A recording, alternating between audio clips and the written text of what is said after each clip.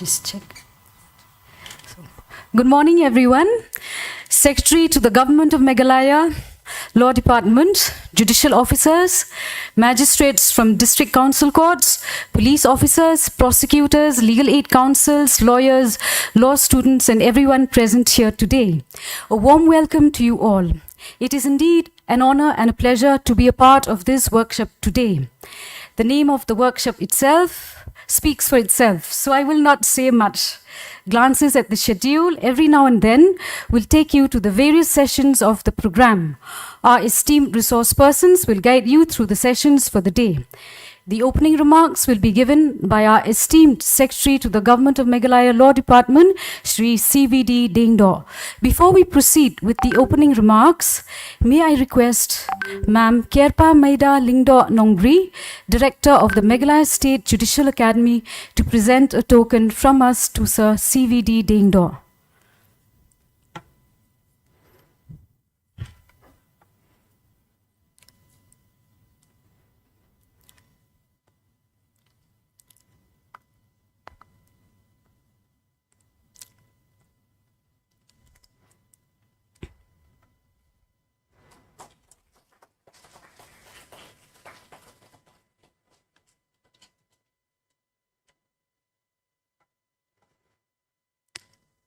May I now request Sir CVD Dengdo to address the gathering in this session?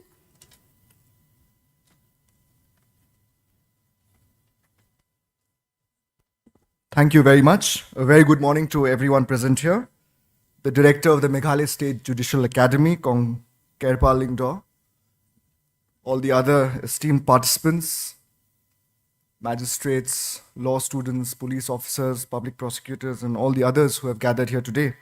First of all, let me thank the Honorable High Court of Meghalaya, the Meghalaya State Judicial Academy, for having invited me to address this gathering here today, the opening session of this day-long program where we'll be discussing very important aspects of the criminal justice system.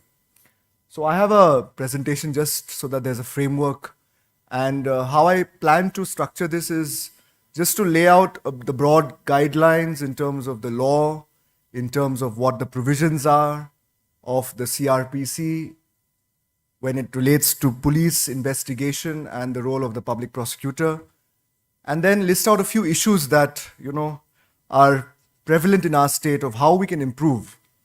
Many of you are in the field. You are dealing with these cases on a day-to-day basis as public prosecutors, as IOs, as SPs, as magistrates. So you all are much more attuned to what is the problem. The issue is, I think this kind of deliberation helps because when we come together to put our minds together and thoughts together and see where we can bridge the lacunae and address the gaps that are present so that there is better coordination between especially the police and the prosecution, which leads to effective criminal justice delivery, so that those who are accused and who are culpable are punished as per the law, those who are innocent are let go, and the trial is a fair and speedy trial. It is not vitiated because of lack on the part of the state, either the prosecution or the police, in doing its job well. But it is a fair trial where the person who is accused or who's innocent is either convicted or let go based on the merits of the case. So often we find that there is, defects in the way the investigation is done or the evidence is gathered or some lacunae which prevents effective redressal of the criminal justice system. So let me begin. We have about 40 minutes. I will quickly, lay the ground, and I think about 5-10 minutes towards the close, I would like to hear from you all. I'm also Secretary Home.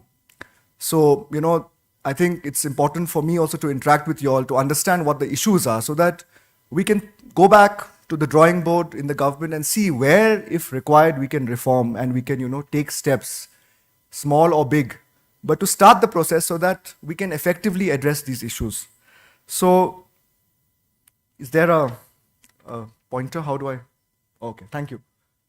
So if you see the criminal justice system, this is of course known to many of you, that criminal justice system of our country is definitely enshrined in the Constitution and is based on the principle of rule of law, where there's a presumption of innocence on those who are even arrested, and then the state has to prove the guilt of the person concerned, and then the judicial system, the magistrate as an independent person who hears both sides, the prosecution and the defense, and then conducts a trial so that at the end a conviction or an acquittal can be arrived at. So the basic point of the first point that I'm trying to make on presumption of innocence is that the criminal justice system is based on principles of equity, of equality, of treating people fairly. Even if they are accused, you have to do your job well to get them convicted. So that is the first point that we should understand. In criminal justice system, we also know that the presumption is such that the person who is convicted should be convicted beyond all reasonable doubt. So the point is that the evidence that is there should be well gathered, it should be collected well, it should be presented well, and a lot depends on the evidence. And I'll be discussing this issue a little later, but we all know that police may conduct their investigation very well, but if the evidence is lacking or the witnesses turn hostile or there are issues of that, then it becomes an issue. So how you collect evidence, and it's linked to, especially in today's age where forensics play a very important role, that is also the link. So the forensic arm also is something that the government has been trying to strengthen. We have created the Directorate of Forensic Sciences and trying to upgrade the FSL in Shillong. But that missing link also that's always there in terms of delay in getting forensic evidence, that is also something that we should be cognizant of. The other things, I'll not go through. I'll be able to share this PPT with you. I don't want to go through all. Many of you know that there's a protection against double jeopardy, non-retrospective application of criminal law, that it should be prospective, arrest and detention, if any, should be in accordance with the law, and the last part, speedy trial. This is where I think the police and the prosecution play a role. We know that Article 21 of our Constitution, protection of life and liberty, Supreme Court, Honorable Supreme Court in many judgments has said that a right to a fair and speedy trial is something almost fundamental. If a person is languishing in jail or if an accused is, having to go to courts for years and years for a trial of a case, that itself, it casts a doubt on the entire criminal justice system. So there is the role of the police and the prosecution. Next. So the major components of the criminal justice system, so that, when you go into today's date, many of you may know this, but it is giving you the framework so that, you can think through things. The investigation agency, the police, the two P's that are most important before the trial starts also is the police and the prosecution. Before it even goes to the, the magistrate, it's the police who has to kickstart the investigation process. And therefore, investigation is the first key component of ensuring a fair and speedy trial. If the investigation is poor or shoddy, if the investigation is not done as per time, as per the law, or there is defect in the investigation, then the prosecution part will say that, look, our hands are tied. We can only present the case as per the investigation of the police. Therefore, the prosecution relies on the foundational work of the police. So in my framework also, we'll discuss the role of the police first before we come to the role of the prosecution. Next. So let's go to the police role. So when we start with the police role, we see section 2H of the CRPC, which defines what an investigation is. And let me read out. An investigation is the first step after a crime is committed or information about the commission of an offense is received by a police officer. The main objective of the investigation is to identify the offender and bring him or her to trial so that he can be punished in accordance with the provisions of law. And you are all aware of the difference between cognizable and non-cognizable cases, so I'll not go much into that. If you can look at the right side of the slide, I just wanted to show you this, that investigation consists of many things. Unless you go to the scene of the crime, how do you, ascertain what the evidence that can be collected from the scene of the crime is? So proceeding to the spot of the crime scene is the most important task. Perhaps, maybe there is a delay in this. Sometimes police officers, the IOs, are not able to reach as quickly as possible. And, by the time you reach, the crime scene has been tampered with, etc., etc. So how do we, ensure that whenever there's a crime that occurs, many of it may not be in our hands, but how do we ensure that through our community outreach, through, people who report crimes to us, if there's a murder in a house, we ensure that if that reporting has been done, we, empower them with the knowledge that please don't tamper with the crime scene. Let the crime scene be as it is. Because if the crime scene is tampered with, then it becomes very difficult for you to, reach to your conclusions. But that is something that should be a standard SOP. Then ascertainment of facts and circumstances of the case, and then obviously discovery and arrest of the suspect, of the accused. Now, collection of evidence may also include examination of persons concerned and reducing their statement to writing, search and seizure of places and things respectively, formation of an opinion as to whether there's a case for trial, and taking necessary steps accordingly. If we see NCRB data, this is publicly available data, the National Crimes Record Bureau, we see that the charge sheeting rate in India is about 81%, but Meghalaya is very low. This data may be a little outdated. This is from 2019 to 2021, but this is the data that is available in the public domain with the Government of India. If you see the conviction rate also, Meghalaya conviction rate that way goes up. For IPC related crimes is about 53%, and for others, special and local laws is about 68%. So this is a good trend, but definitely we can improve on this. And I don't know whether this data is relevant today because this was till 21. So we need to check the data and keep updating ourselves. So the point I'm trying to make in this is that, we've been thinking of reforms even in the police department. This is an idea that I'm just mooting to you all, but we can think this through. Especially when it comes to IOs, shouldn't we be able to see their ACRs based on, how they conduct investigation, how they're able to take that case logically to a charge sheet? And then, of course, then the role of the prosecution starts, whether conviction will really happen or not. But at least we should be able to judge or ascertain the performance of officers based on data. If we don't look at data, then we are missing the big picture. Very often, we don't conduct our reviews based on data. So my request here is, there are SPs here, there are others, senior officers, gazetted officers.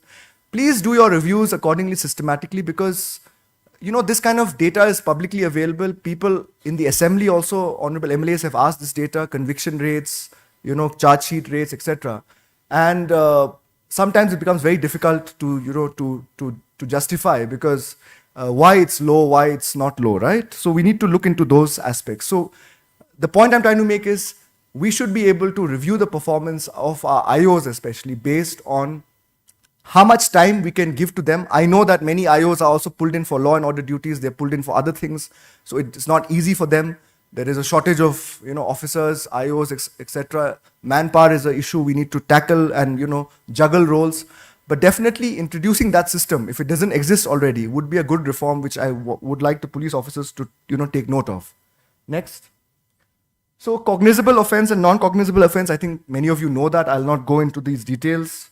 Next. I just laid out, the relevant sections of police investigation and the relevant sections of, when the investigation, what are the procedures. Many of you are familiar with this. You'll be having sessions, further sessions, detailing these. Police officers will be taking these sessions. So I'll not go into these details of the CRPC. You all know this. I think the point I'm trying to, make out of this session, opening session, is to understand where the coordination lies, where the gaps lie, and how we can coordinate better. And to give you a chance to also speak, so that I can also hear from you all, what the issues are, rather than just delivering a monologue. So I'll not, go into these details. The sections are here. This presentation will be shared with all of you. You can use it as a reference material in case you require. Next. So we know that, before I come to the prosecution side, we know that, unless the police does a thorough investigation, both before the trial and then which leads to a charge sheet, the prosecution case, will not be strong. It is the police which has to exercise an independent opinion of whether the case is fit to be charge sheeted. So when a complaint comes, the police decides whether the FIR has to be registered, whether an offense is made out. If it's cognizable, non-cognizable, the sections will follow. Once you register the FIR, obviously the PI court will forward that to the magistrate concerned. So that, the provisions of bail may kick in, whether the accused is to be arrested, detained for how many days, whether on police custody or judicial custody. That is a standard process. But then the investigation is the important part, where once you start the investigation, doing that investigation on time becomes imperative in the general constitutional principle of, a right to fair and speedy trial. But we do know that certain offenses, especially when it comes to special acts like POCSO, or even, IPC-related offenses which deal with sexual crimes, rape, etc., have a definite time frame for investigation. And some cases require women police officers to conduct the investigation and to take statements from the victim or the accused. So the request I have, or the point I'm trying to make, is that when it comes to POCSO and IPC-related offenses which have a time frame, when you do the man management, it's important for police officers to understand that please allow those IOs to complete the investigation on time. Try and not use them for any other law and order duty or for any other duty, so that they can complete on time and the provisions of law are fulfilled. Because it's all about man management. Obviously, in some locations, women police officers may be in shortage. I was DC Ampati, I remember, huge shortage of women police officers. For every POCSO-related case, the same IO had to be sent many places. Today, that position has improved, obviously, with new recruitments happening and further recruitments going to happen. But especially when it comes to women police officers, because in certain cases, only they can conduct the investigation, especially when we see that there's a rise in POCSO-related crimes. Please ensure that, they are used for that purpose only, in terms of investigation. So a lot of issues can be handled by man management. It might occur to you that's a very simple thing I'm saying, but resources are there. Resources are always going to be there with us. We may argue that it is limited or not limited. It depends on where we are sitting at that point of time. But I think effectively using our resources is more important than just saying that, we have limited manpower or limited women power. So please, as GOs, as SPs, as those officers who are at that position of being able to ascertain, please, use your officers effectively. And those officers should then be built, their capability should be built up and trained so that, they are able to do their work properly. So, before I come to prosecution, the police exercises an independent opinion whether a case is to be, charge sheeted or not.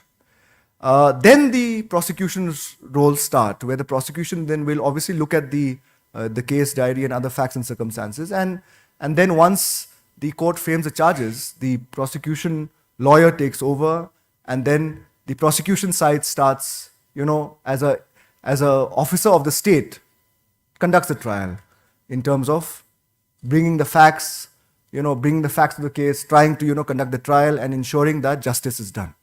So if you go through literature on, the role of the prosecution,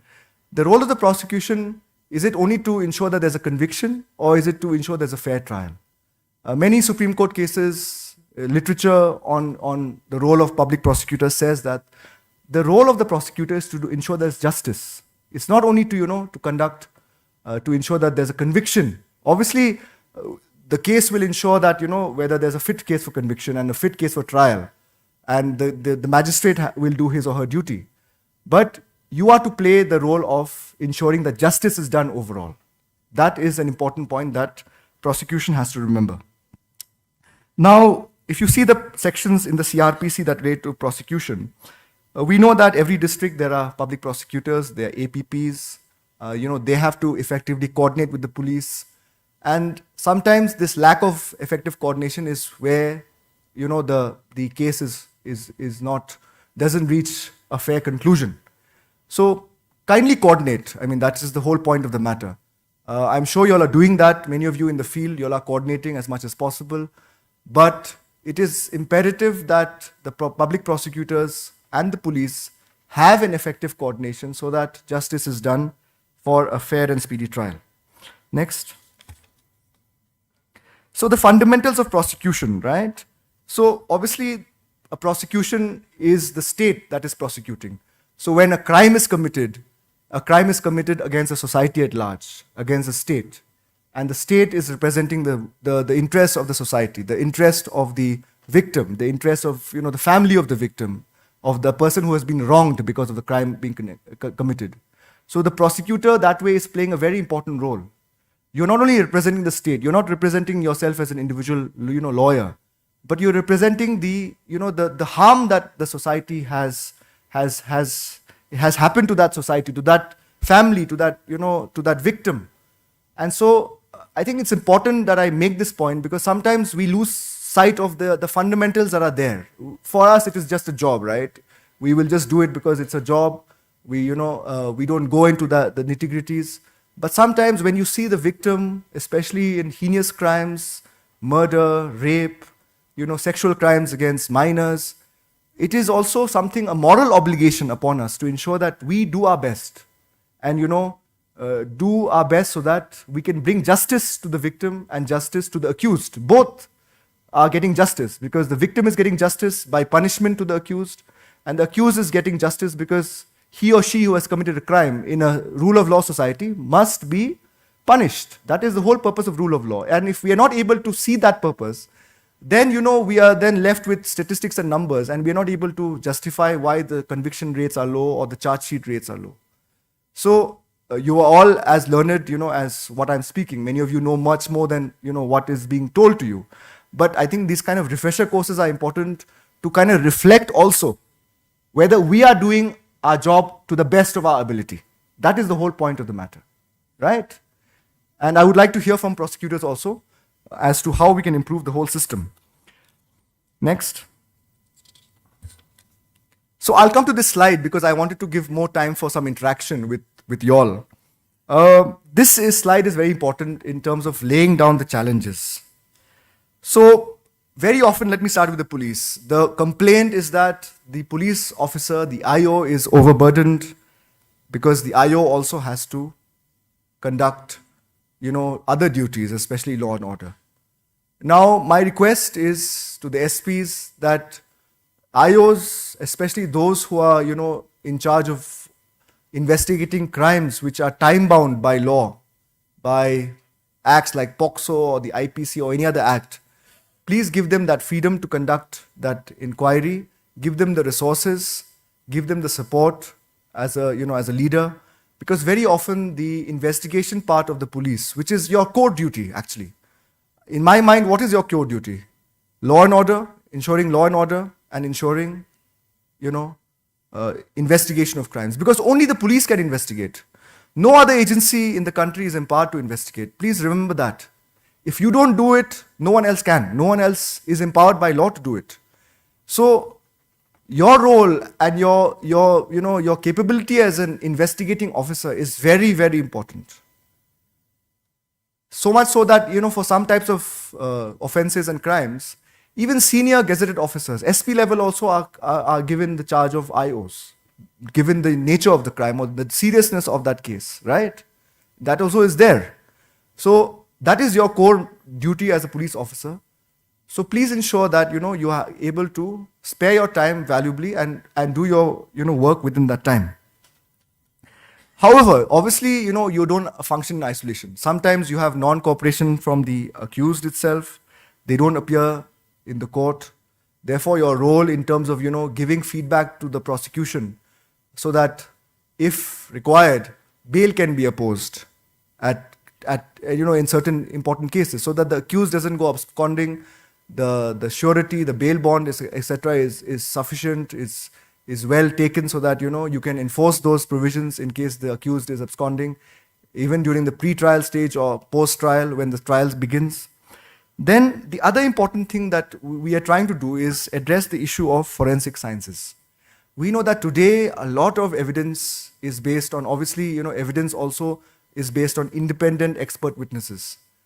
And like I mentioned, the government has created the Directorate of Forensic Sciences. We are in the process of enhancing the capability of the Forensic Science Laboratory. Recruitments are happening for scientific officers.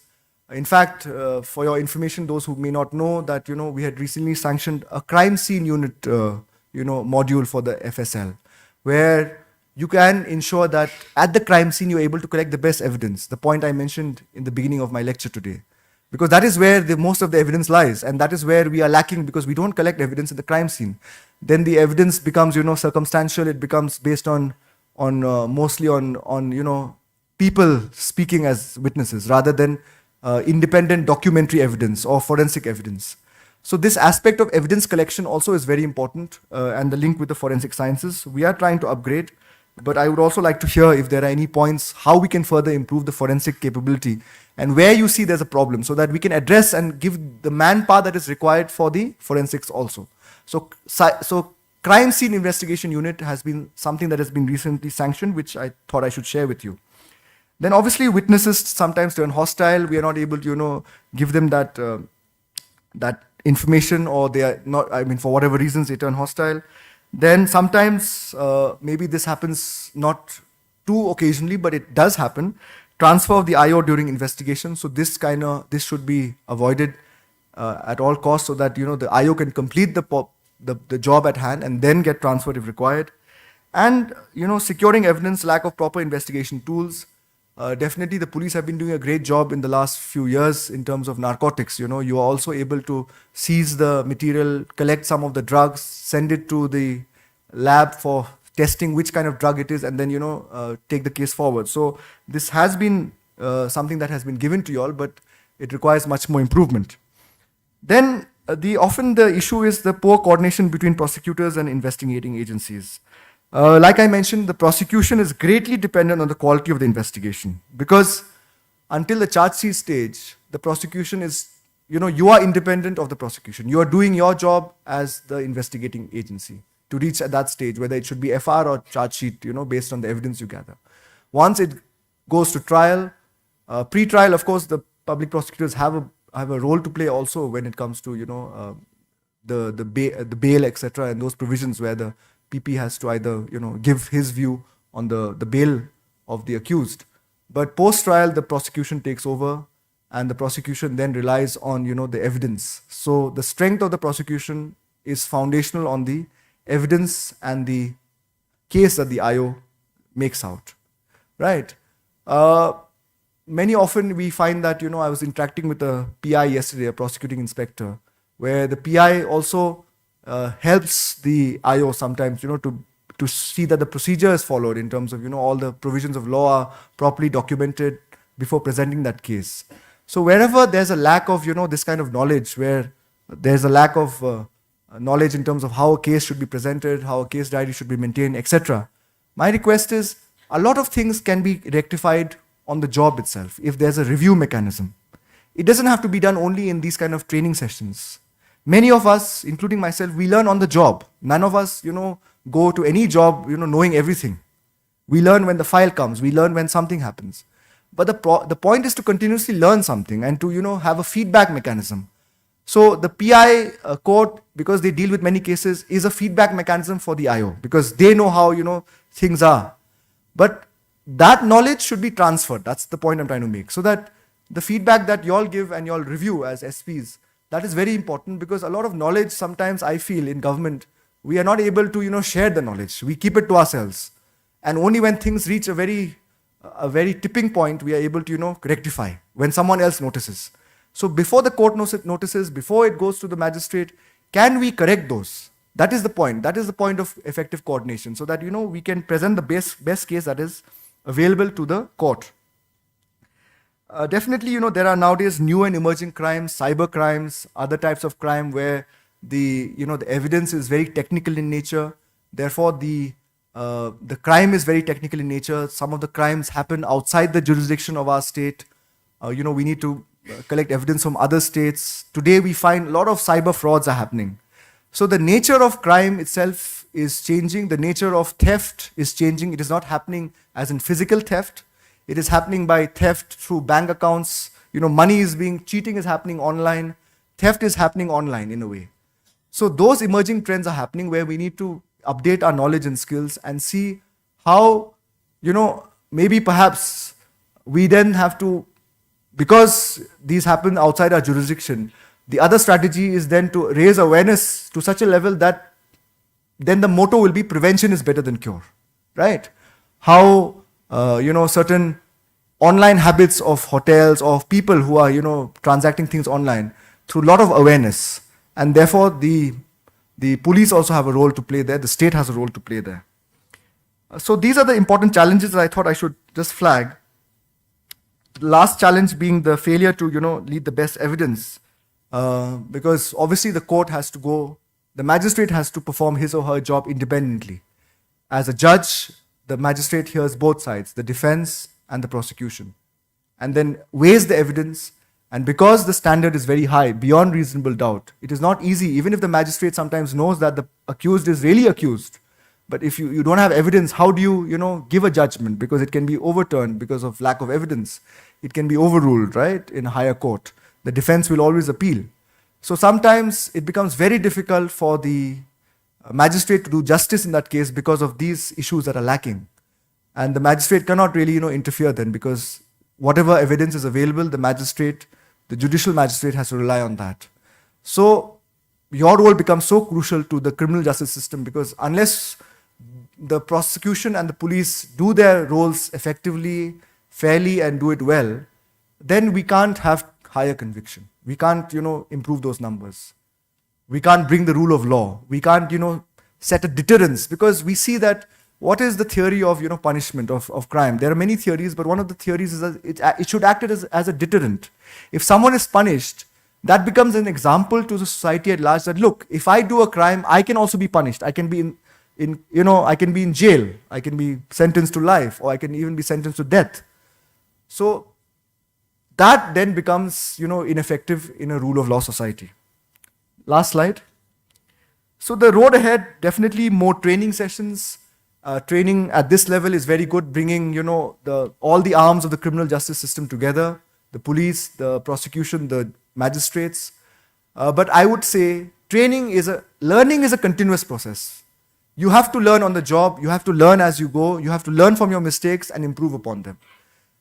But sometimes we fail because we don't have those feedback mechanisms. So the feedback mechanism, I thought that if it's not already there, but we should introduce, especially in our reviews, if not in the ACR form, for IOs, is how are they able to conduct their investigations.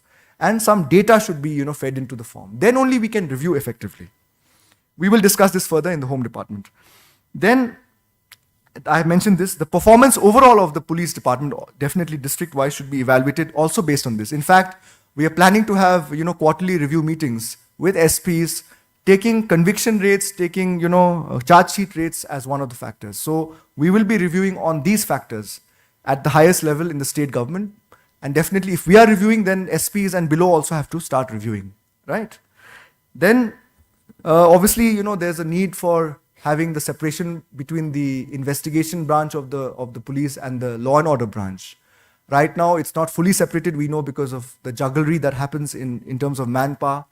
But definitely, man management can happen at your level. It doesn't require an order from the Home Department to say that we have to do this way. It depends a lot on how you manage your resources at the field level. But once you start reviewing cases based on where the crime has happened, what is the caseload, and definitely if the lack of manpower, as SPs, as OCs in charge, you can make a request saying that, look, I have these many caseload, I have only these many IOs, and you are reviewing me on my performance. But if you don't give me more manpower and women power, how do I, investigate? So we are trying to use data analytics much more so that we can review your performance, and it will help better in cadre management. It will help you not only to judge you as to your performance, but give you more resources if required, right? So this system, I think we are trying to come up with. We will require your feedback, and we will definitely implement the system.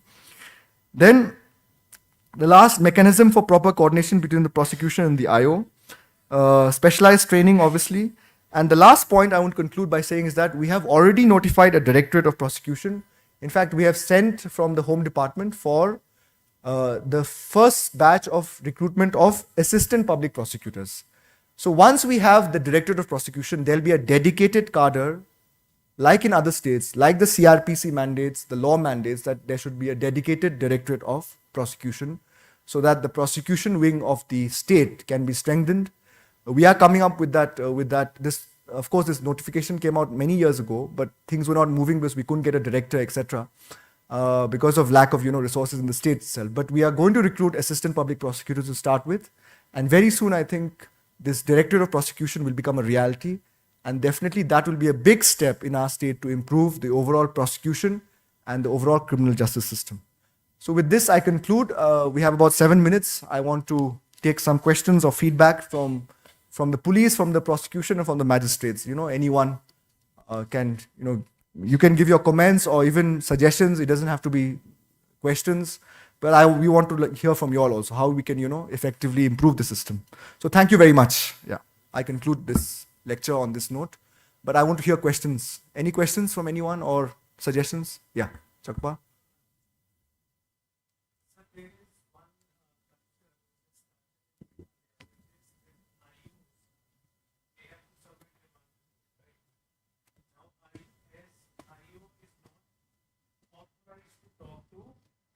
Honorable Court directly, right? Yes, So yes. PP is there. Yes. So the culture is that once something is given in writing, remand report, now IO has to be present in court also, right?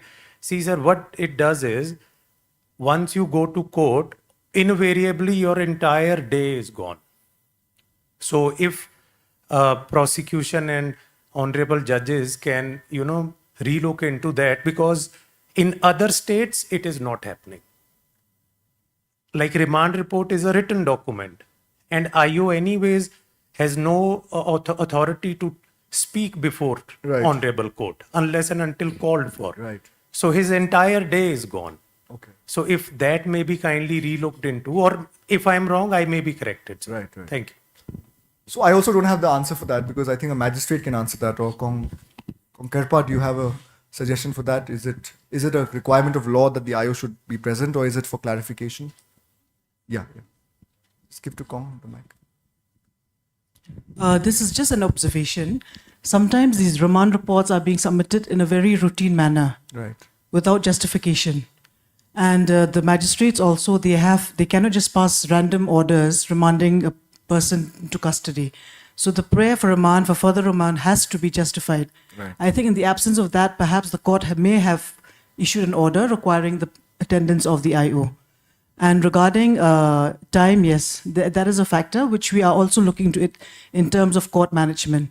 Right. Seeing that police papers are being taken up at a specific time, specific hour, so that the IO can go back and carry on with his other duties. Okay. So I think that answers that. The court also is trying to, have a court management system so that time is effectively, maintained. So thank you, Kong, for that reply. It's a good question. From the prosecutors, anything? Or anyone else from the police or the magistrates? Any suggestions? We are all here to, help each other. It's not, knowledge should be shared, right? Then only we can, or doubts should be clarified. We're all here to kind of improve the system. So in that spirit, please share your suggestions or doubts, if any. Even if you have a doubt, please, be free. None of us know everything. We need to, sometimes ask even the most basic questions, then we can get the right answers. Yeah. Shall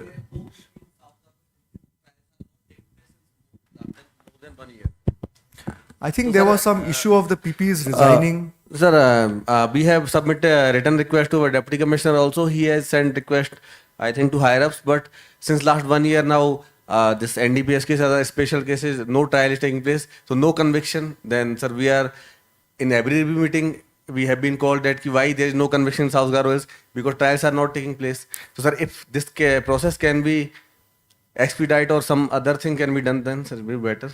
Okay. I think your point is noted. I am aware of this. I think we have written because the recommendation has to come through a process. The PP might have resigned, right, in your case? Yes, sir. I think, but it is more than 1 year now. Okay. We'll review this. We'll see where it is lacking. I don't think the recommendation has come. We'll check it out. Okay. Therefore, the answer to this is to have a dedicated, prosecution directorate. Then the prosecutors are assigned district-wise. They are full-time public prosecutors. They don't have any other duties. They're full-time, under the directorate. That will be a major reform, I think, if when we complete this recruitment process and bring in the whole directorate, it will really help in these kind of issues. Sir, one more, it may be suggestion also, or if I am wrong, sir, then it may be corrected. Whenever IO they submit the charge sheet or final form, they submit to PI. Then many times it happens that they do many mistakes there, but APP or PP they do not guide them. Then there may be acquittal also. There may be a small mistake like sir seizure memo is not correct or something. Charge sheet is not proper. So if during the submission of the final form, the interaction with PP or APP may be done, or it should be compulsory on paper, or it should be a rule, then I think we may improve the conviction. But currently, it's not happening. So let us hear from any public prosecutors are here. Yeah. Yes. Please take the mic. Yes. So now question come up whether is there any coordination between the police and the public prosecutor. On many of the occasions, sir, I have met with in the office of the SP here. Then there is some discussion how to improve the investigation, and if there are any shortfall, it need to be cured.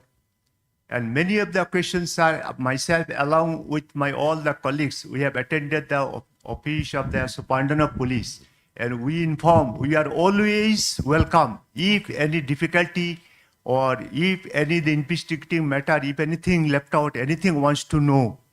But it is not correct to say that whenever the police approach us, we are not giving any proper suggestions. Okay. So I think that answers your question. You all will have to coordinate, there is no mechanism where you have to, there's no laid down rule or laid down guideline that you have to coordinate this way. It is on a case-to-case basis, on a need basis, depends on, how you can effectively coordinate between the IO and the PP. So yeah, I think he has answered the question. Yeah. Sir, just one question. It's just a short question though. Yes. Just wanted to know, has the government thought of anything about the establishment of the Directorate of Prosecution? Is there any time bound that the government has framed or something? Yeah. So I mentioned, so the Directorate of Prosecution actually is already notified. We have to fill up the posts of the service rules are already in place. And then the recruitment will start soon. We have already notified vacancies to the MPSC. Because that is the need of the hour now. Yes, because yes. as you see, let me go to the financial problem also which the APPs or the PPs or the additional PPs are facing. The amount which we get as of the remuneration or the kind of fees or whatever we're getting paid from the government is very meager.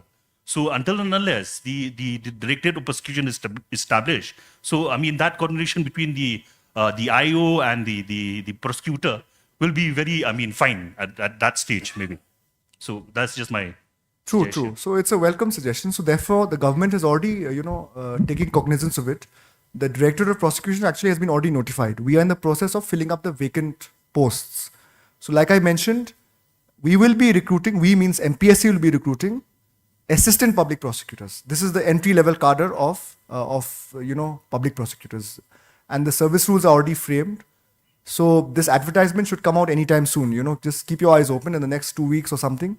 I think the roster is being prepared. I'm aware because in home we are dealing with that. So we are serious about setting up the Director of Prosecution and recruit these APPs who will be the entry level cadre and which will, then serve as the base for this directorate. And once that comes, I think a lot of these issues can be solved. Yeah, Mr. Prasad.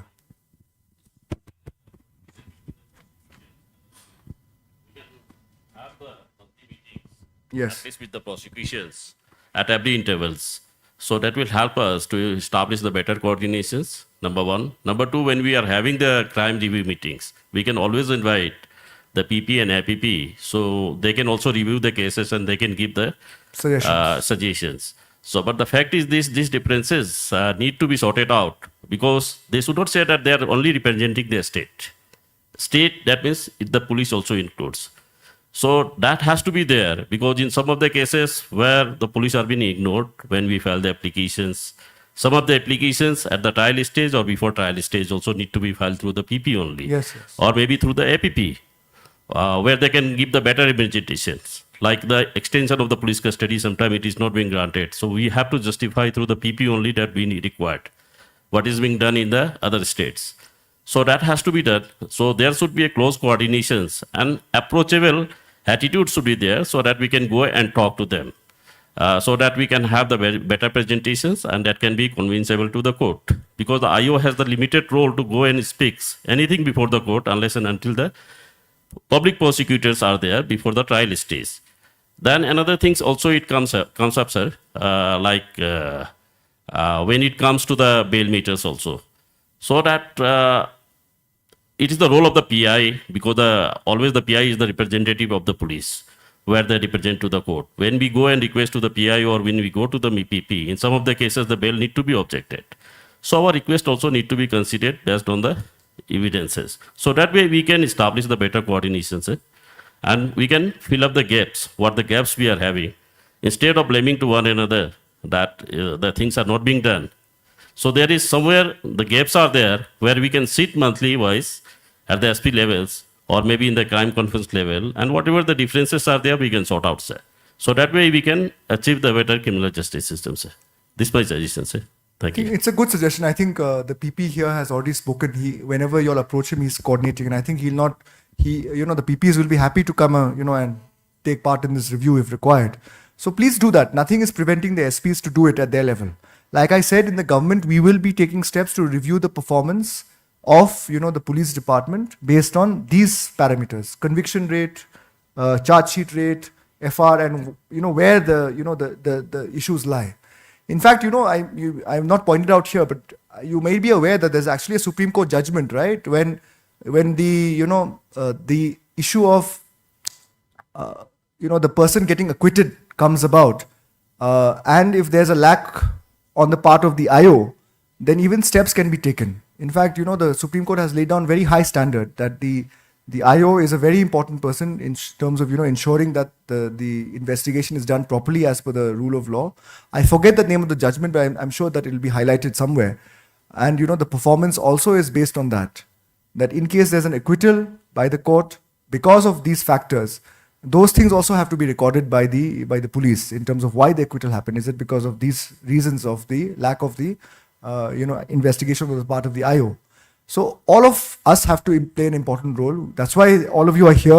I'm thankful to the Honorable High Court and the Judicial Academy for bringing all of us together. It's important, in this beautiful setting that we're here to dedicate ourselves to think of these issues and see how we can improve. The last point I want to make before I conclude, since I've taken more time, is that after this training, when we go back, all of us, please reflect on where you can improve. We all have a role to play. Don't wait for some important orders to come or something to happen. If you are the officer who can conduct and call these monthly review meetings, please do so. Nothing is preventing you from doing so. If you are the officer who can call IOs, and review them, please do so. If you are the IO yourself and can improve, you have made some mistakes in the past, you can improve after this training, please do so. So that the purpose of this training is served. We go back more enlightened, we go back better, officers in whatever capacity we are playing, and we go back to ensure that, as a state, we become the most capable state, be it IO, be it police, be it magistrate, be it PP, and we do our job, and we can all be proud that, in our state of Meghalaya, we all come together and we work well, and we can improve the criminal justice system. I mean, that should be the guiding force. I mentioned that because sometimes we fail to see where is the motivating factor. We are doing so many things as government servants. This also, that also, you're running here, running there. You fail, to see your purpose. Once you are motivated and your purpose is clear, your goal is clear, many things will get done. Many things can be solved at your level only. You don't need, seminars to address that issue. So that part is sometimes missed out. That inherent motivation to do justice to the victim and to do justice to the accused.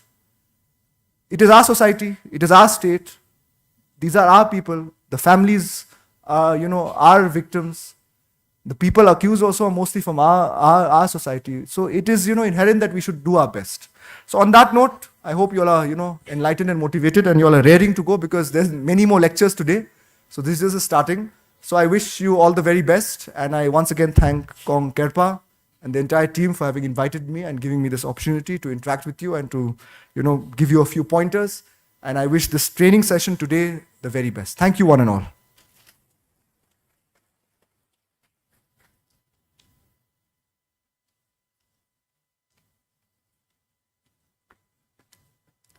Thank you, sir. So let us all proceed for the tea break. 15 minutes.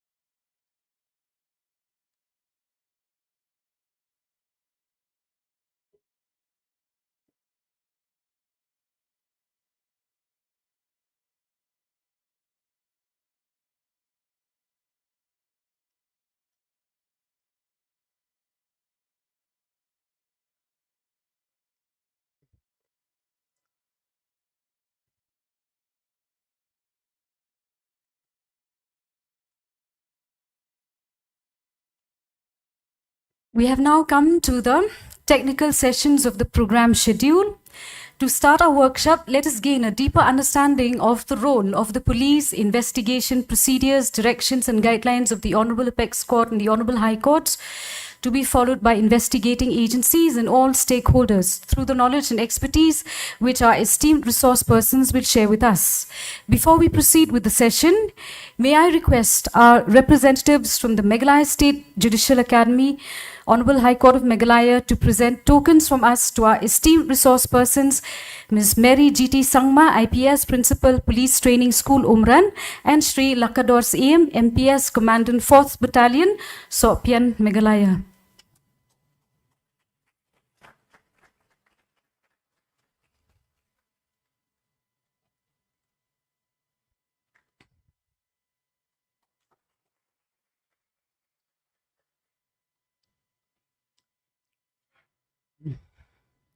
May I now request Ms. Mary G.T. Sangma, IPS Principal Police Training School, and Sri Lakadors AM, MPS Commandant 4th Battalion, Sopian, to guide us in this session.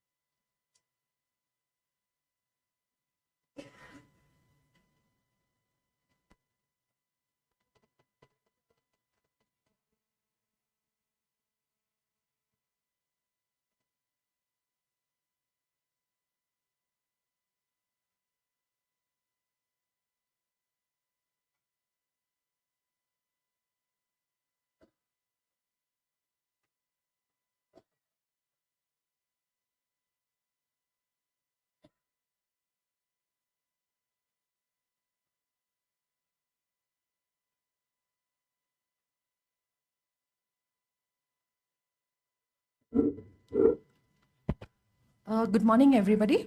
Respected Director, Madam, Meghalaya State Judicial Academy, Honorable SPs from the district,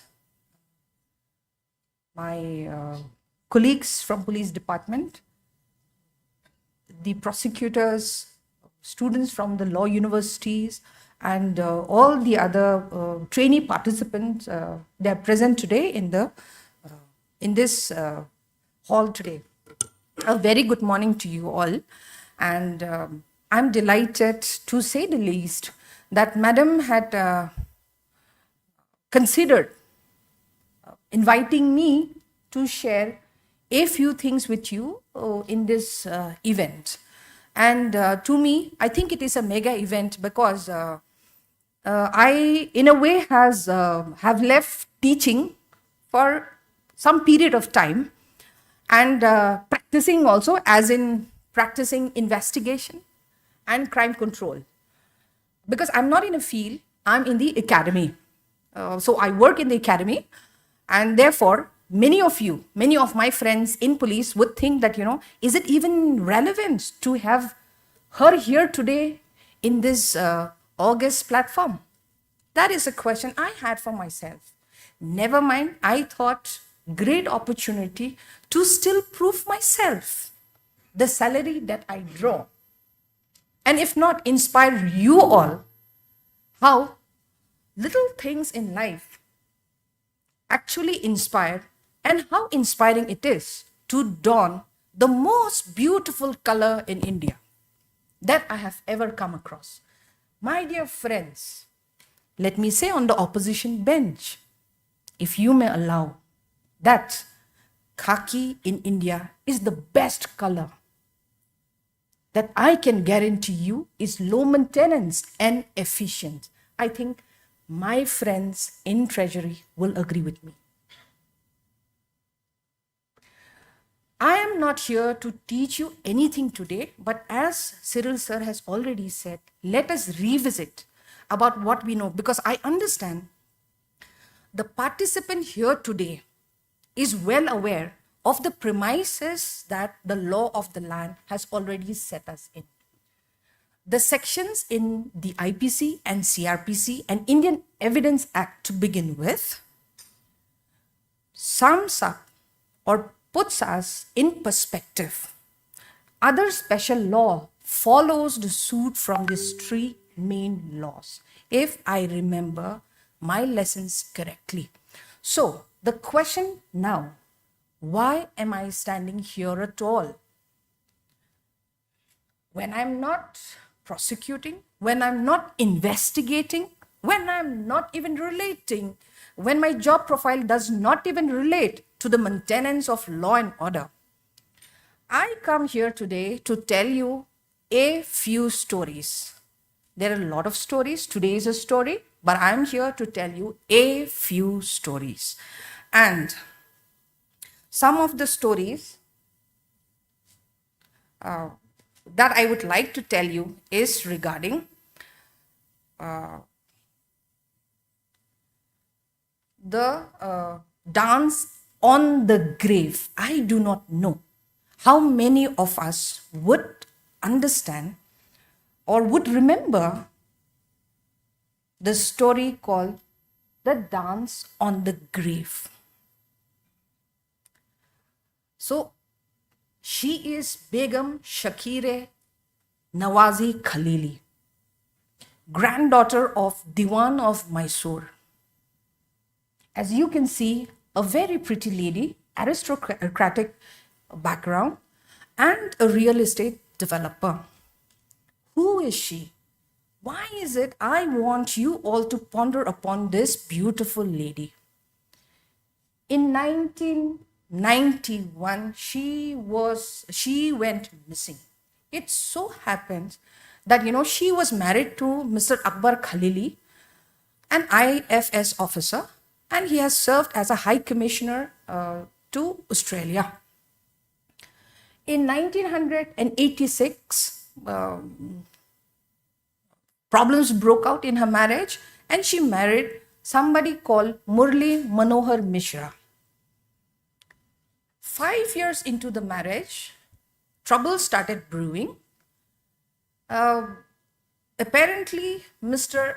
Murli Manohar Mishra had an eye on her property because, she is a real estate developer, a lot of property in her name, and moreover, because she is a granddaughter of Diwan of Mysore as well, and therefore, he wanted to capture all the property to his own, to himself.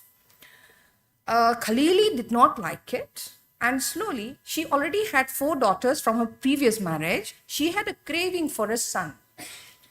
It is because of her craving for a son that she got married to Mishra. Mishra had an eye on her property, and then eventually, when she knew that what she was into, she started transferring her property to her daughters. Huge property to her daughters. Now, of the 4 daughters she had, only 1 daughter remained close to her after her divorce.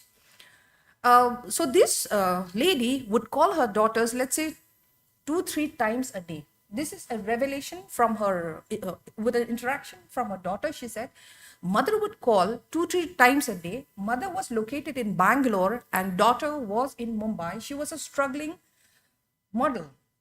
So she would call 2-3 times a day, and suddenly, April 1991, the month of April 1991, she stopped receiving calls from her mother. Red flag. She grew suspicious. She started thinking, why has my mother not called me? A person who would call me 2-3 times a day. Not a single phone call. So she called up. Back then, perhaps it's the time of landline and all. She called up her father. She called up Mr. Mishra. And then Mr. Mishra told that she is not available because, she's gone out of station. He's made all sorts of excuses, and he continued for 9 months. By the 9th month, he said that, your mother has gone. She's admitted in Roosevelt Hospital in New York, and she's ready for a delivery of a baby. The daughter made frantic calls even to Roosevelt Hospital in New York, only to be told that There was no patient by the name Shakiri, Nawazi Khalili ever admitted to the hospital. It was an alarm bell for this young lady. As it is also, she already had suspicion over Mishra. And then when that thing happened, she went down, confronted with Mishra. And finally, he said no. Then he started cooking up stories, but she said, if she doesn't turn up in the evening to pick me up, I'm going to the police station to report the matter. So eventually she goes to Ashoknagar police station in Bangalore and reported a matter, and a missing persons complaint was filed in Ashoknagar police station. That was in a gap of 9 months, over a 9 months period of time. So she did that. And then Mishra himself was an influential man.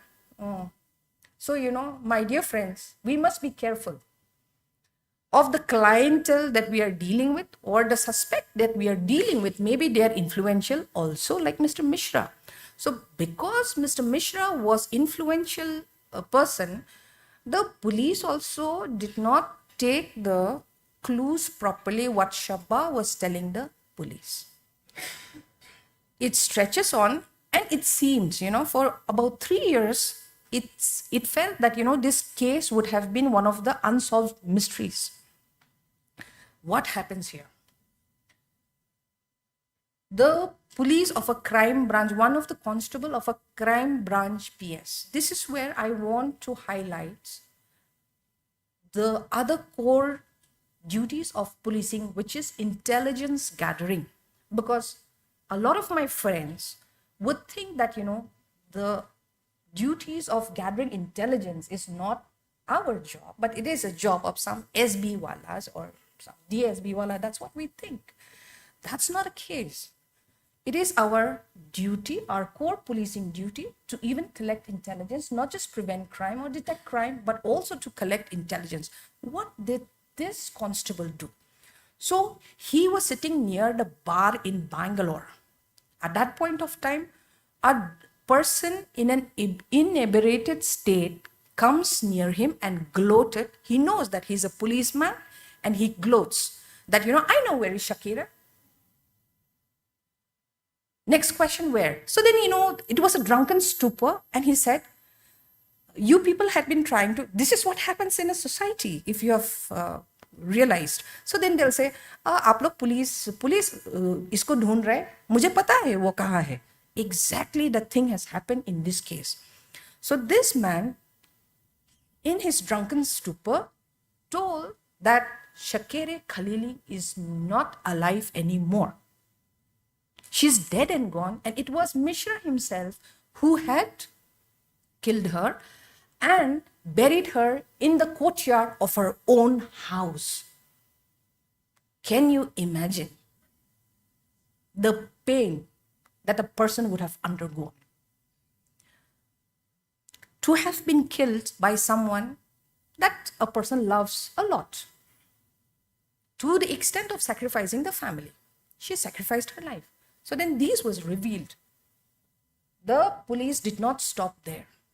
He informed his superiors and immediately took him to custody. And then the investigation began. Now then, it is not enough. As we have seen in the previous discussion, it is not enough that you have an evidence or an eyewitness or a hearsay witness also. You have to collect, you'll have to collect evidence to connect the suspect with the crime. Now here we don't have evidence at that point of time, and therefore the next best thing was to catch hold of Mr. Mishra himself.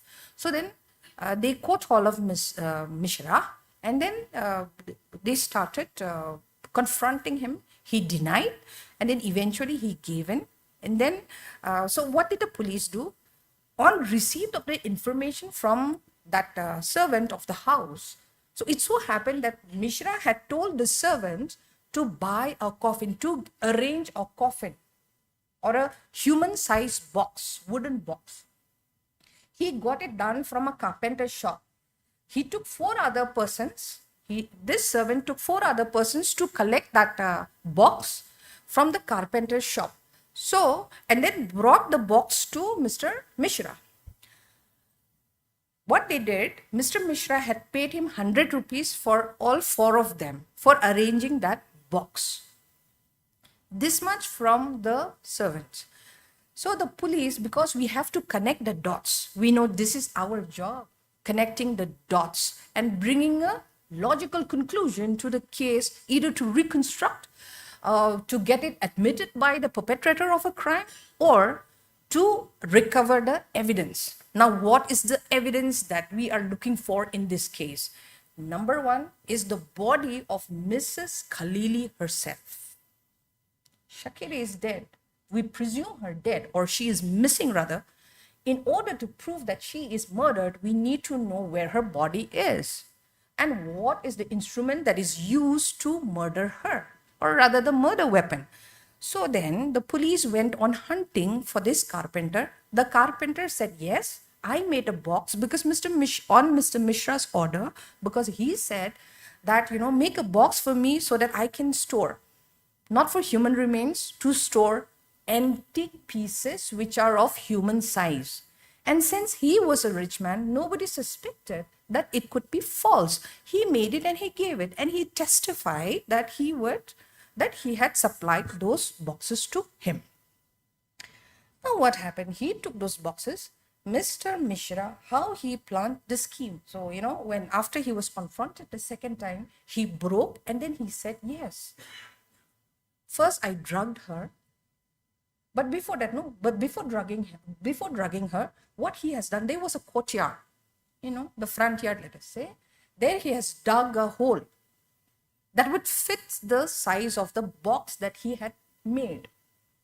Okay, slowly he has dug that hole. He told the servants, dug it because, I want to make a tank in that particular place. He dug a hole and he kept it ready. On the 28th of April, 1999, he created a situation wherein he has sent all his servants on leave. So there was nobody at home in Bangalore, Richmond Road. So practically it was only Mr. Mishra and Shakire who was at home. In the morning, he served tea to Shakire, and with the tea, he had laced some sedatives. As soon as she took the sedatives, now this is from the account of Mr. Mishra himself. As soon as she took the tea, she slipped unconscious. When she became unconscious, she was wrapped in he took a mattress, wrapped her in a mattress, placed the entire thing in the casket and put the casket into the hole that he has dug in front of his house, and he buried the casket down underneath and covered it with rubbles. The next day, he called the masons to cover it up with a tiles. Because he knew that, if this body would have gone elsewhere, police would have caught him easily. And he wanted to prevent that from happening, and therefore he has dug it, he has kept it in his own courtyard where he would always be present and nobody could tamper with it. So actually it's a tampering of evidence. So then what happened here? On his admission, then he took to the spot and he removed it, and then yes, they recovered the box after a period of 3 years of that incident of her disappearing. They recovered this box.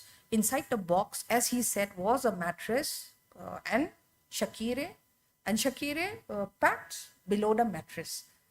When they opened the box, what did they see? It was a skeletal remains. Now, it is a skeletal remains. We do not know for sure. The police at that point of time did not know for sure that it is the body, it is a skeletal remains of this beautiful lady.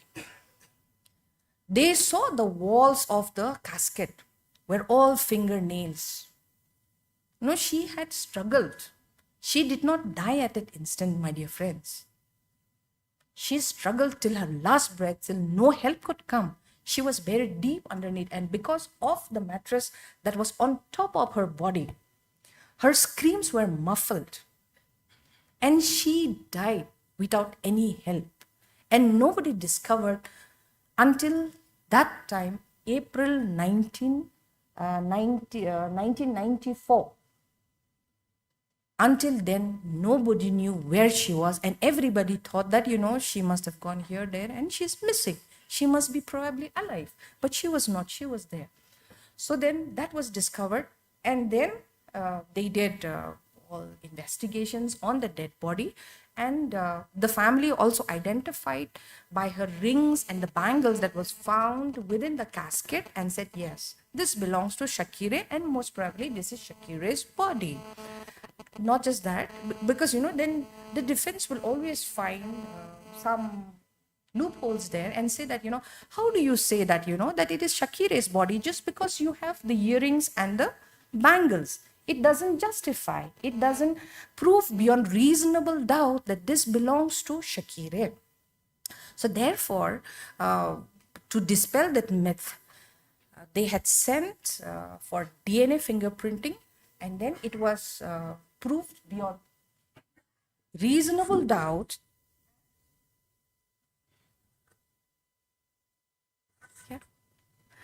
It was proved beyond reasonable doubt that the body belonged to Shakire. The trial began post finding of evidences. It went on for 11 years, 155 witnesses were examined, and the Sessions Court, the Court of Sessions in Bangalore, punished him for death, okay? Sentenced him, he was hanged, to be sentenced to death by hanging. That was what the Sessions Court had awarded him, because it is considered as one of the rarest of the rare cases in the Indian criminal justice system.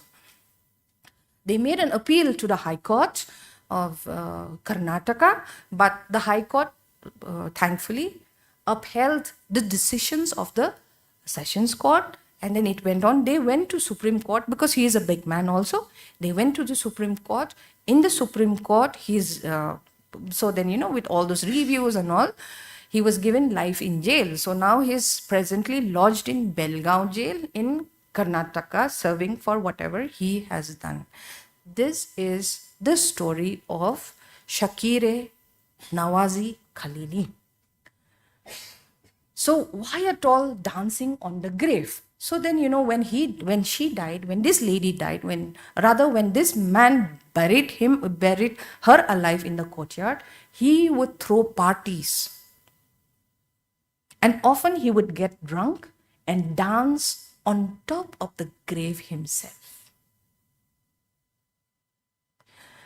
Thanks to the judiciary, the members of the court, the honorable judiciary there in Karnataka, the investigating teams, and the family members who stood by this case. And today it is of interest to me to share to you all the story of Shakire Nawazi Khalili and the dancing grave. If you find time, you may check this movie. There is a movie, because India Today had done an extensive research on this, and they have come up with a movie. Please check this movie. There are a lot of things to be learned from this movie, because otherwise, we would have thought in 3 years' time, this case would have been buried only. And Mr. Mishra would have been one of the richest people in that locality, if not in India, okay? So which case is this?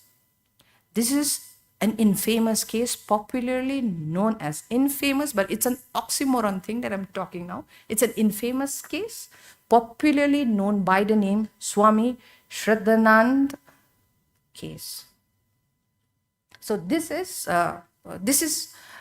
story tells us how effective prosecution can be if the investigation is strengthened. It is a challenge for us in Meghalaya Police to live up to the expectations of these people who cannot be heard also.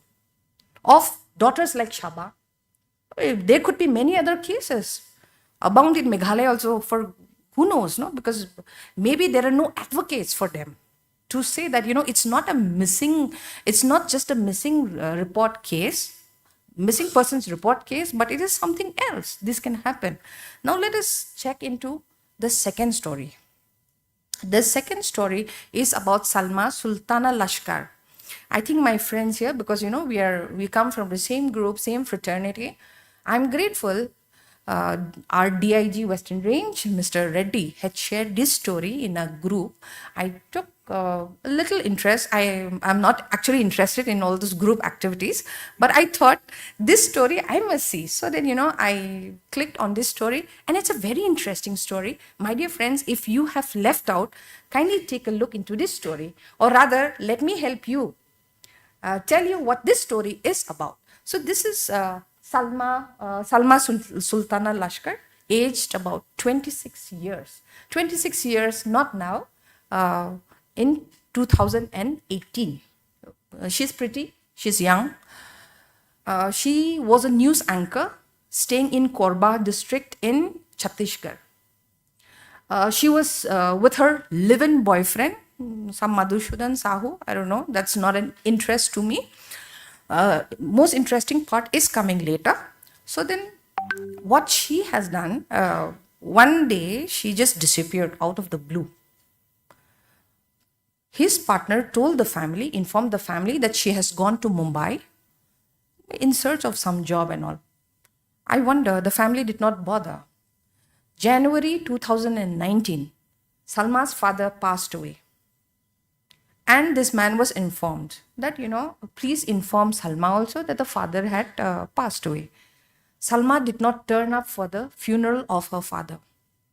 So the family grew suspicious.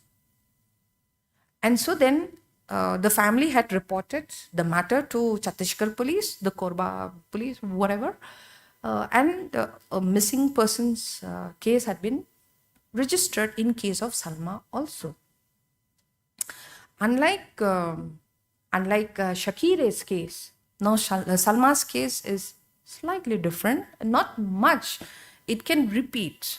So then, we have to prevent such things from happening. So Salma said, so Salma's parents or Salma's family, they reported this complaint. And then what happens in police, I think you may not like. But the fact is that everything remains in the file. Nobody really works on it. I'm a policewoman, seemingly look-alike or make-believe policewoman standing here, and I'm telling that, most of our complaints sit there on the file in your desk. We need a little bit of sensitivity into this matter. So Salma's case remained as one of the missing cases. So probably they thought maybe she got trafficked and she's into some other trade, illegal trafficking and blah, blah. Like Cyril sir had said, how officers should take initiatives in reviewing the case. It is important. I totally agree with him. So in case of Salma, 2023, there's this operation called Operation Muskan launch. Operation Muskan is, it's basically designed to look into the trafficked cases. Okay, so what they did, he said, let us review the cases. And so, tons of cases came out before Chhattisgarh police. And Salma's case was one. Somehow, officer named Robinson Guria, IPS officer of 2020 batch, it took his fancy and he started studying this case. What he noticed was that, Salma this lady had taken a loan from some financial institution before her disappearance. And she's still paying the EMI to that loan. Even after she went disappearing, it's almost 5 years. It's still continuing. So these people, they got suspicious. They started examining on the boyfriend or the living partner.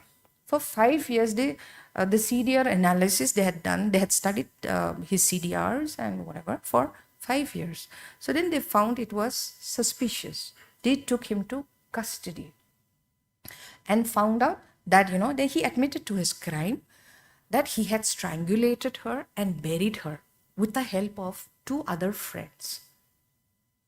Done. Point is, now again here we need evidence. Primary evidence that they had killed Salma.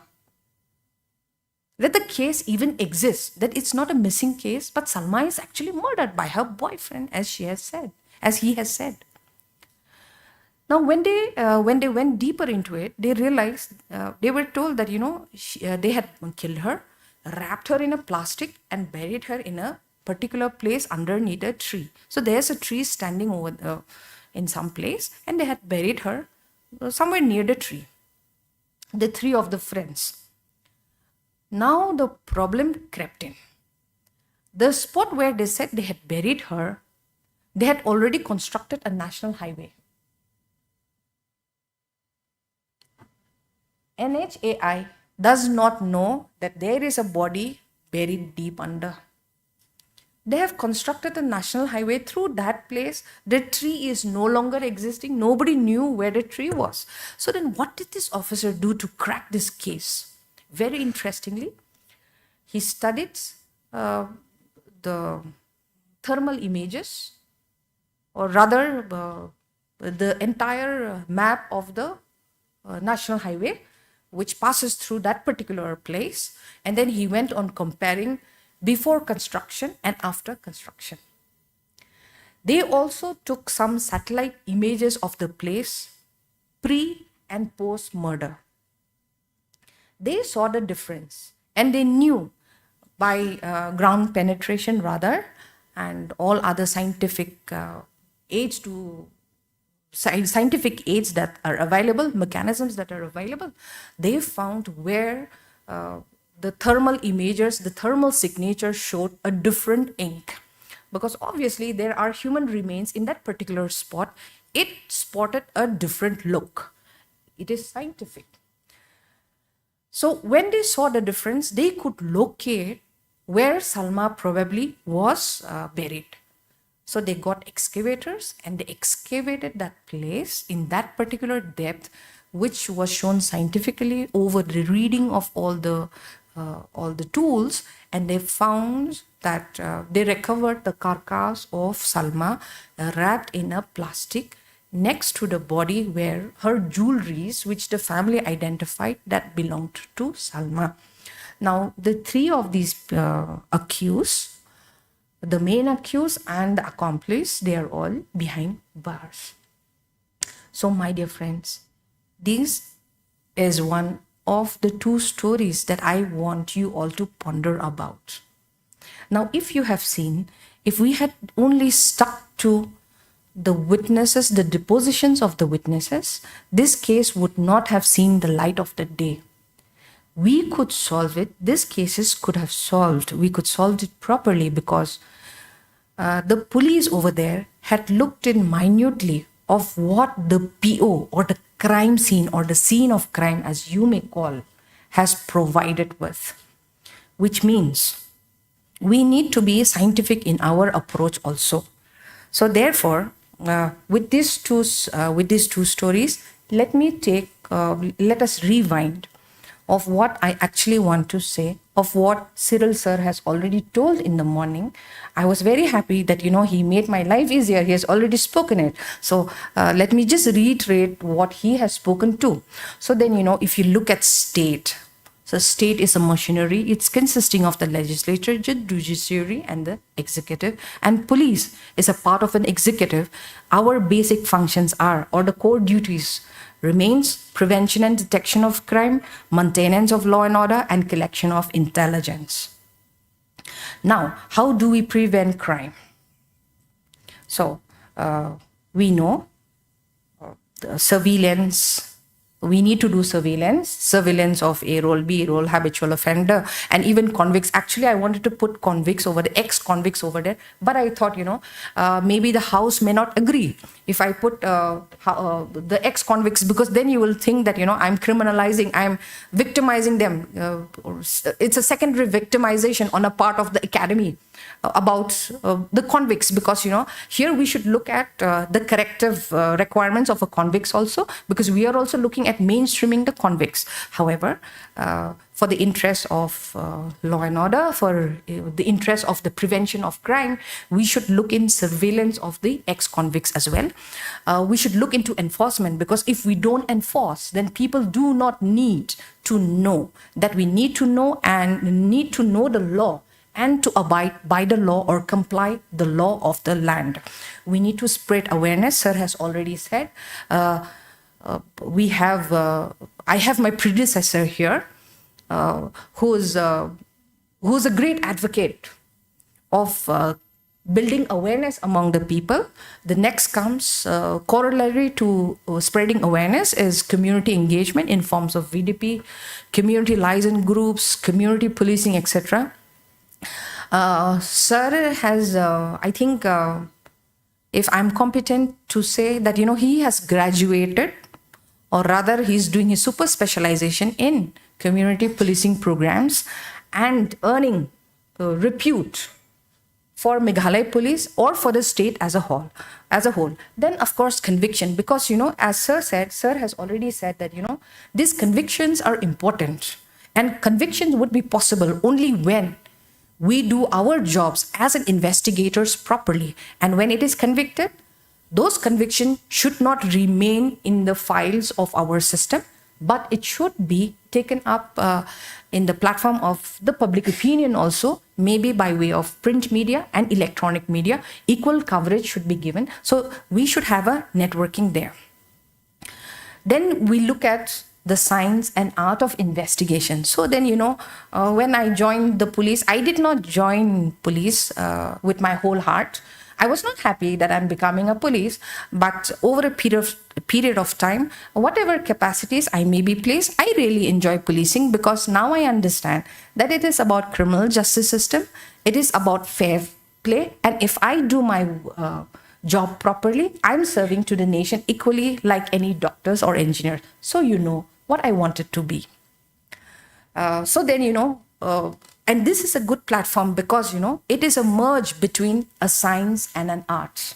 Now, why do I say that investigation is a combination, or a correct combination, or rather the best combination of science and an art? You ask a doctor, he would say, or she would say that, we studied science, we know human body, we know the mechanisms, but then, you ask them to express, they would say, no, those are dealt by humanities. You go to the people who would have studied humanities, they would have said some other thing.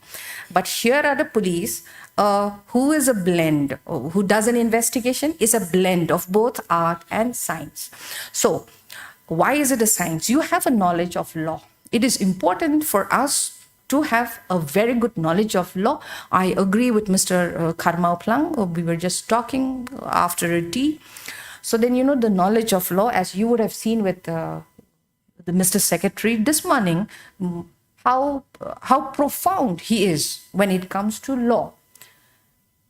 Each and every police officer should be equipped with it. We should have that skill and acumen to understand the law, to apply the law, and to interpret the law as well. Why? Because the charges that we level against the people, or the accused, or the alleged accused, has to be proved. We should have end in mind when we start investigation, or when we even start registration of the case. That is when you determine what is going to be the end of that story. Like in case of Shakire, the daughter knew that, Mishra had killed her. She knew the end. The police in the police station, Ashoknagar police station, should have that imagination to see the end of Mishra rotting in the jail for what he has done to Shakire. Therefore, as a police officers, we need to know the law thoroughly. Second, and other directions to understand the premises, because then your the investigation will be guided. Whether or not, whether you think that you will not be prejudiced, you may say whatever. However, the premises that you would have set by registration, by way of registration of that particular case itself, will decide the end of the case. So be careful, be knowledgeable about it.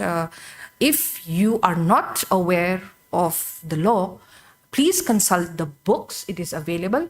If you feel too tired to do it, please call our eminent resource person we have among us. My teacher himself is sitting here. Make it a point to discuss with your friends, to discuss with your seniors, and register a proper case. Then we look into the crime scene management. Securing of the scene of crime is very important. Why? Because it is in the scene of crime where the evidences lie, and people may lie, but the evidences, the physical evidences that you collect will never lie. It is up to us. The collection of evidences here, you must remember the Locard's principle of exchange, because when a suspect and a victim comes together, there would be exchange of some material. We have to look in for that material. That is what Locard's principle of exchange says. Then we have the specialized unit. Secretary sir has already spoken about the crime scene unit. We have the canine unit. Use it because our olfactory senses may not be as efficient as we think it is. Don't shy away from accepting the fact that we need the help of the canine because they are gifted. We have the forensic science labs, the fingerprint, because it is admissible in court of law, photography because human memory is short, and so also even the evidences have got life. You cannot presume that the evidence will be there forever. You need to review, you need to recollect, and you need to refresh your memory. For that, you need to learn the art of photography. I see our young lawyers here, they are quite interested in it, but I don't see much of our police officers taking photos. Learn to take pictures. It will be nice to create some memories, if not to refresh the memories in case of case investigations also. Then we have to look into witness management also. Here we need to classify who are the eyewitnesses, who are the hearsay witnesses, and then we need to also look into witness protection. So this is relatively new. I am lucky I attended a session earlier in High Court where NGO leader from Delhi representing Haq had come, and she had spoken at length on the witness protection.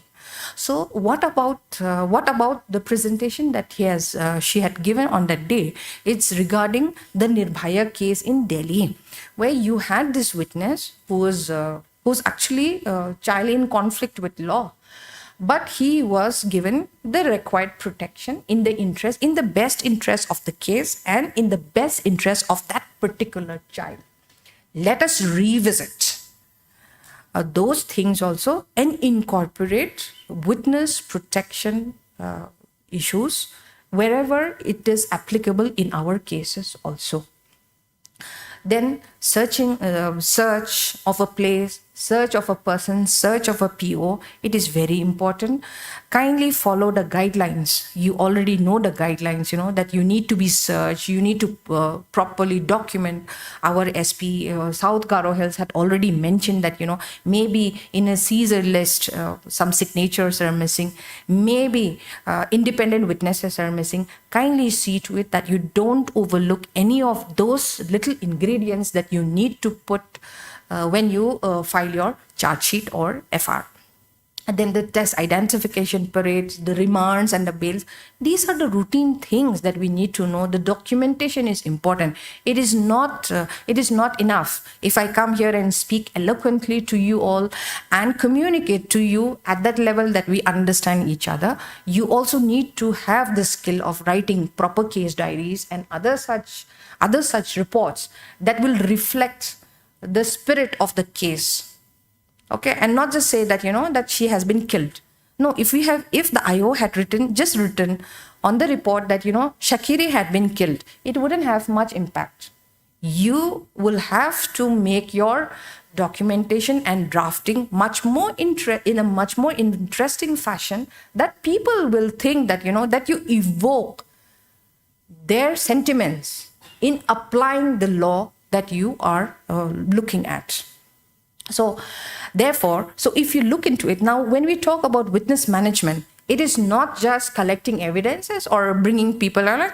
It's not police training, okay? So in our police training, we do a lot of, it is regimented, and therefore we just say, no, all of you come line by line. So then, daye se, baye se, you come and then you stand. No, when we talk of investigation and when we are talking about witness management, taking their statements and having them look into reconstruct the situation, we are looking at rapport-based communication, wherein you also see that you respect the human rights of the other person sitting across you, who may be an alleged criminal or maybe a hardened criminal. However, it is in the best interest of the society that you follow as a law enforcement officers, that you need to follow, you need to respect their human rights also, but get the best out of the person who's sitting next to you, only if you try. And all these things, my dear friends, it does not come in a day or a two. You need to cultivate this habit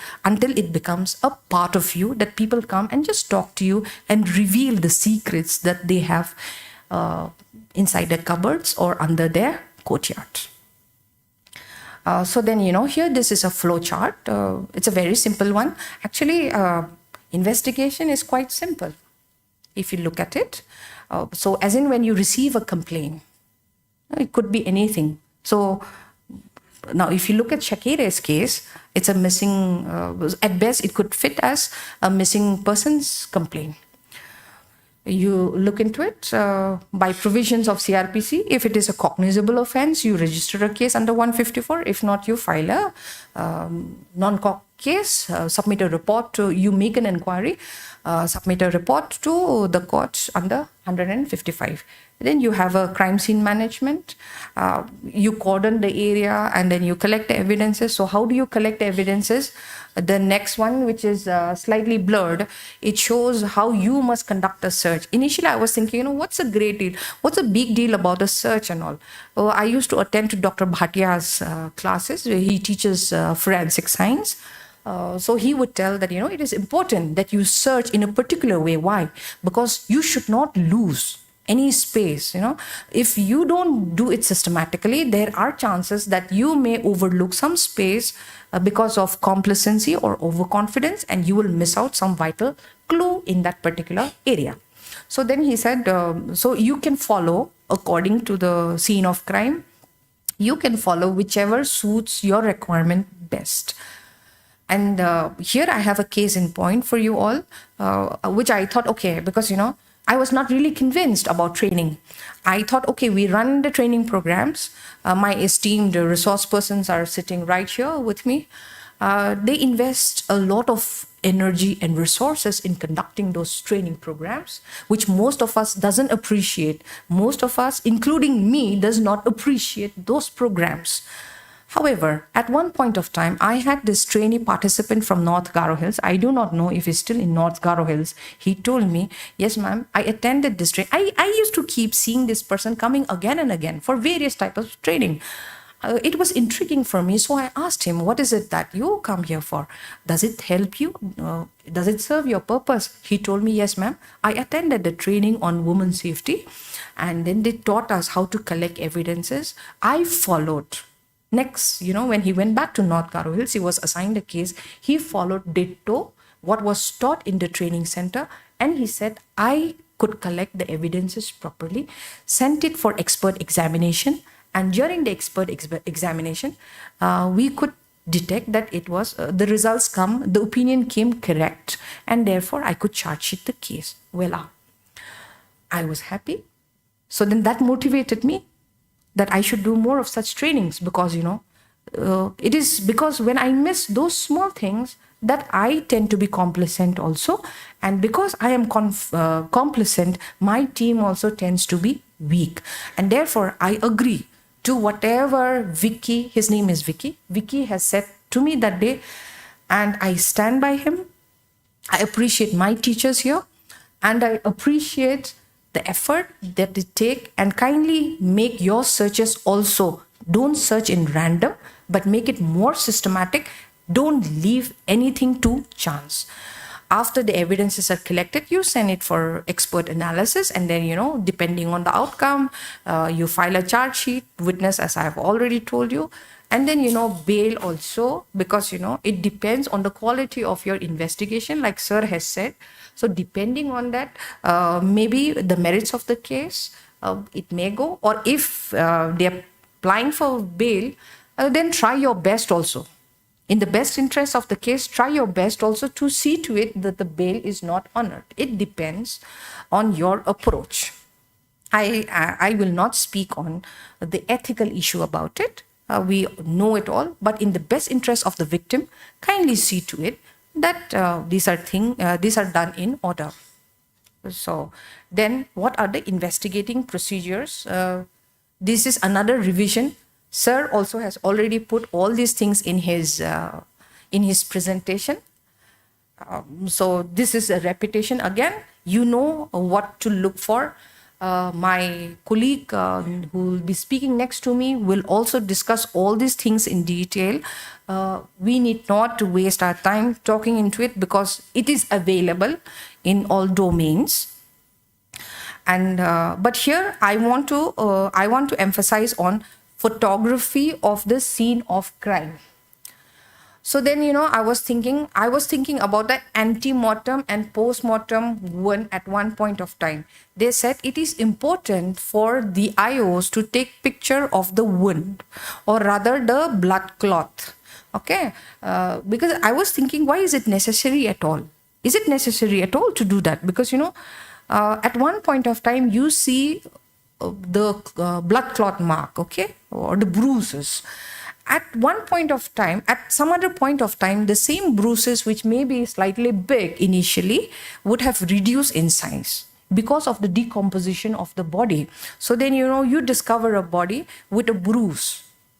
Kindly appraise your IOs that, let them take the picture of the bruise.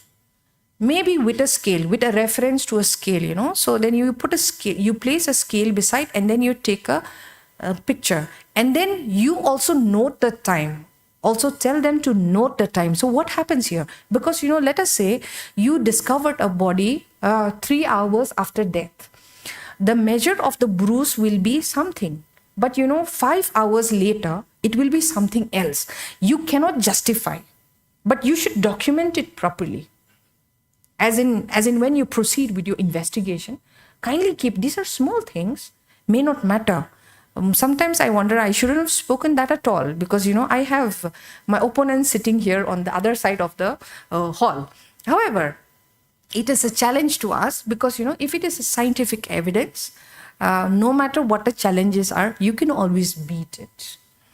So keep that into mind. Then custody of evidences. This is important because, it shouldn't be tampered, or you should not let it tamper in any type, form, or time.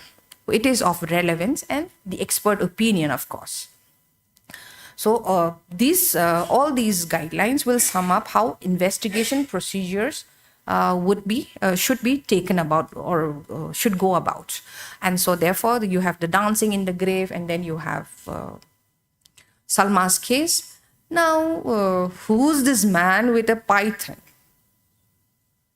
Any guess?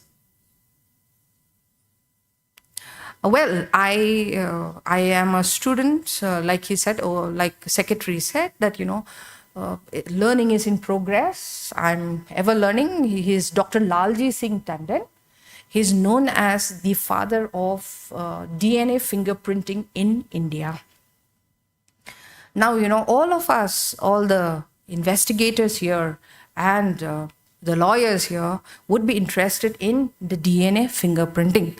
Now, how it all started in India is a very interesting story again. If you don't mind me telling you one more story about my guru, who is no more here, accept it as a tribute, as my tribute to Dr. Lalji Singh Tandon. So, Dr. Lalji Singh Tandon, his contributions as the director of Center for Cellular Microbiology He is also known as the father of DNA fingerprinting. The first case he did was in in the late 1980s in the court of Talcherry in Kerala. Now, what about this case? Why is it important for a person like me? And this case came, I met Dr. Lalji himself. I consider myself very privileged because I met Dr. Lalji himself. I heard this case from his mouth. As a young girl, when I did not have a clue that I am going to end up as a teacher for the police investigators. Who is Dr. Lalji? At that point of time, he was the director of CCMB. He spoke to the young girls in the college. I was one of those young girls sitting on the floor and listening to the so-called boring lectures. He came up with a story of 1989 in Talcherry. So what happened in 1989 in Talcherry in Kerala is a blessing to all Indians today. This lady had a child out of wedlock. So illegitimate child she had born. So then, she had accosted this man and said from a management and told him that, please pay maintenance for my child. And the man refused. He said, the child is not mine. Why would I pay? Standard story. So then she went here and there asking for help. Nobody could help. And as you know, I appreciate Kerala for this reason. And I think we should emulate what Kerala has gone all through these days, all throughout the generations rather. So then, everybody is literate there. Everybody reads. This lady also reads. So one day she found a piece of paper, piece of a newspaper rather, wrapped for, let's say, chana or something and thrown. She picked it up, she read it, and in that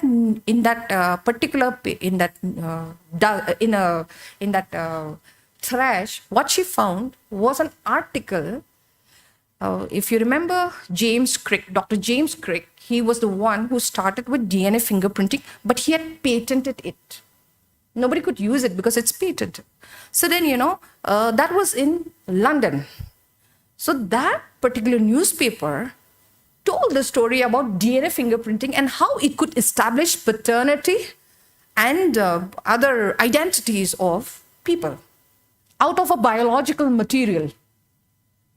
She appreciated that piece of paper. With that, she went to the police station. Why I say that flowchart is important for us, or why it is important for me as a teacher. She went to the police station with that piece of paper and then said, sir, please register a case in this case also. Please register my case also. Because you see, this is possible. To find out the paternity of my child, please register a complaint. This police was clueless. Like most of us here in this room who's not updated, including me. This police in Kerala was also not updated. She said, oh, please don't fake. She insisted and she showed him the paper that this is the story in England. Please, I need the same thing to be done for me and my child as well. Oh, with great difficulty, she could convince him, and the police, so much of headache already, he registered the case and started investigating. So it's probably 125, right? And then so many other sections which only Mr. Prasad can tell me. So then investigation began, and then he found out, because it was a new thing for Kerala police also in 1989. Then they searched and then they found out, yes, it is possible to do.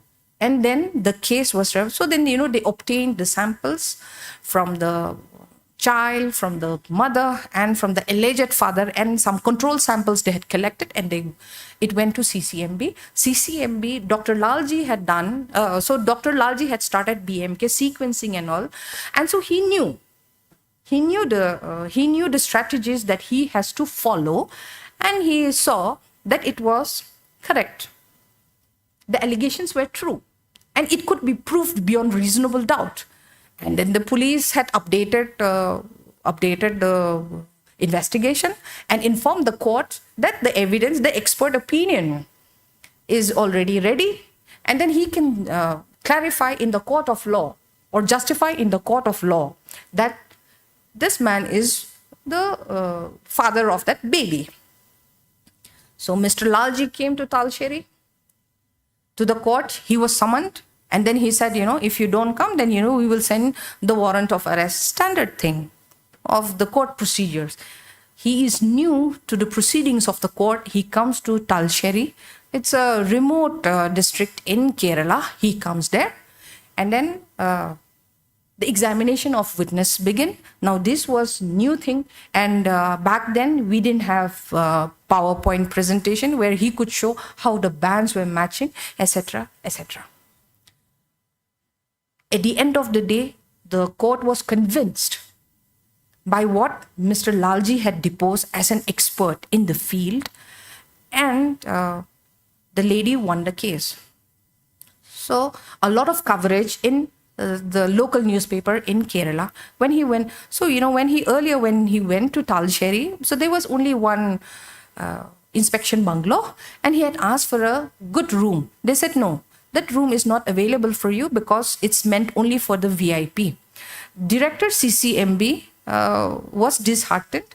He had to settle for a small room with little facilities. He went to the court and he became the star in a day.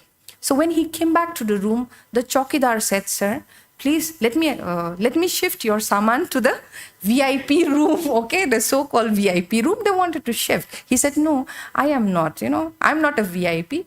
Allow me to stay. However, he was upgraded eventually because, he asked his apologies and all, because back then he didn't know also. So then he goes, and then the next day he leaves from Talsheri to the city. What happens? Everybody is holding the newspaper because, like he said that, Kerala is a literate state. Everybody reads newspaper there. So he has bought a bus also. And then, in the newspapers, he's hit the headlines. So his photograph is there. And then you have a big headline saying that, a man has been sentenced, or, he has been punished, whatever it's written there. And so that's a headline and the picture of Dr. Lalji. So when Dr. Lalji actually boarded at the bus, everybody in the bus gave him a dirty look. Because it seemed that, he is the culprit. Because it's his photograph. He just sat because, he couldn't follow Malayali. So he sat there. And halfway through the journey, people started smiling and shaking hands with him. Because it was, he was the one who had given the evidence. And the case had won. And the state has won the case against this management. Okay. So that is Mr. Lalji Singh Tandon. Now he says, it was after that the courts all over India they agreed to the fact that, it should be considered as an expert opinion under 45 Evidence Act. And eventually, it was the FSL reports and all had been considered, especially DNA fingerprinting had been considered as most reliable and evidences that proves the crime beyond reasonable doubt. So thanks to Mr. Or Dr. Lalji Singh Tandon. Now, why is Dr. Lalji Singh Tandon here? If we look at Shakire's case, the dance on the grave, it was again contribution of Dr. Lalji Singh Tandon, which gave a conclusive evidence that the body belonged to Shakire Nawazi Khalili. So how did he do that? Even after I said, the body was identified because of the ring and the bangles that were present near the body. However, I said the defense will, if I was the defense, I would still argue that, that somebody has planted those evidences in near the skeleton, but the skeletal remains does not belong to Shakire. I would have said that. However, because of this technology that was developed at that point of time, or recently developed, Dr. Lalji also studied this case, and he had presented the evidence in the sessions court in Bangalore, saying that it belonged. So how did he do? They took the blood samples from the parents of Shakire Khalili. They were in Singapore. They got it. And then they compared it. He compared it with the DNA samples of the bone marrow of Shakire herself, or the skeletal remains of Shakire. And then they saw that it was matching, and then it was proved beyond reasonable doubt that it was the body of, that it was the skeletal remains of Shakire Khalili. And therefore, they could, the court or the criminal justice system at that point of time could award him the rarest of the rare judgments ever in the Indian history, in the history of criminal justice system in India. So this is about my guru, Dr. Lalji Singh Tandon. He's no more, but we are enjoying the effort that he has put in. Let us always remember that, if you have time, you can always get this book. It's called My Travails in the Witness Box. It speaks about his experiences in the courtroom. And then, it is in this particular Shraddhananda, in Swami Shraddhananda case, where he says that he was grilled for 2 hours. I was hearing some of our colleagues who said that, the IOs are waiting there for 1 day. So here is this man of a great repute, of this eminence. He was grilled by the Court of Sessions for 2 days in relation to Shakire Nawazi Khalili. My dear friends, not 1 day. Our IOs are complaining for a day. And here is the director of CCMB. He was grilled for 2 days continuously. So then what were his observations about that court? Because, if you read this, you can see how not coordinated we are as the organs of the government. In this particular case, in Swami Shraddhananda case, Dr. Lalji says, in the course of 2 days where he was grilled, the court was sensitive enough to have not used any derogatory words against doctor. Because otherwise, I could see in his stories, he would have been provoked by the defense many a time, and he would lose the cool. But he says this is one, and he really appreciated it. Kindly read the book. It is about 100 and few pages only. It's a very thin book, slightly expensive though. I agree. I will pay any amount of money that I will want to read about this man at any point of time. So this cost in Amazon, it cost about 2,000 something only. For the effort, I will do it. If you need duplicate, you can ask me. I will provide you a photocopy of this book. It is a mine of information, and it will, I tell you, like how Cyril sir has said in the morning, it will actually motivate you. It always motivates me. It will motivate you also. So then, my point here is that scientific aids to investigation, this is one thing that you should look into it rather than your oral evidences and other physical evidences. Look into it. That will give you your investigation a solid ground of proving the case or linking the crime with the criminal, because it's all about joining the dots. So the primary question, I can see the next speaker is already angry with me because I'm eating his time. He's been long enjoying the limelight. I want to enjoy for a little more time. So how do you strengthen the investigation? This is what we have come here for, right? This is the topic. To me, number one, sound knowledge of law, crime scene management. I'm doing a recap, okay? Crime scene management, use of scientific aids to investigation, witness management, including good communication skills, like, like how somebody is communicating to you right now. I did not hear the clap. I know you clap this way.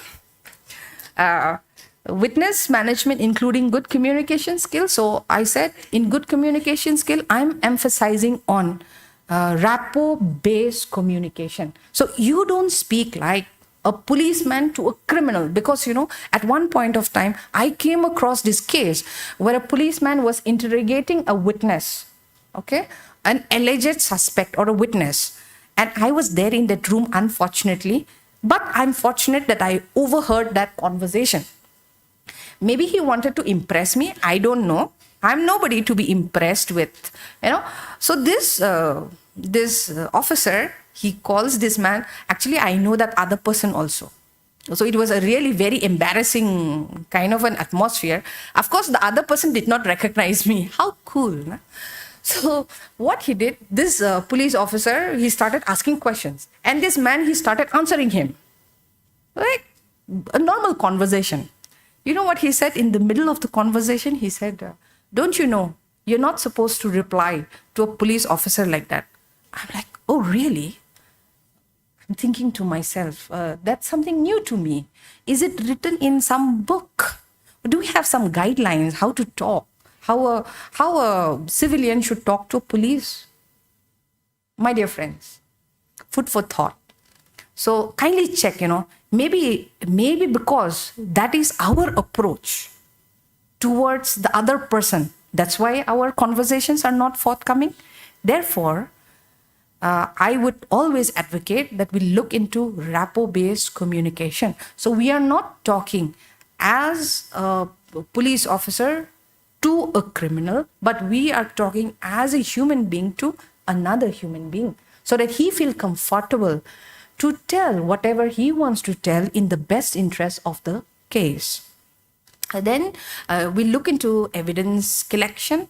We've already discussed preservation of evidence, analysis of evidences. These are important. Maintaining a chain of custody, collection of intelligence, proper documentation. We teach all of these. Proper documentation, then having specialized units like the crime scene units. But here I have a word of caution for the police. Now we have not many crime scene units. And so our investigating teams wait for that crime scene unit to reach every corner. I think it is high time that we have some skill upgradation of our own staff, our own team, to ensure that the crime scene unit is available in each of the districts, in each of the thanas, who will handle the evidences at that point of time, not waiting for someone to rush from Shillong up to Clear, or it has happened that maybe you're waiting crime scene unit from to travel from Shillong up to Bakmara. I think that is not fair. That will reduce the efficiency of the apparatus itself. So kindly look into it. Do some capacity building in your own level. And then, of course, networking is important. I'm grateful, Madam Director, and the High Court, who has organized such programs which will enable us to network with each other. This will definitely help us in better coordination and better functioning, okay? Understanding each other's problems and all. And most of all, you see that picture. I did not keep it just like that. That's a picture of Meghalaya Police Academy. This is one place, maybe Honorable Chief Justice would have said that it is made of brick and mortar only. However, I must say there is a spirit in this particular academy because it functions in coordination with the Judicial Academy, National Law University, all the line agencies, and the police. It is a perfect ground for learning because we teach you communication skills, we teach you investigations, we give you knowledge of law and handling of evidences, handling of witnesses, all of that we teach. So this is not just brick and mortar as my lord has said, but it is a ground where it is already well oiled and coordinated. And I have my esteemed teachers here, resource persons here from all walks of life. Please come and join our sessions in MPA. It is equally interesting because the resource person who comes there are equally competent, if not the best. And one among them is Madam herself. Let us give her a big round of applause for the contributions that she keep. I always remember is Mr. Lakador Sim, my colleague. He comes, he teaches us about community engagement. Mr. Kamakhya Prasad, we have Subir Sangma, we have Jeffrey, who constantly come and guide our IOs. It is an effort. This is not just a building. It is an organic and something that is unique. Please come. We run all the courses possible so that we can strengthen investigation and prosecution, perhaps. So, when you are solving the cases, it's like a jigsaw puzzle. Someday you may find it difficult. If at all you find it difficult, please do not hesitate to put your requirements to us. Let us know what difficulties are there. We have very good pool of resource people there, resource persons there, and resource management is being done. You can contact us in any of these email addresses, or you can, or if you need, we can share you the phone numbers also. We look into building a society where the children are safe, in words of Professor Amartya Sen, where he speaks about development as freedom. He also emphasizes protective security as one of the elements of development. Now here I also want to emphasize one more thing. So when Justice Banerjee newly joined the High Court, when he took charge of the High Court of Meghalaya, I could hear murmurs from our friends in Khaki that, he goes here and there without even informing his security attaché. It was difficult for them to track his movements. My question here, if we have done our job of prevention and detection of crime, if we have done the job of proper maintenance of law and order, is it necessary even for my lord to take his attaché along? And if my lord needs to take his attaché all along the town to make a private travel, what about the common citizens of the state? Time to ponder. Do not forget Shakire Khalili. We stand for the interests of our children. We should build a better, progressive society and a safe society. In words of Amartya Sen, that protective security is important for growth and development of the nation. Thank you.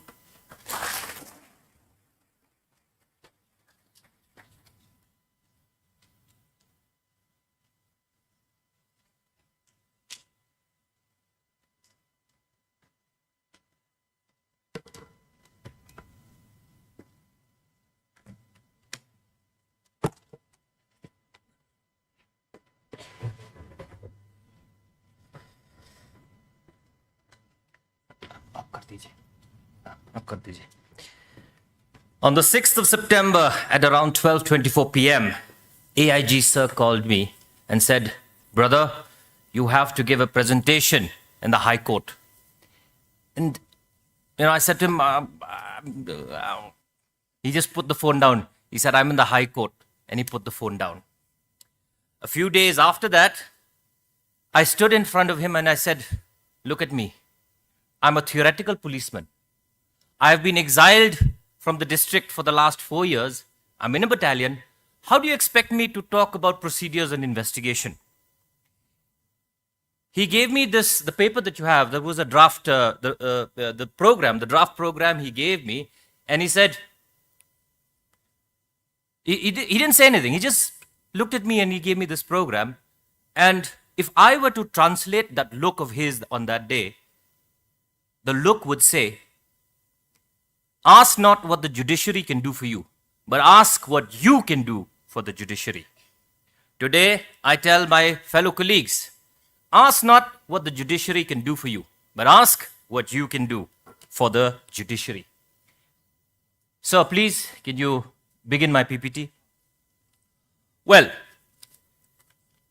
the judgments of the Honorable Supreme Court and the Honorable High Courts in the state are very, very vast.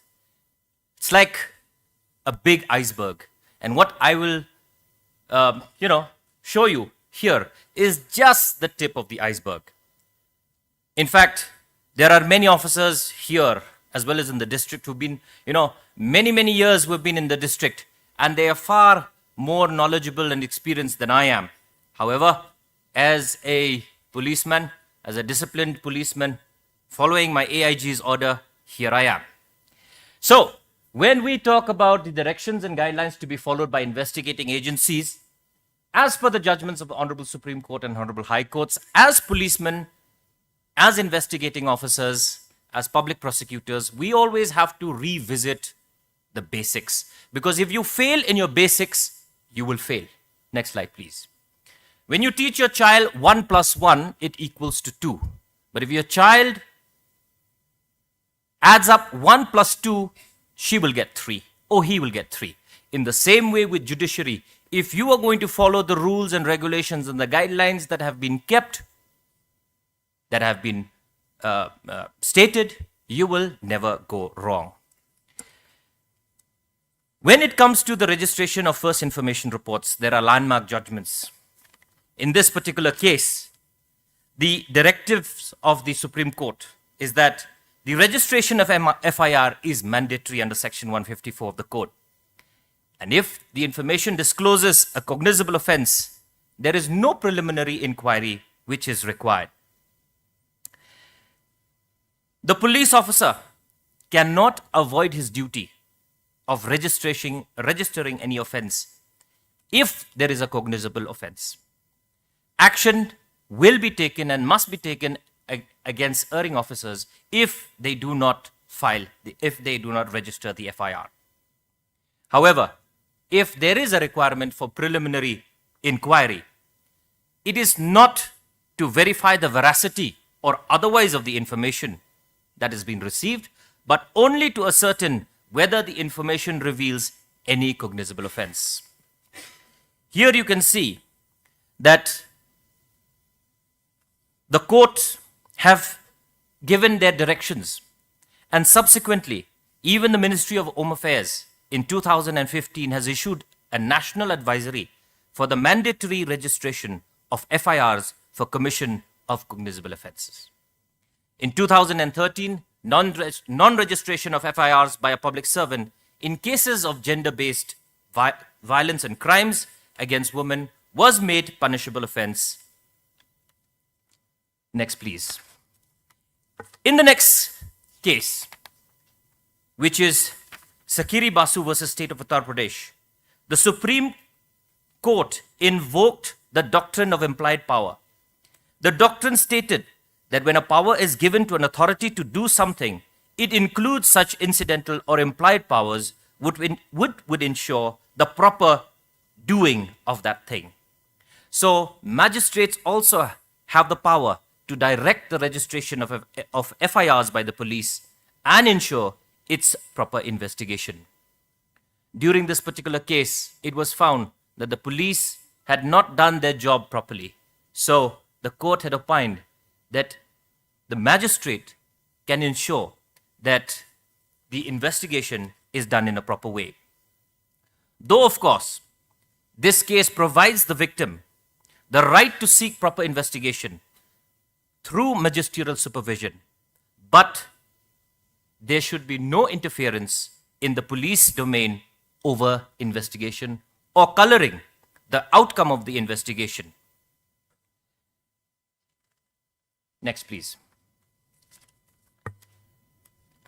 Here in this third case, the observations of the court, which the court has made, is that there may be situations where more than one information is received by the police in respect of the same incident, and if an FIR has already been registered based on that first information, any subsequent information should not be recorded as a separate FIR, but should be considered statements received in the investigation of the first FIR. Here, I have given a number of case references which are related to this case and where the court has also referred to. Later on, in the further developments as regards this particular case, if an incident in the second FIR was part of the same transaction of the incident in the first FIR, the second FIR was not sustainable or inadmissible. If the second FIR was a consequence or a fallout, an outcome of the incident that was a subject matter of the first FIR, then that is another issue. When two FIRs are involved, different but overlapping offenses, these also are to be taken into account. A second FIR is permissible only when there are cross complaints filed by opposite parties to an incident. This is basically, in most cases, we call it as a counter case. Now, if you look at these cases,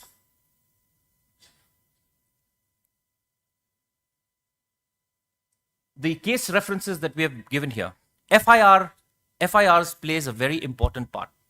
As I said, it is the basic of any investigation. If you fail in the procedure of registering that FIR, then all else fails after that. So a step-by-step process has to be taken into account when you are investigating cases, when you are registering cases. We come to the next case, please. In this particular case, the Youth Bar Association of India and Union of India, the rights of the accused, the rights of the criminal, the rights of the accused has also to be taken into account. Where the Supreme Court has made it mandatory that the online uploading of FIRs should be done, and the accused has every right to obtain an FIR from the police or the court. Because of this direction, because of this judgment of the court, the FIRs have been made mandatorily to be uploaded in our website, in the CCTNS portal, and it is a right of the accused to get a copy of the FIR. Not forgetting the victim, not forgetting the complainant, that also is a statutory right that the person should get the FIR free of cost.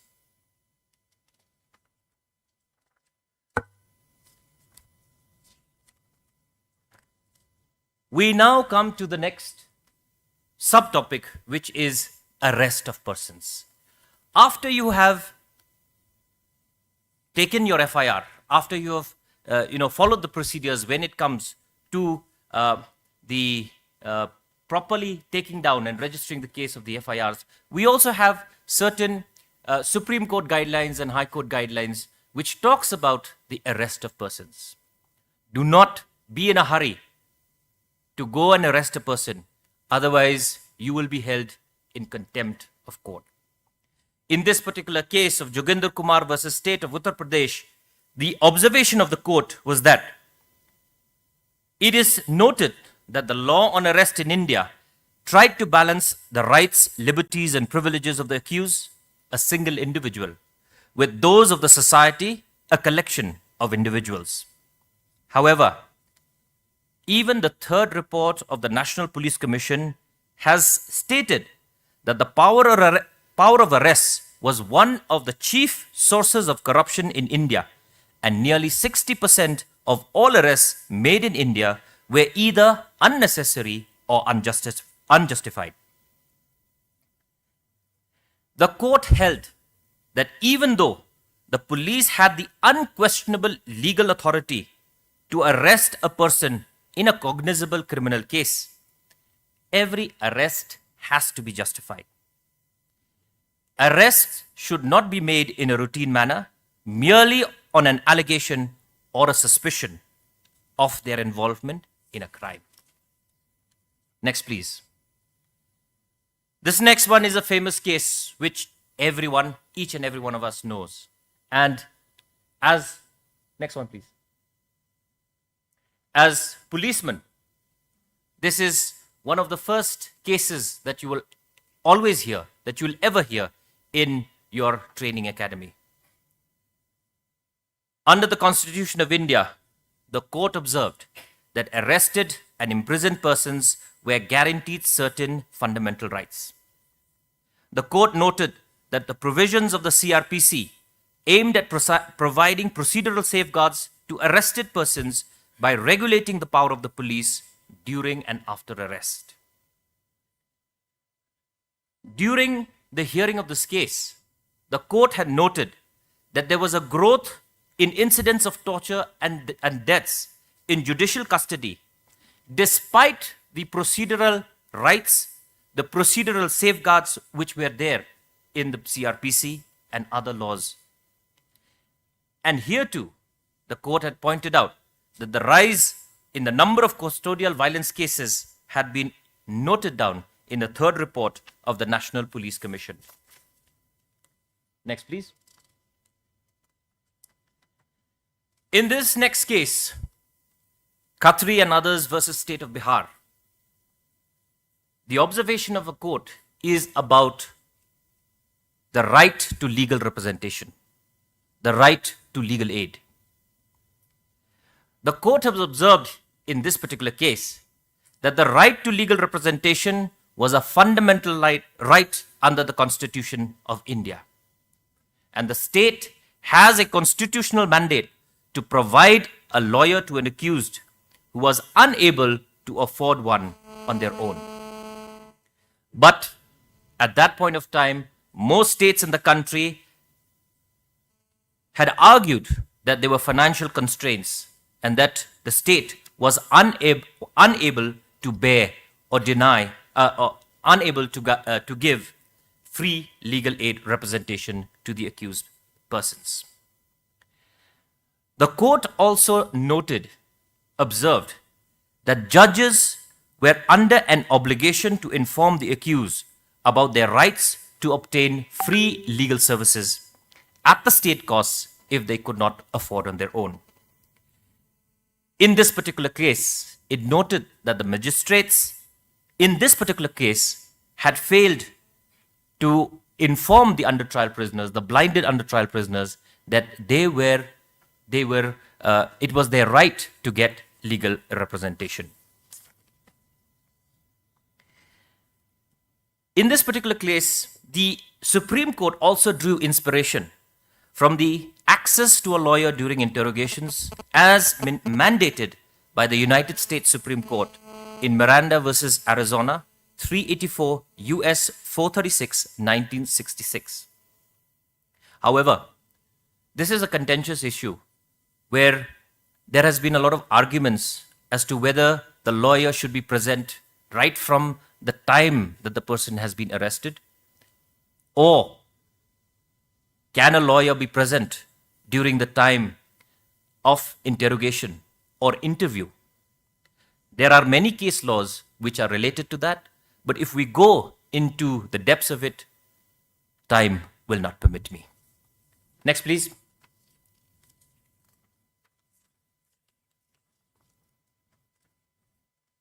Yes, here the latest case. Yes, here is the latest case of Muhammad Ajmal Muhammad Amir Kasab versus State of Maharashtra, wherein in this it was held that it is the duty of the magistrate to inform the accused that they had a right to consult and be defended by a legal practitioner, and if they did not have a lawyer, it would be provided to them at state expense.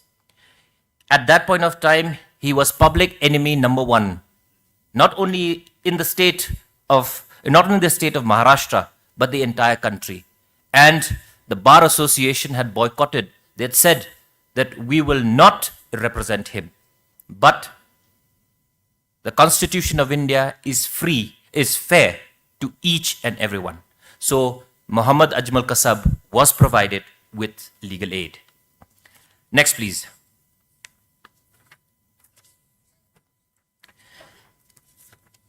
In this particular case, Prem Shankar Shukla versus Delhi administration,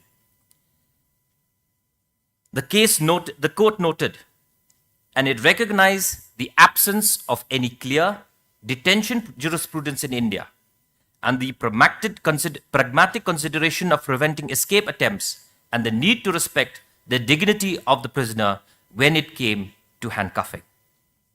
After going through various case laws and referring to various judgments, the Supreme Court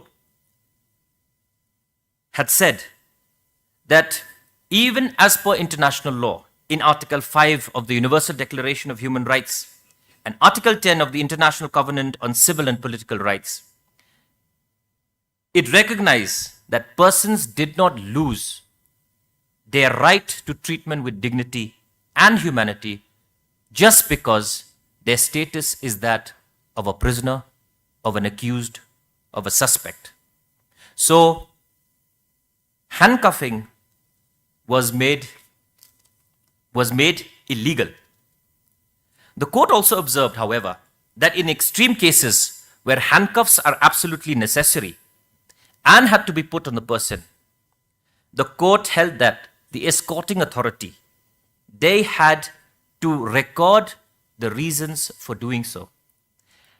Otherwise, such procedure would be unfair and bad in law. The presiding judge should give the approval when it comes to those who are in judicial custody. And if the escorting authority feels that a prisoner has to be handcuffed, the prior permission of the judge is required. This is a little bit about the arrest of persons. My presentation is not as colorful as my predecessor and my colleague, because when it comes to judicial matters, everything comes in black and white. So hence my presentation today is also in black and white. Next, please. Now we go to the powers of police officers during investigation. In this particular case,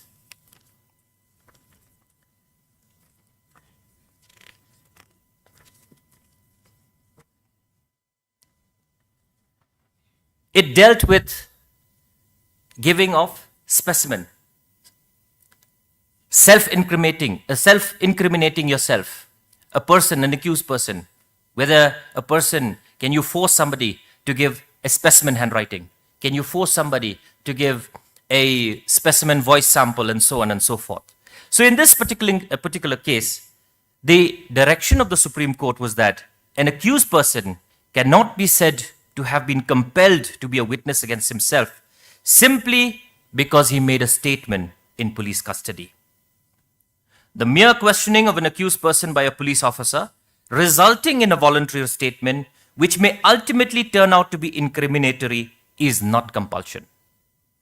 If he says it on his own, if he gives a statement on his own, it cannot be self-incriminating. But you, as an investigating officer, cannot force him to give a statement which will incriminate himself.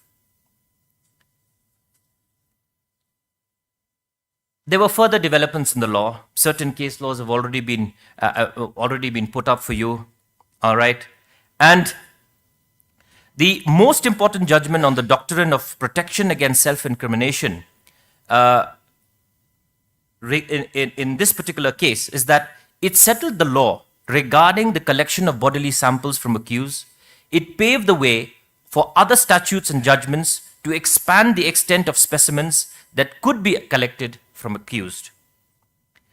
In 2005, the legislature amended the CRPC to insert sections 311A, which provided the magistrates with the power to order a person to give specimen signatures or handwriting It also empowered the police personnel to request a medical practitioner to examine the body parts or discharges of accused, such as blood stains, semen, hair, fingernail clippings, etc., by the use of scientific techniques such as DNA profiling for collection of evidence.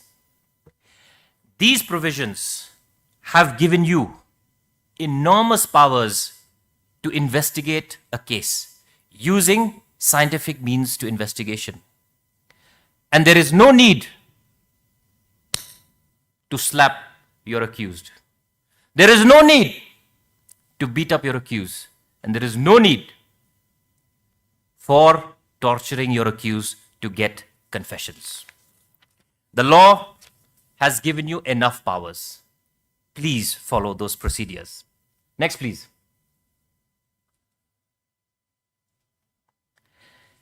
Here is another judgment of the Supreme Court where the powers of a magistrate to order an accused to give voice specimen to the police for comparison. The court has noted that in these judgments, the court has noted that if you are giving a specimen signature, if you are giving a voice specimen, you are not incriminating yourself because a sample of your signature, of your fingerprint, or a sample of your voice, or a sample of your handwriting was already collected as evidence at the PO. So the question of giving that handwriting, the question of giving that specimen voice, and giving any sample from you would not amount to self-incriminating because it is only for comparison. Next, please. Oh. Sorry, I think I've bothered you too much. I'll not bother you now. Okay. Right. Where was that? I think, yeah, that's the one, right? Okay. The next one is, this deals with phone tapping. This deals with what we would call the legal intervention and monitoring system, especially for IOs who are going to, cases related to militancy, cases which are related where you require to legally intervene and monitor their messages. This is an important case law. The court had observed that if you require to tap somebody, to legally intervene and listen to somebody, there should be valid reasons why you do that. An order for telephone tapping is to be issued by the Home Secretary in the Government of India or Home Secretary of the state government.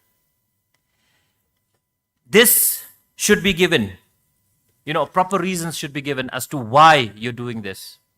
If it involves national security, if it involves the larger issues of law and order in the state, for maintenance of law and order, this should be given in writing to the designated authority. This order will be renewed and will cease to have effect at the end of a period of 2 months. Please remember as IOs that if you have given your submission that we require somebody to be legally intervened or monitored, please remember that this order is valid for only 2 months. And subsequently, this order can be extended, but it shall not exceed 6 months. If you're going to do that, if it exceeds, if you forget to renew, then your evidence becomes invalid.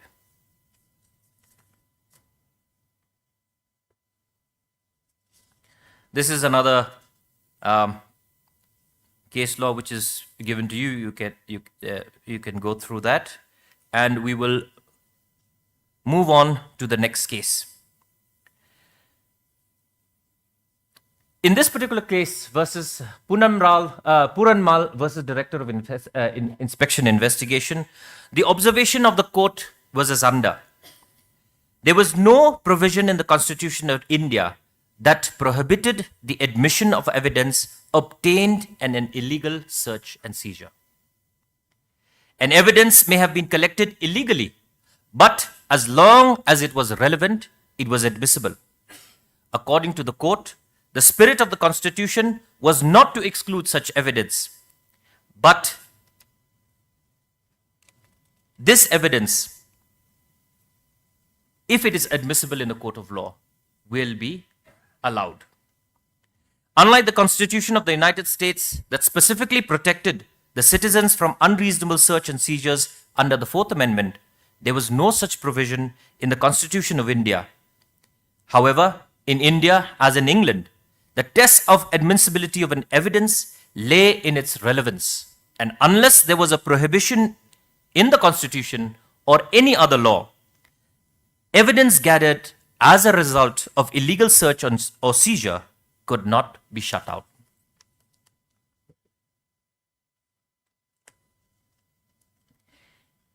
The one on top is an interesting case where the newspaper, The Hindu, they had obtained 2 secret documents under the Official Secrets Act. And here the court had held that even if the documents had been obtained improperly by the newspaper, they could not be shut out of considerations since they pass the test of relevancy. Now we come to the rights of an accused person. You have your duties, your responsibilities and obligations, but you must also see that the rights of an accused during investigation are upheld, because if you do not do that, then your case will fall flat in a court of law. In this particular case, the Supreme Court had noted that the rule against self-incrimination was a fundamental criminal law principle. The rule is applicable in India, and this does not impact the power of the police to themselves conduct search or recover or seize evidence against an accused. This is because the accused would not be compelled to be a witness against himself, but he could be a passive witness to the search or the seizure. Further developments in the law, as you can see, that the court has also noted that a general search or inspection warrant could be issued by a court and its execution in the premises of the accused to search and seize documents, even that those that could incriminate the accused, would not be illegal. In this particular case, the accused would not be compelled to incriminate himself in these search and seizures. But as I said, he could remain as a passive spectator to the search proceedings. Another case is the Nandini Satpathy versus P. Aldani and others.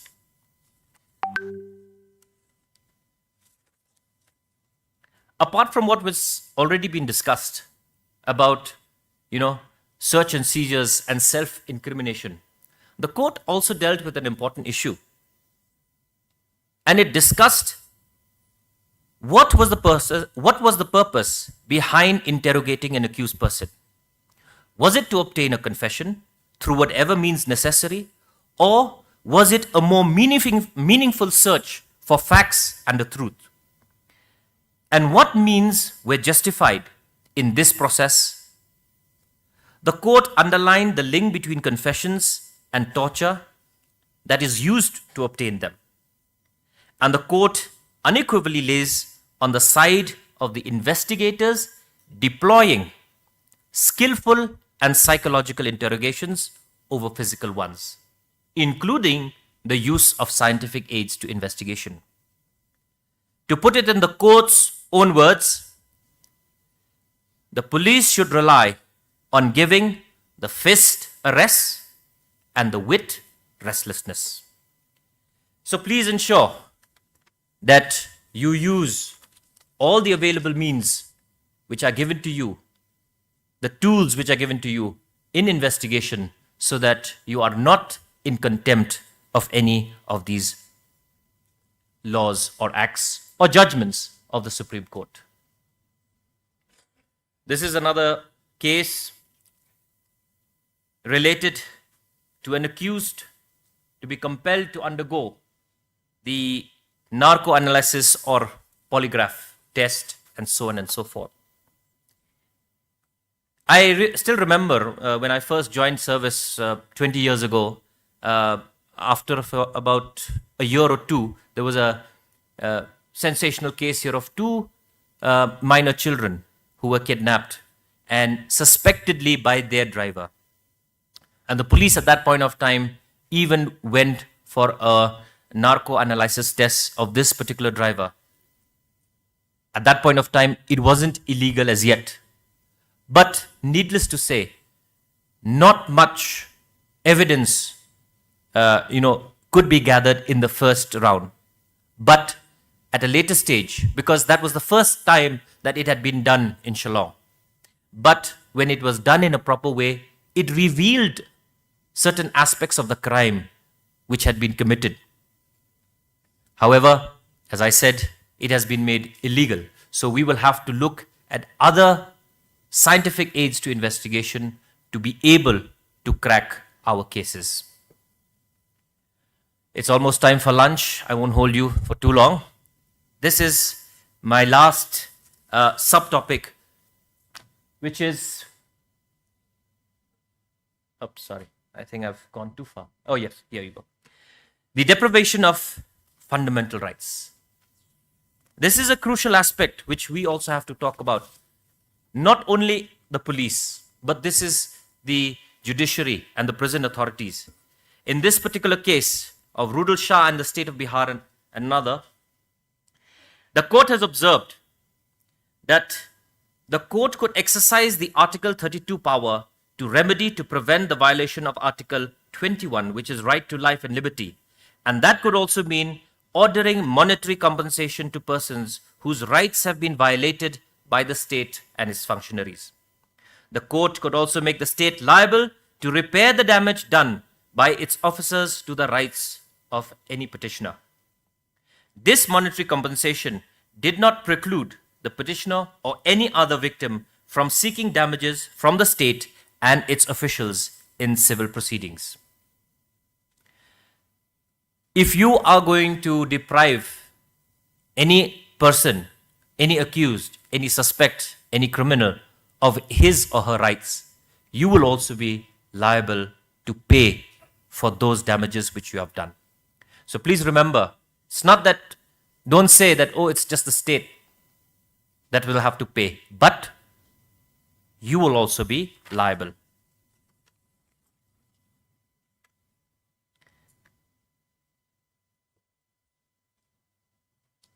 These are some of the case laws which are related with the judgment.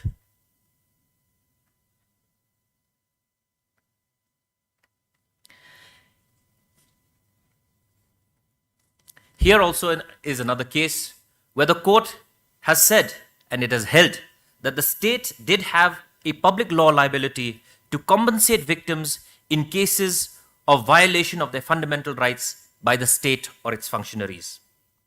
Articles 32 and 226 were constitutional remedies available to victims to approach the Supreme Court, the High Courts, and the courts to award compensation to the victims.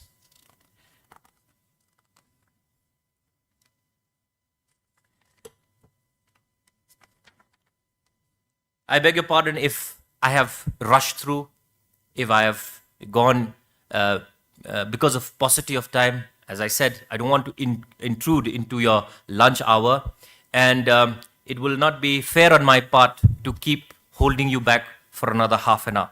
However, that was a small, just brief presentation. As I said, there are so many cases There are so many judgments, there's so many observations of the court that it is humanly impossible for me to probably even complete it in one single day, let alone complete it in 45 minutes.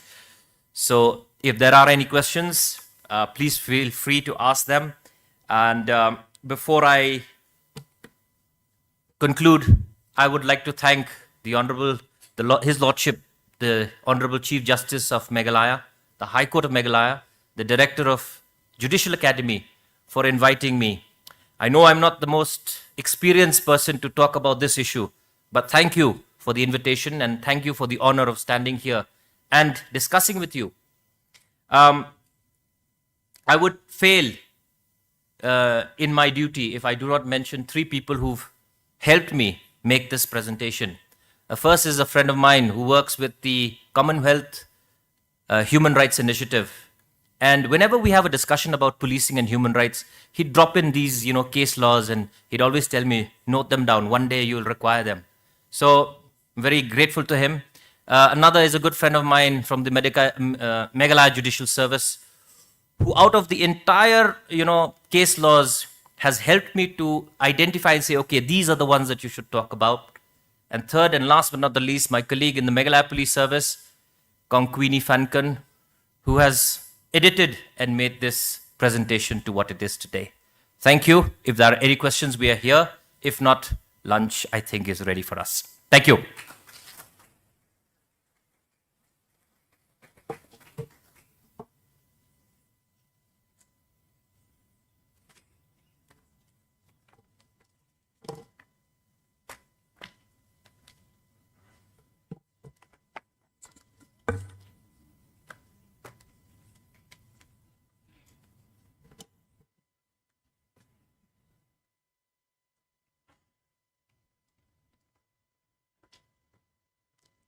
Thank you, ma'am, and thank you, sir. If there are any questions, if no questions, then we can all proceed to lunch.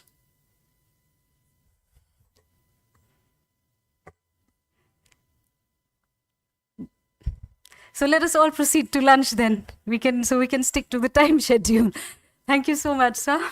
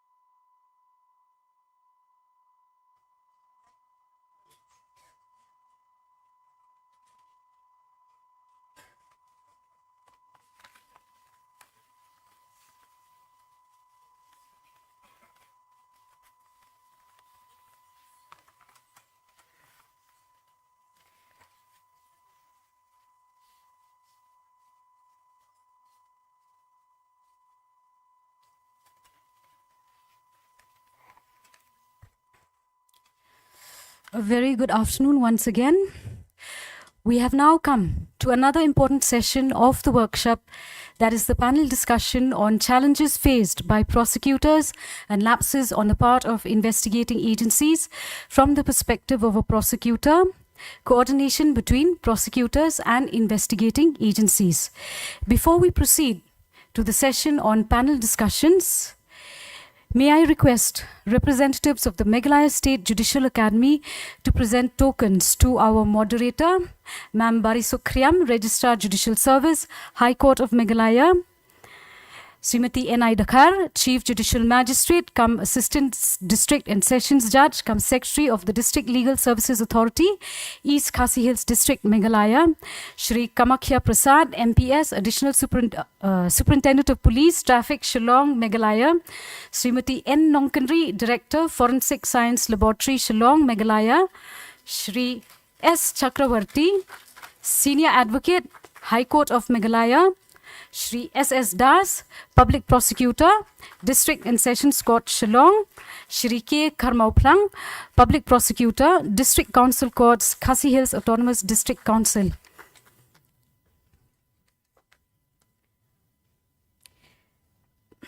May I now request Ma'am Barisukriam to join me in the dais.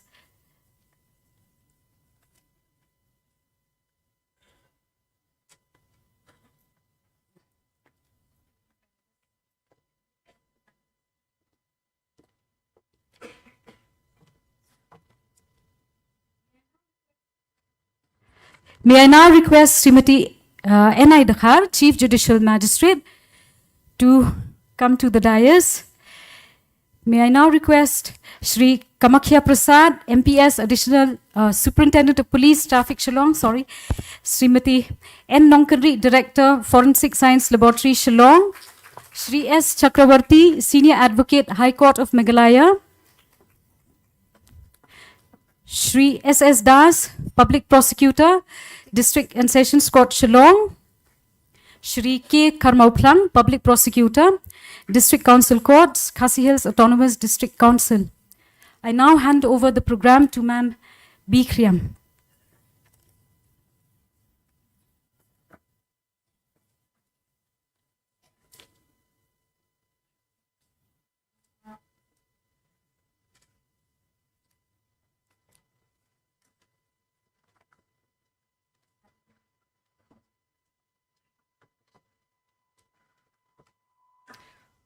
A warm good afternoon to every one of us gathered in the session today. I believe that after filling our stomachs, now we will give a space to our brains to fill up the important things that we need to know from this technical session number 2. Thank you, Madam Shabong. And I would like to also thank the Director, Meghalaya State Judicial Academy, judicial officers, police officers, public prosecutors, the legal aid councils, and the advocates from all over the districts, especially to our dear students who have gathered with us in this session today. We have heard a lot from the first technical sessions, and I believe that we have learned a lot from the 2 expert resource persons who are senior police officers who have guided us through the important topics that are required to be addressed at this workshop. But it is important for us to reiterate what has been said. As we all know, investigation of a crime is a solemn duty imposed by law on police officers. Investigating officers, in short, we call them the IO, play a prodigious role in the criminal justice system because an investigation report is a very important document in criminal cases. The CRPC under Section 2H gives specific definition to the word investigation.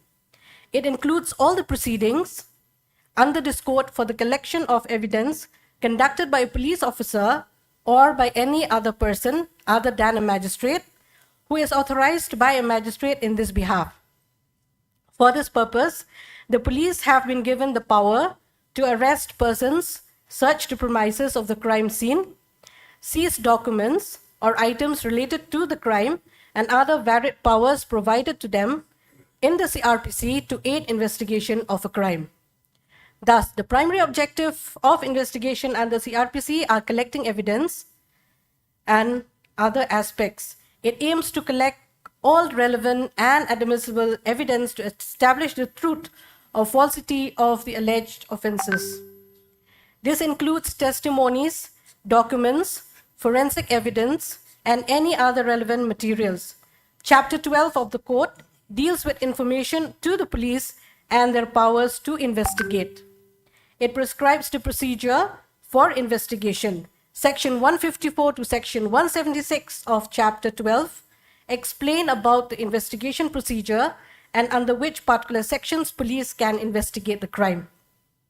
On the other spectrum, a prosecutor is the centerpiece of all trials in a court and has an important role in justice delivery to the victims.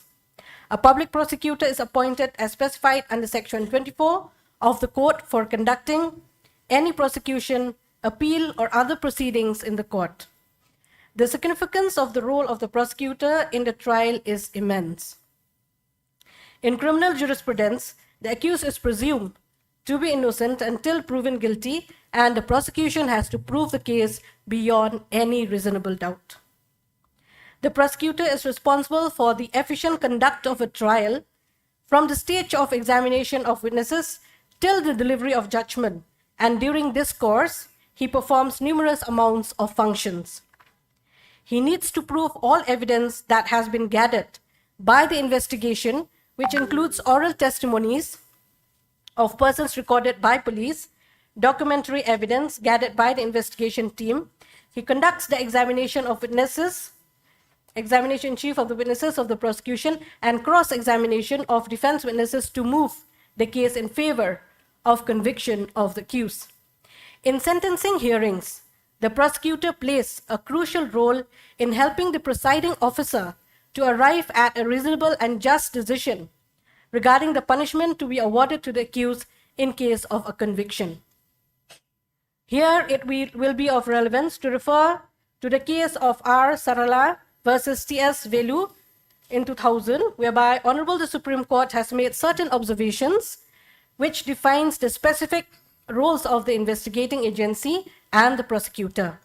It noted that, I quote, "The investigation and prosecution are the two facets in the administration of criminal justice. The role of a public prosecutor is inside the court, whereas investigation is outside the court. Normally, the role of a public prosecutor commences after investigating agency presents the case in the court on culmination of investigation. Its exception is that the public prosecutor may have to deal with the bail applications moved by the parties concerned at any stage. Involving the public prosecutor in investigation is unjudicious as well as pernicious in law. At any rate, no investigating agency can be compelled to seek the opinion of public prosecutor under the orders of the court," unquote. Further, it would be relevant to refer to the case of Subhash Chandra versus State of Chandigarh Administration. The case is of 1980, where Honorable the Supreme Court has distinctly laid down the additional responsibility of prosecutors, wherein it observed that the functionary clothed by the court with the power to withdraw from the prosecution is the public prosecutor. The public prosecutor is not the executive, nor the flunky of political power. Invested by the statute with a discretion to withdraw or not to withdraw, it is for him to apply an independent mind and exercise his discretion. In doing so, he acts as a limb of the judicative process, not as an extension of the executive, unquote. Therefore, the prosecution and investigation, no doubt, are the two different aspects of the criminal justice system. Their acts are independent of each other, as investigation, I've already mentioned earlier, is outside the court, whereas the role of the prosecutor is inside the court. But it is also true that they are interdependent. Hence, they should act in harmonizing the things in the delivery justice system. In such a scenario, it cannot be denied that there would be challenges faced by prosecutors and investigating agencies. Some of the challenges faced by the prosecutors would include lack of cooperation and coordination between the police and the prosecution. There may be lack of cooperation and weak and compromised investigation, insufficiency of evidence due to poor investigation, inadequate supervision of investigations, reluctance of witnesses to testify, and perhaps in some cases there are non-cooperation even from the victims and the complainant. Therefore, it is very apt that we have gathered today to discuss and deliberate various challenges being faced by prosecutors and work out adequate, sufficient, and coordinated mechanisms between prosecutors and the investigating agencies. To get through this panel discussion, we have 6 panelists with us from various fields who are directly or indirectly engaged in the judicial process. They will take us through the various aspects, identify issues and hindrances, and place pragmatic solutions with the aim to ensure a better and coordinated approach between the investigating agencies and the prosecution. We have with us Srimati N.I. Dakhar, the Chief Judicial Magistrate, as well as the Assistant District and Sessions Judge, also working as the Secretary of the District Legal Services Authority, Shillong, who has an experienced hand to identify and list some of the shortcomings and shortfalls in police investigations. We also have an experienced senior police officer with us, Shri Kamakhya Prasad, MPS, who is also the SP Traffic of Shillong, who have got vast expertise in the field of investigation. I'm confident that he will be able to share his experiences in investigation. He would also be able to identify the various aspects and issues faced by an IO during the investigation process, and also the solutions, remedies, and precautions that could be taken in that regard. When we talk of a successful investigation, we cannot ignore the fact that the Department of FSL plays a vital role in aiding investigation to come to a conclusive proof in proving or disproving a case. We are glad to have in our midst Srimati N. Nongkenri, Director of FSL Shillong, who will guide us through the various aspects of collecting evidences, preservation, and the process of examination of the exhibits.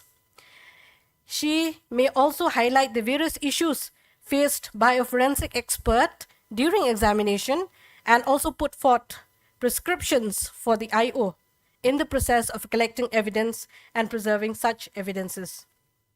We are also very fortunate to have in our midst a renowned and seasoned senior advocate, Shri S. Chakrabarti, who has been a prosecutor before, and he is also an expert in the field. I'm sure Sir will be able to touch upon the role performed by the prosecutor in the delivery of justice, but also highlight the various issues and difficulties faced by the prosecutors and also place before us the framework in ensuring a coordinated and better approach by the investigating agencies. Last but not the least, we have 2 experienced prosecutors with us in the panel today. Shri S.S. Das, Public Prosecutor from the District and Sessions Court, Shillong, and Shri K. Kharmoplang, Public Prosecutor from the District Council Courts, KHADC, Meghalaya. They will also highlight the various issues and challenges faced by them, identify the various shortcomings and lapses on the part of the investigating agency, and prescribe the various steps that should have been taken to resolve them. I am hopeful that we will make full use of the discussion, not only in enhancing our knowledge, but also carry forward by implementing the useful outcomes and recommendations that will put forth by the panelists.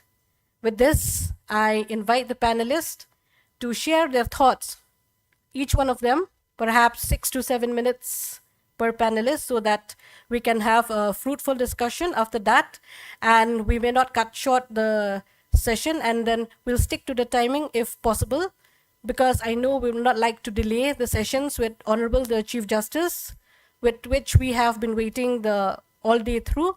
So therefore, Madam Enaidkar, can you please start? Share your thoughts with us. Bikram.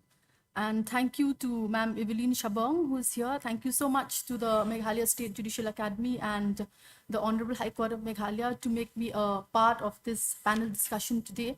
Because through this panel discussion, I don't think so like I'm here to teach you people something, or either to bring out the defects in the prosecution or in the investigating authority, but I take it as an opportunity to learn myself more. Because though I am the Chief Judicial Magistrate of East Khasi Hills, but there's always a scope for learning much more.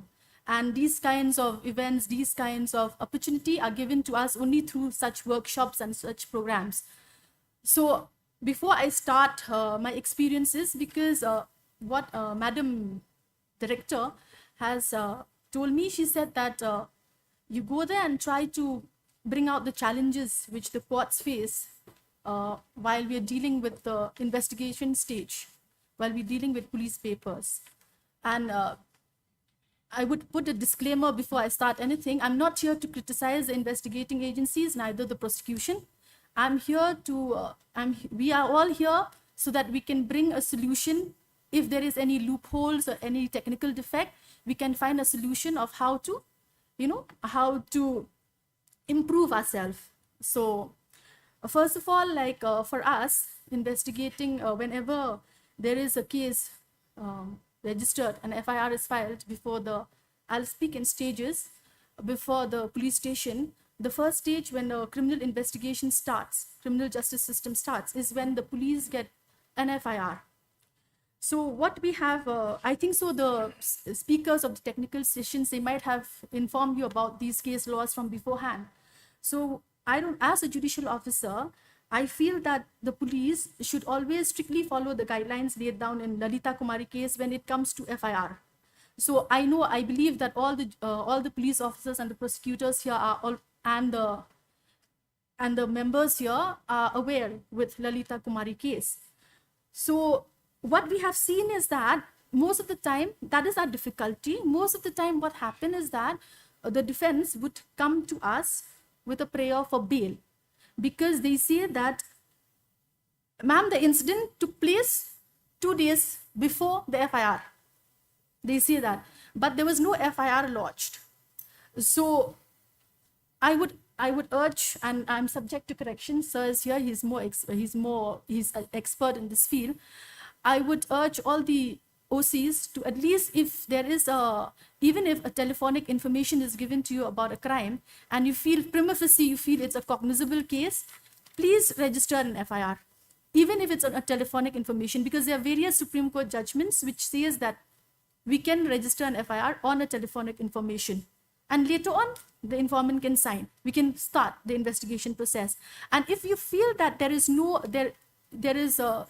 scope, like there is no cognizable offense, if you feel at this stage you cannot register it as a cognizable case, so I would request that, again I'm subject to correction, that make a GD entry at least of the information, and after that we have to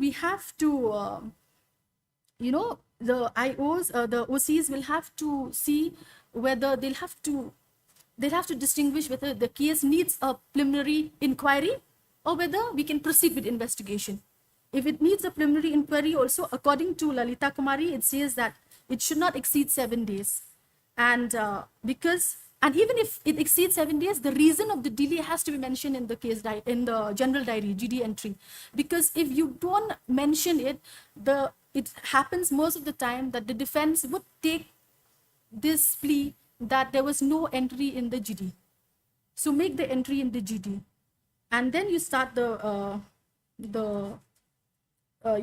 investigation. And always, even because most of what my judicial officers have told me, that most of the time what happened, the OCs, they wait for the family members of the person to come. But that is not the case. Anybody can register an FIR. So this is one thing which the defense may come as a plea to us, that grant him bail, because there's the incident took place 2 days back. The FIR is lodged after 2 days, after a lapse of 2 days. So, and try to distinguish between which cases needs preliminary inquiry and which cases do not need preliminary inquiry. Which cases, the cases which prima facie appears to be cognizable, file an FIR immediately. And the next one, which we have seen, because after the FIR is put up before us, the next stage which we see that it can be improved is the seizure. The seizure. When the IO, like, they should strictly follow the provision of section 100 and 102 CRPC, because you make seizure witness, you take seizure witness carefully. Seizure witness should be reliable people, according to section 102 CRPC, and people, you know, from the locality or a headman or somebody like that, you make that. And more often we have seen that whenever there is a seizure and they bring it to the court for prayer with the scene and note, the prayer for scene and note, most of the seizure are made without proper sealing and packing. So there's chances of tamper. So be sure that there is sealing and packing. And sometimes what happens is that the investigating officers, that is what we have experienced in court. They pick up the things from the place of occurrence, they pick up the material from the place of occurrence, and they bring it to the PS, and the seizure is made in the PS. Okay, so that is also one ground the defense may take. They say that how can this is a plan. This is a plan, you know, to falsely implicate the accused, because the seizure was not made from the place of occurrence, but it's made in the PS. Sometimes they ask the complainant or the accused to bring. So it's like that. So they say that you try to, and I would urge the police to maintain a proper chain of custody of the seizure. Okay, and one of the most prominent difficulty we faced, and I really hope that this discussion would enlighten me also as an officer here, is with regards to electronic evidence, cases which involve electronic evidence. So I would request all the IOs and all the people present here, all the audience present here, to please read Arjun Pandit Rao case when it comes to, you know, seizure, when it comes to electronic evidence. So it's like that certificate under 65B4. The IOs always feel that you need the certificate under 65B4, and they always come to the court and say that, ma'am, it's very difficult to get a certificate under section 65B4. But that is not so. In the case of Arjun Pandit Rao, it specifically stated that the certificate is only required when you are producing an electronic evidence as a secondary evidence under section 65 of in the section 63 of the Evidence Act. If you're producing it as a secondary evidence, then we need a certificate under section 65B4. But sir, again, if you can clarify on that. And but if you're producing it as a primary evidence under section 62 of the Evidence Act, you don't need that. If the maker or the person who holds that electronic evidence, you are intending to bring him or her as a witness to the court, you do not need the certificate under section 65B4. Okay, and it is and most of the IO feels it's difficult to procure a certificate under section 65B, but in the same case, in the case of Arjun Pandit Rao, it has been specifically and categorically mentioned that a certificate under this section can be issued by any person who is in a responsible official position in relation to the operation of the relevant device or the management of the relevant activity. So the owner of suppose you're thinking of exhibiting some data from the phone. So who will give you the certificate? It has to be the owner of the phone, because he's operating the phone or she's operating the phone. So there is nothing like you need an expert to give you a certificate under section 65B4. It's nothing like that. Like people think that IOs, most of the time they say we cannot procure it. We don't know from whom to procure it. This case specifically states that the owner of the, in simple words, it's the owner of that particular machine, the owner of the computer from where you are trying to find the device, the operator of that computer. He can simply issue you that Section 65 B4 certificate. And even for CCTV footage, the person who puts the CCTV footage, he can issue you that certificate. Okay, and IOs are to preserve the authenticity of the electronic evidence.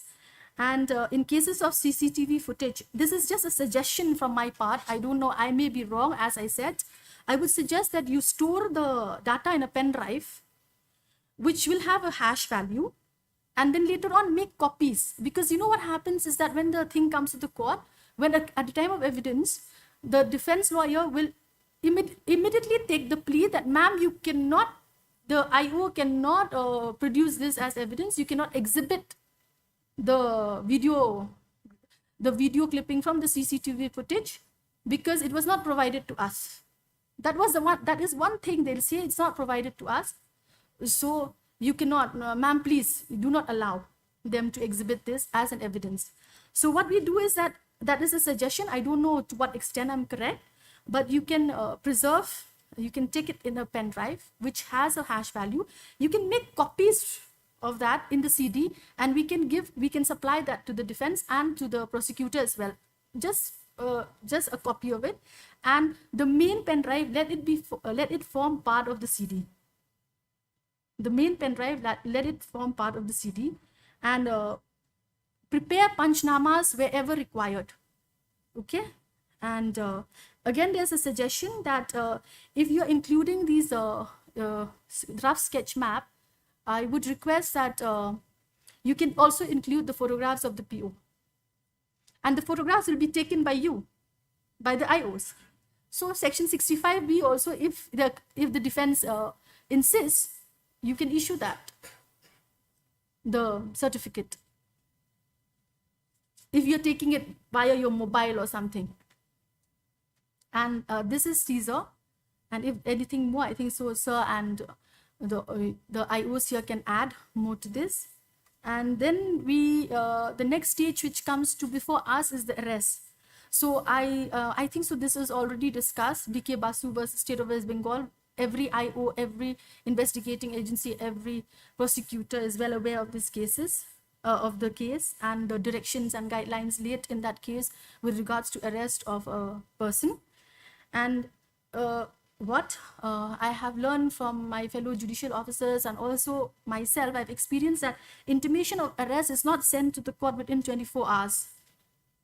Intimation of the arrest is not sent to the court within 24 hours.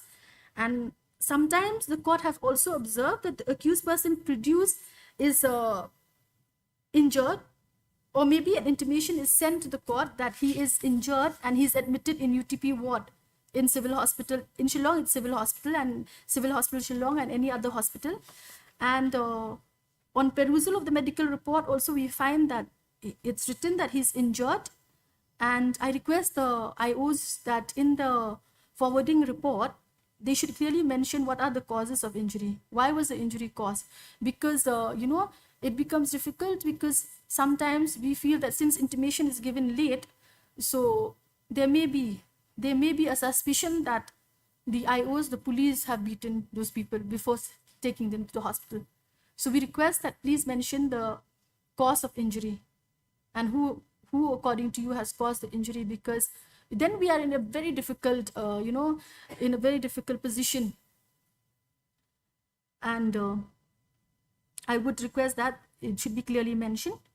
And sometimes there are instances where there is allegation that the mobs have beaten the accused person, but there is never an FIR against the mob, against anybody, against any person from the mob. I've never seen an FIR till date that mob beating, no FIR against those people who have beaten that accused. They cannot beat him.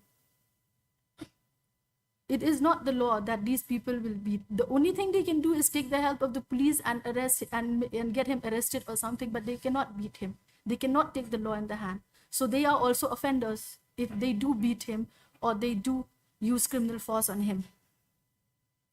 And do not arrest a woman offender after sunset and before sunrise.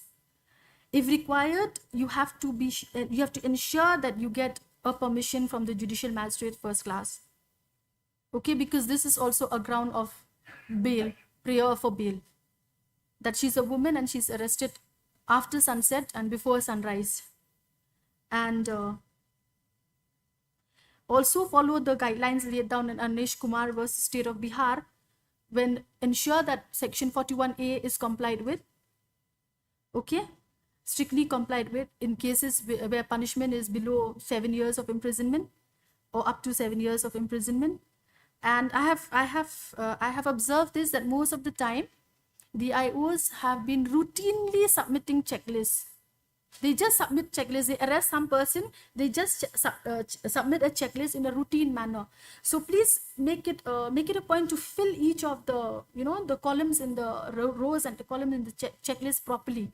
Because if you are arresting a person whose imprisonment is below, if suppose he's found guilty, his imprisonment will be below 7 years or up to 7 years, then you'll have to cite reasons that why is he arrested, why is the arrest needed. I've seen it's always yes, no, tick mark and cross.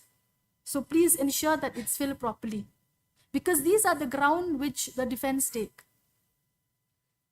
Okay, and the next stage which comes is the statement of the witnesses under 161 CRPC. And I would request the IOs to make only relevant person as witness in the case.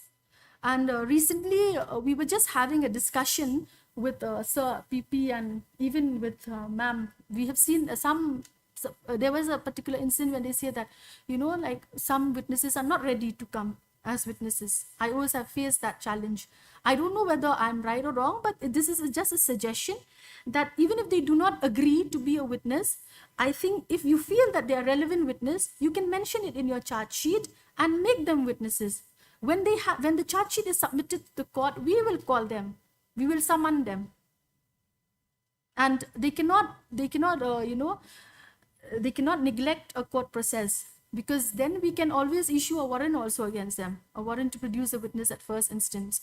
You are a person, a responsible citizen of the society. So why is he so apprehensive in becoming a witness? Because I have heard that most of the investigating officers have stated that it's very difficult to get reliable witness because they don't want to be witness for some reason or the other. So this is just a suggestion. I don't know to what extent can it be incorporated.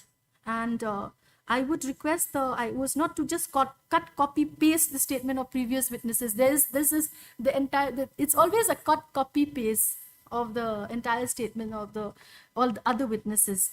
So, and make sure that the statement of the children below 15 years and senior citizens above 65 years and ladies are not taken to the police station, but visit the residence and take the evidence. And with regards to statement given by the accused person to the police, and if his statement is with regards to any with regards to seizure of a particular material in the case, then I would request the IO to make a disclosure statement under Section 27 Evidence Act. Disclosure statement has to be there, and to also make a separate panchnama after seizing that material. Because sometimes the accused also, there's nothing much. Of course, he says that, yeah, he has, whatever the weapon is kept here and there, but the IO doesn't take a particular disclosure statement under Section 27 of the Evidence Act. Okay, and the next one is a statement under 164 CRPC. Wherever there's scope, wherever you feel that the IO can, the accused can confess, always make an endeavor to pray for a confessional statement of the accused person, because it will always help the prosecution. Okay, and do not make random and unnecessary prayers of statement of all the witnesses under 164 CRPC. And while recording the statement of victims with unsound mind, infant victims of POCSO cases, and also of victims of unsound mind, this is my suggestion. And unsound mind, obviously, it's already there in the CRPC that it needs to be videographed. But even if it's a child victim of POCSO, I would request these victims, there are some victims who are 2 years, 2.5 years, I would request you that please be prepared with the videography equipments before the statement is taken. And this I would like there is one thing, specimen signature under section 311A CRPC. I would request Sir Kamakhya Prasad to give us a little bit of enlightenment on this, because what I feel from section 311A CRPC, I feel that if a person is ready, if the accused is ready and cooperating with investigation and he's ready to give his handwriting and specimen signature, do the IO still need the permission of the court? Because most of the time, But actually, the section 311, it speaks that the person, he should be at a point of time, he should be arrested once. yes. So that is the point.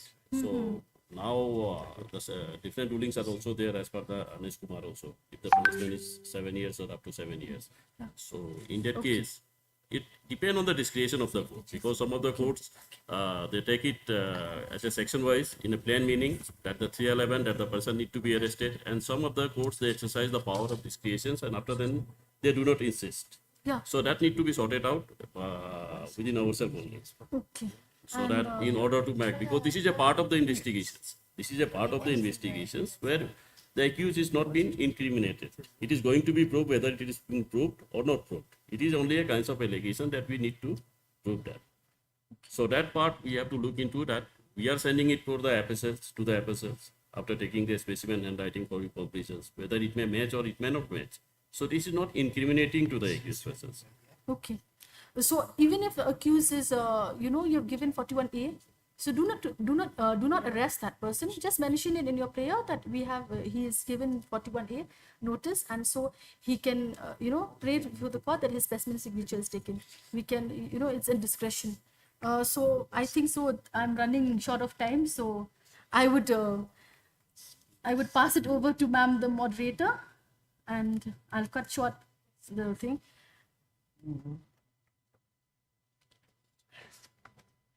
I just wanted to make a request. I will request the panelists, please stick to your point, respective subjects you're dealing with, so that we can have time for the discussion after this, because we have to conclude the session by 3.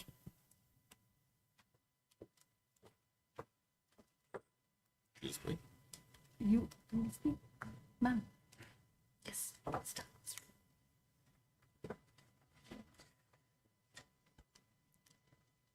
Good afternoon, ma'am.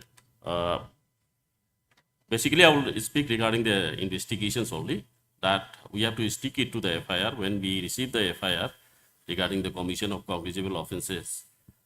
Please go through the FIR first, that what are the ingredients, whether the offence have been made out, whether it pertain to the cognizable offences or non-cognizable offences. In case if it is relating to the non-cognizable offences, please register the case as a NCR case.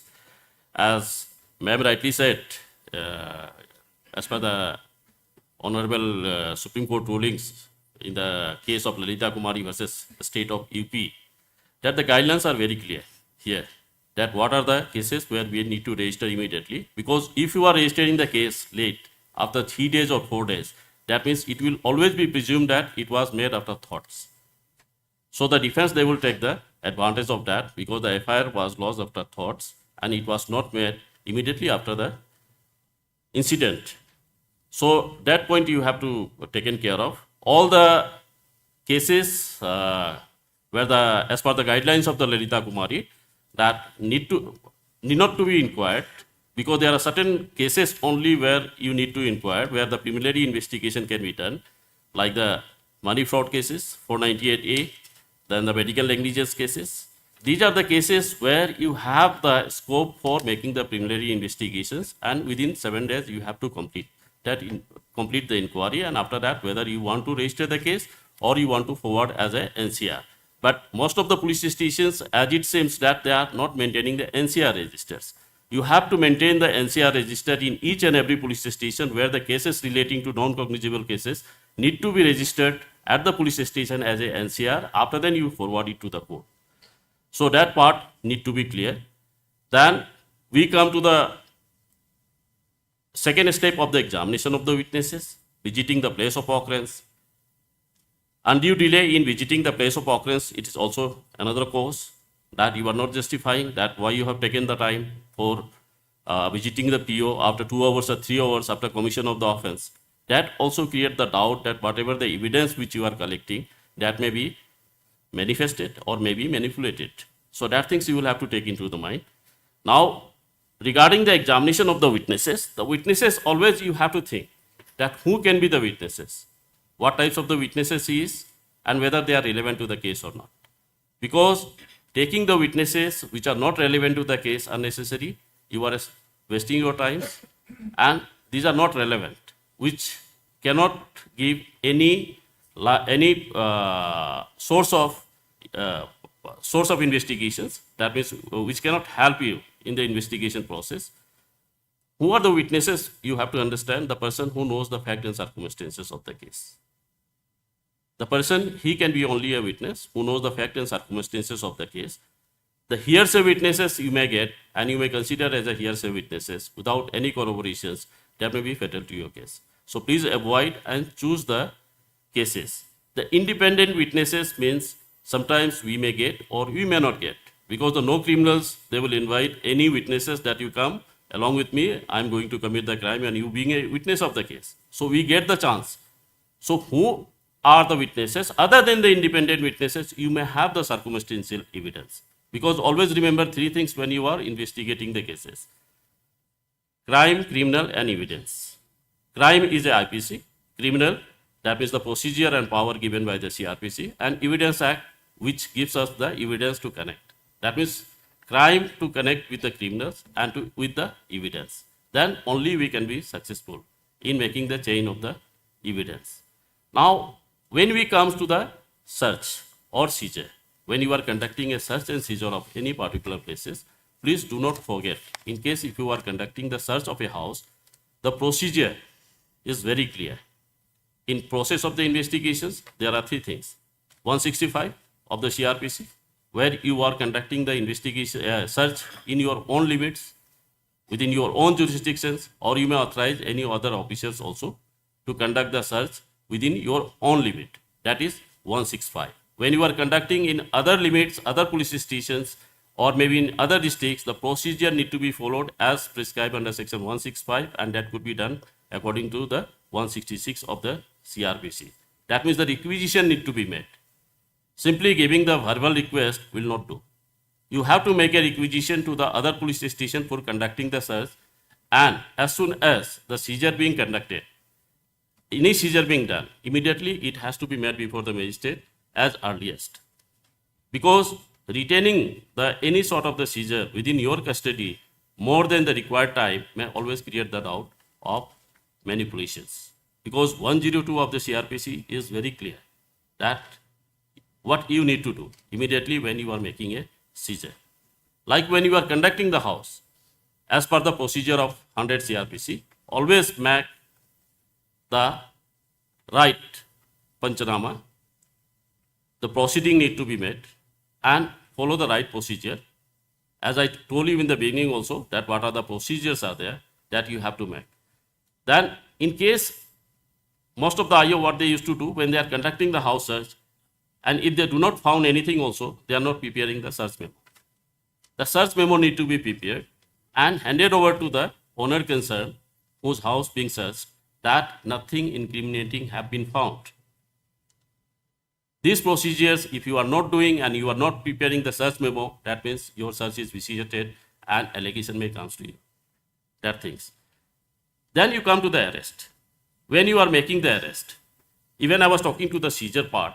When you are making a seizure, you are taking the signature of the witnesses. When you are taking the signature of the witnesses, you take only the initials without date. From initial, we cannot make out whose signature it is. So always insist that he should write his names in letters. And then after then initials, and then you ask him to write the date. Seizure should be as per the formats. All the details need to be written specifically. Witnesses need to be signed, accused need to be signed, and after then you just introspect that whether the things are okay or not. Otherwise, as the MMC said that you cannot call him to the police station for his signature because I don't have time. So that will speak another meaning. Now, as per the Ernest Kumar judgment, Supreme Court Ernest Kumar versus State of Bihar, when it pertaining to the arrest. Now, arrest. When you are making the arrest, when the punishment is less than 7 years, or maybe it is up to 7 years. So, in that particular case, you have to decide whether the arrest is mandatory, whether the arrest is required to be made. The checklist, only you are giving the tick mark, but you are not justifying that why he need to be arrested. That need to be written properly in your forwarding reports as well as in your checklist also. Not only the tick marks where it doesn't give any indication that what you wanted to say. That's why the peoples are being released on bail. That is one of the grounds. When you are not wanted to make any arrest to these particular persons, as per the Ernest Kumar guidelines, it says that you need to communicate to the Chief Judicial Magistrate within 2 weeks. That why you are not going to make an arrest to these particular persons. And as soon as the case has already been instituted, right from the date of institutions, within 2 weeks, you have to give a notice under section 41A to the accused persons, and as well as giving an intimation to the court that why you do not require to arrest the particular persons. That is not being followed. So that need to be followed. The specific ground need to be mentioned that why the person need to be arrested. That has to be justified because it is not only applicable to the police, but it applicable to the magistrate also. Because violation of the Ernest Kumar judgment, the police officer always may be in the problems, then the judicial officer who are passing the detention order also they will have the problems. So that need to be careful that Ernest Kumar judgment are being implemented in the letter and spirit. Then plan of actions. Plan of actions are not there. When you are investigating the case, the plan of actions are not there so that you do not find yourself that what are the shortcomings. When you have the plan of action of any particular cases, that means it will easy for your investigations and you can find that which part I have left.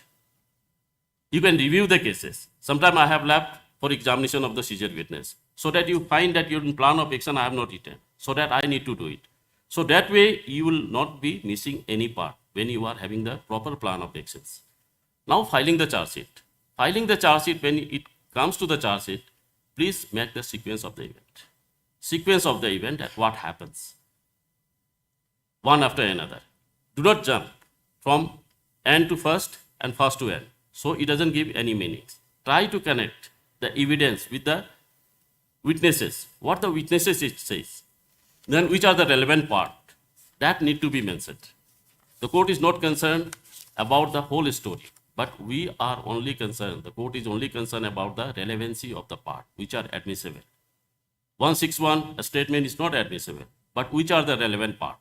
Whether there is any recovery memo is there, whether the accused has laid to the PO, where the 27 evidence act has come into play. So how you are connecting the evidence with the accused? Because whole statement, writing the statement, it looks nice, the story when we read, but the thing is that when there is no evidence, it carry no meanings. So everyone is, whether it is a prosecution, whether it is the witness or investigating officer also, they will be in the soup because they cannot prove. So the relevancy always should be there connecting with the documents so that when you are filing the charge sheet. Lastly, I would say that when we examine the witnesses, we never inform the witnesses that we are taking your statement. Because when they go to the court and when they speak that whether your statement have been taken, they said no. So this is one part that we are missing. Always, when you are recording the statement of any witness, please inform him that we are going to record the statement. If required, a copy of the statement need to be given, give him. So he can refresh his memory when he comes to depose the court. So these are the certain factors which are the area where we need to improve. I think we can bring the improvements. Retention of the exhibits seized in connection with the case which required to be sent to FSL. Do not retain it for long because it may contaminate it. And after that, you may not get any result. We will be doing only that for the NAMSAT, that we have sent it to the FSL, but the result will not be there. So we should have the proper guidelines and we should you should investigate the cases with the proper aim that we are doing for the sake of the justice, so we can get the result. With a few words, I won't take much time because there are a lot to speak, but these are the important things that you need to do. Follow the guidelines as per the CRPC 167, that when you need to submit the charge sheet, because you always know that in some cases we have to submit the charge sheet within 60 days. There is no extensions, 90 days in other cases, and the women related cases, as per the guidelines of the Supreme Court, it should be disposed of within 60 days. So with the few words, I just conclude my speech. Thank you.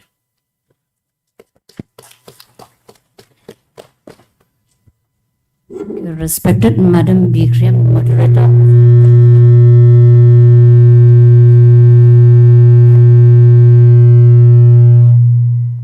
Moderator of this panel discussion. Thank you, Smriti E. Shabang, Deputy Director of the Judicial Academy.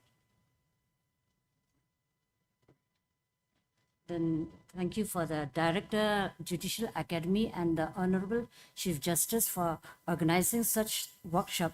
I think from this workshop, for the strengthening of the prosecution and the investigation agency, they will come in the common ground to bring the successful prosecution. So where is forensic science? I'm from forensic science. As a forensic scientist, the forensic sciences lie in between these two. First is the investigation agency, and then comes the forensic science, and then from the examination, it will go to the court. So, but what in forensic, as a forensic scientist for so many years, I will not blame the IO, but then we have so many discrepancies from time to time, despite the fact that so many refresher courses has been conducted. So recently this year we have circulated the SOPs regarding for the collection and packing, because the collection and the packing of the exhibit is the most important, crucial part, because when you bring it to the forensic laboratory for examination without the proper collection, without the proper packaging, then it is of no value. Whether we can do several tests, but then if the collection and the packing is not proper, it is futile. So I urge the IOs present here to kindly go through all the SOPs. We have prepared a multi-pages, we have circulated to all the district SPs for a particular case like crime, like rape cases, murder case, then arson cases, ballistics cases, arms and ammunitions. What type of exhibits should be collected? We need the relevant exhibit so that we can do the proper examination. Actually, from time to time, whenever we give lectures to the IOs, I used to tell them, you are free to call us anytime when you get confused or you are not sure what type of exhibits to collect for a particular type of cases. You are free to call us. You can call me. I used to circulate my number to every IO. You can call. What I found all these years till today, I could say that in rape cases, murder cases, I don't know what is the point of collecting 2 blood samples from the victim. There is no value at all. 1 is enough. So if you're not sure, please call. You can call the expert or you can call me directly. Then I've seen discrepancy also in the traffic incident, traffic related cases. So when you find the traffic incident cases, you cannot blame only the victim, but the accused also play a part. You have to take the blood samples from both the vehicles. You should not take only from one party. So many a time we receive the blood sample only from the one party. So the link is disrupted in between. So we need the IO to play a very important role in collecting the relevant exhibit. And then I don't have much to say because from time to time you can call me. You can call any of the experts if you are not sure what type of exhibits, because the examination of the exhibits, what we do the examination depends mostly on the collection from the IO. Thank you.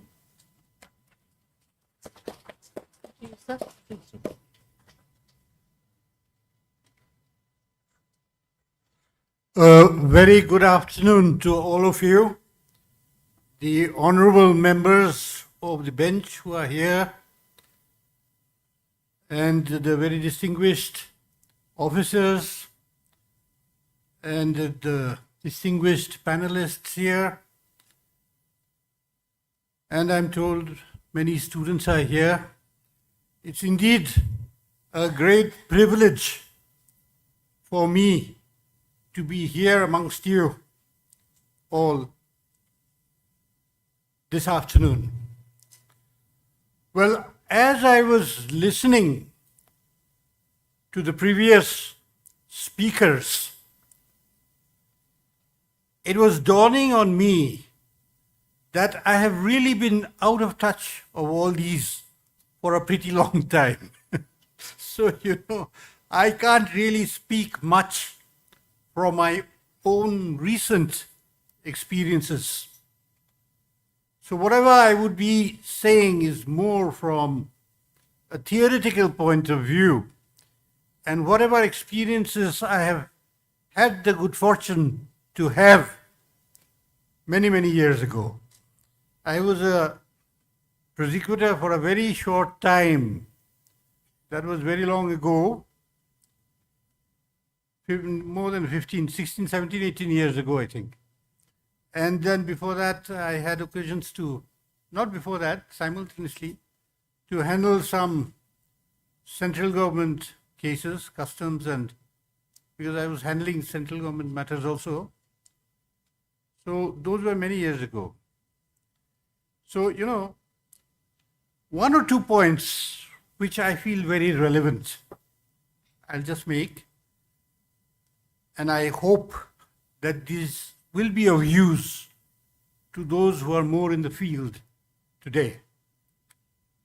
Well, as I was listening to my previous speakers, what was striking me is the involvement, the huge involvement of particular laws, the provisions of law. Law comes into play in every step of the criminal justice administration. As the Honorable Moderator had pointed out at the commencement, that the prosecution and the investigation are theoretically recognized to be independent of each other. See, there are basically three wings in the criminal justice administration. That is the prosecution, first of all, the investigation, the prosecution, and the defense. All three are to carry out their respective responsibilities for enforcement of criminal justice.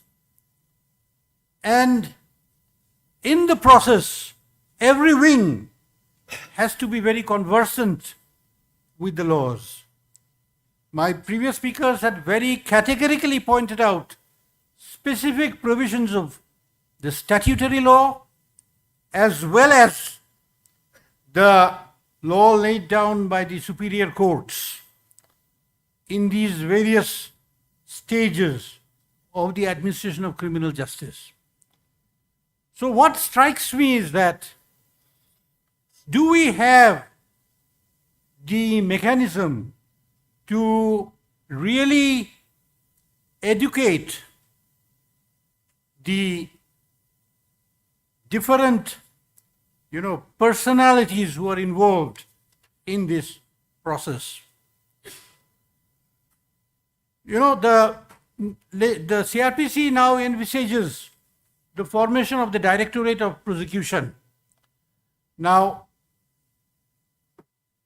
it is not very clear whether this Directorate of Prosecution would be a part and parcel of the police establishment or independent of it. I think there are conflicting views on that, because this fundamental, postulate of law that the prosecution and the investigation have to be independent of each other. This is one of the fundamental postulates of the adversarial system of criminal justice administration.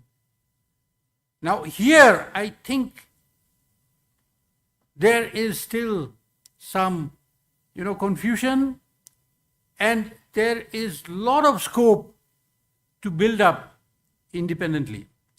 As we were hearing, the IO is the fulcrum, the very balance on which the investigation of an alleged offense is to take place.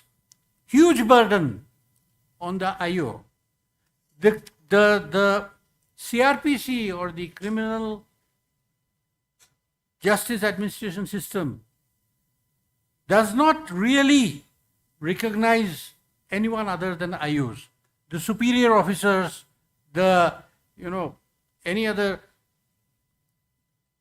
authority who would be, involved in making the investigation successful. The law sees the IO. IO is the person who's the center of the whole system. Now, how much equipped is the IO? How much scope does he have? How much acquainted is he with the laws? So I myself, when I place myself in a position of a IO, I think I don't feel very happy about it. I think as an IO, I would be under many, many restrictions in my personal abilities and also in my, exercise of my duties. So that area, something has to be done, to be worked out, so that the IOs can be made more efficient, more knowledgeable in the laws, more sure of what they are to do. One lecture, two lecture, one training session, two training sessions are not enough. There should be serious thought on that. And this idea of the Directorate of Prosecution probably opens up certain possibilities in that regard. And those who are in the helm of affairs, those who are giving their times to, for the betterment of the system, I think they can look at this, and some coordination needs to be worked out. Simply going by a theoretical postulate that the investigation and the prosecution have to be independent of each other, this is very good in the books of theory. But in reality, I think, to what extent this is really serve this purpose, For instance, take the instance of the Central Bureau of Investigation. I think in the Central Bureau of Investigation, the prosecutors are very much part and parcel of the whole establishment. They are part of the Central Bureau of Investigation. So there is much better coordination between the investigation and the prosecution. So this is one thing which strikes me. The other thing is the Directorate of Prosecution. And I don't know, whether those who are involved in the investigation of crimes, they should be given a more free hand in working, in educating themselves, in, being more involved in their works, rather than being utilized in all aspects of policing activity. Policing is a huge job. So, these are very specialized areas. So, I personally am of the view that those who are investigators, the IOs, they should be kept free of other responsibilities. This, in my career, I felt that that is very important. Because, how much can a person, after all, everyone is a human being, how much can a person take? One has to apply one's mind thoroughly into the case to really come up with solutions. So these are some thoughts which come to my mind. So I think my friends were there, they are dealing directly with these matters. So I think they'll come up with better ideas. But these are little few points which come to my mind. And well, I thank you all. Thank everyone for this little opportunity. Thank you so much. Good afternoon, each and every one of you. Respected Director of Meghalaya State Judicial Academy, respected judicial officers of the District Court, respected judicial officers of the District Council Court, what they will be today, respected police officers who are present here, my fellow colleague, and law students. Indeed, I would like to tell you a story about, I had an occasion when I was just in my initial years of practice, I think about 6 months to 1 year. I met this fine gentleman who speaks good English, and afterwards I knew that he was just a class 6 standard pass. And you know what question did he put to me? He asked me, what is law? I said, 6 standard student passed will ask the lawyer what is law. Then I tried to explain him law in a civilized society, organized society. We have to abide by the rules, the regulations, that is law and all. He said, no, you're wrong. Then I said, what is it? He said, law is a common sense. Then it struck me. Actually, law is exactly a common sense. And what revolves here in this Evidence Act or in the CRPC, it's all made by a person who had a common sense, really. So that is what I had an occasion to explore in my initial years of practice. Then thereafter, after joining the prosecution, then I started, having this hungry for a good witness. As a prosecutor, I think witness is very valuable to him. And it's just a suggestion which I wanted to give to the investigating officers here is that, we don't see at quantity of witnesses. We see quality. Like what Mr. Prasad here, Sir Prasad said also, you have to see witnesses are available. We have to make them well aware that they are a witness in a case. And we have to make them well aware that since your statement has been recorded under Section 161, it is duty bound for you to come to the court to stand as a witness for this case. And like what Mr. Prasad also had said, if you have the opportunity or you have the to give him a copy of the statement or the Caesar list or whatever to him, so that it becomes easy for the prosecution later stage when the case comes up for the trial. That is one thing. So as you know, I'm the public prosecutor in district council courts, where cases gets transferred from the district courts at a very later stage, and it comes to district council court, where the parties are tribals. So there, the challenges which I face is I'm just giving a suggestion that, sometimes this is to the judicial officers. Sometimes when the cases are transferred to the district council courts, the transferring court should always reflect in the order that, the case records along with the material exhibits, which is, of course, from the forensic department, which is, of course, the seized articles, are to be reflected in the order sheet, that these exhibits, these materials, these whatever evidences which have been transferred with the case record are also to be transferred to this council.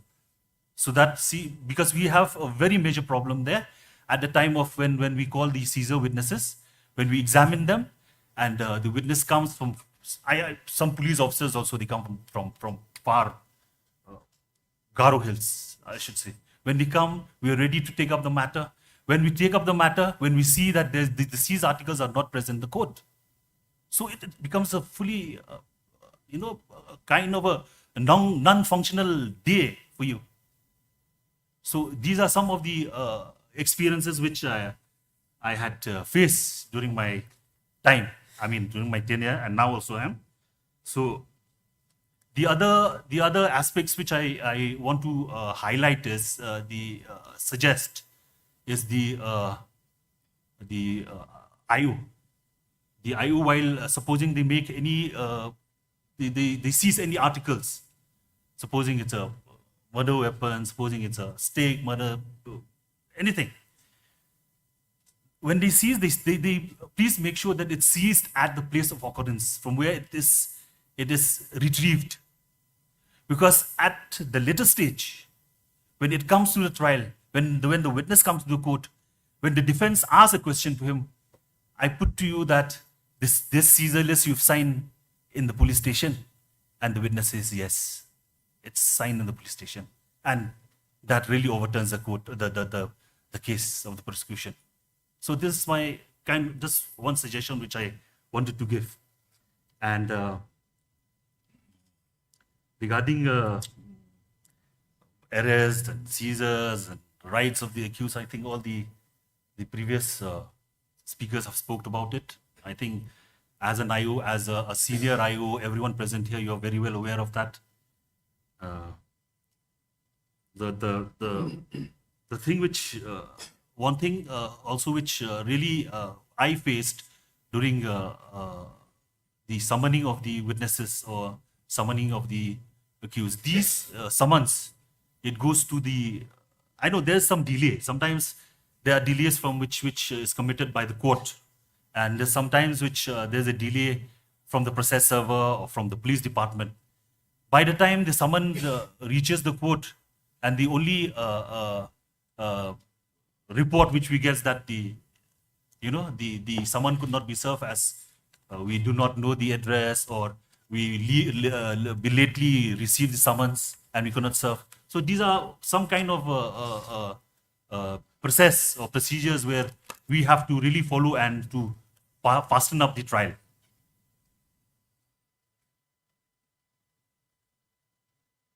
The other aspect which I want to discuss is also the I think Mr. Prasad sir is here. So in District Council Court, we don't have a proper PI. I think the prosecution inspector is not there. I think there's an constable or someone.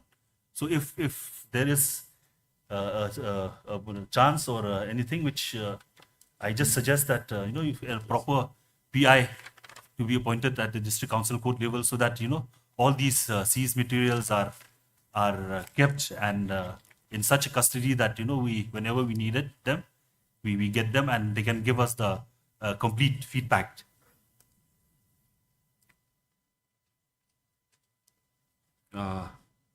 One thing also, because see, I'm dealing with cases which are very, very old cases.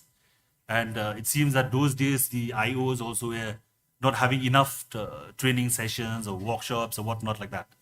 So what I have come across also is at times when we check the column 13 of the charge sheet where the list of witnesses is named, when we are very surprised to see that some the names, all the names of all the witnesses which are relevant to the case, which will provide input to the case for the prosecution side, their names are not mentioned in the witnesses column. So I make a request to all the investigating officers to kindly note that, and which, I mean, see the quality witnesses which I had earlier spoke about, those names should be reflected in the list of witnesses where the charge sheet is there.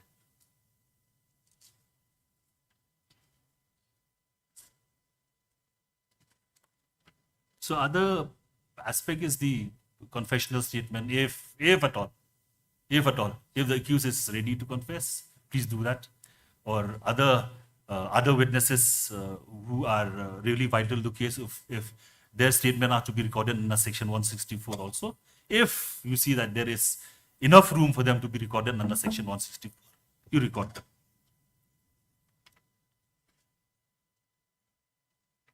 Of course, yeah, training to the APPs present here, the additional PPs, and also me, of course, the PP.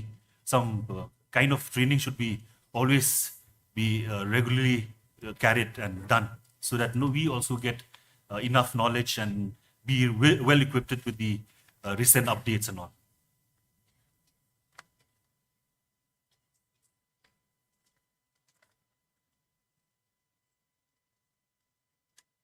So other aspects which I have seen in the list, the topic is the coordination between prosecutor and the investigating officer.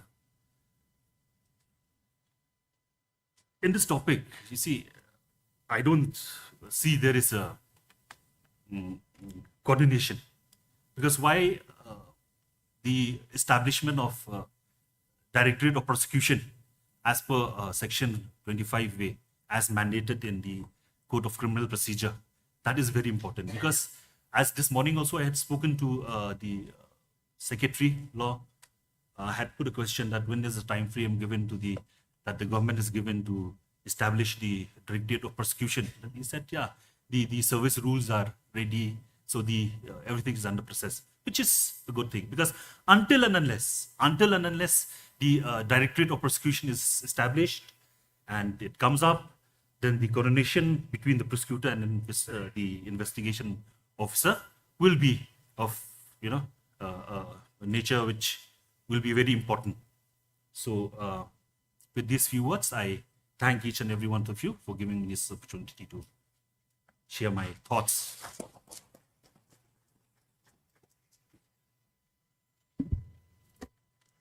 Good afternoon to all the dignitary, judicial officer, magistrate, district council, judge, district council, and the chief judicial magistrate, assistant district judge, secretary,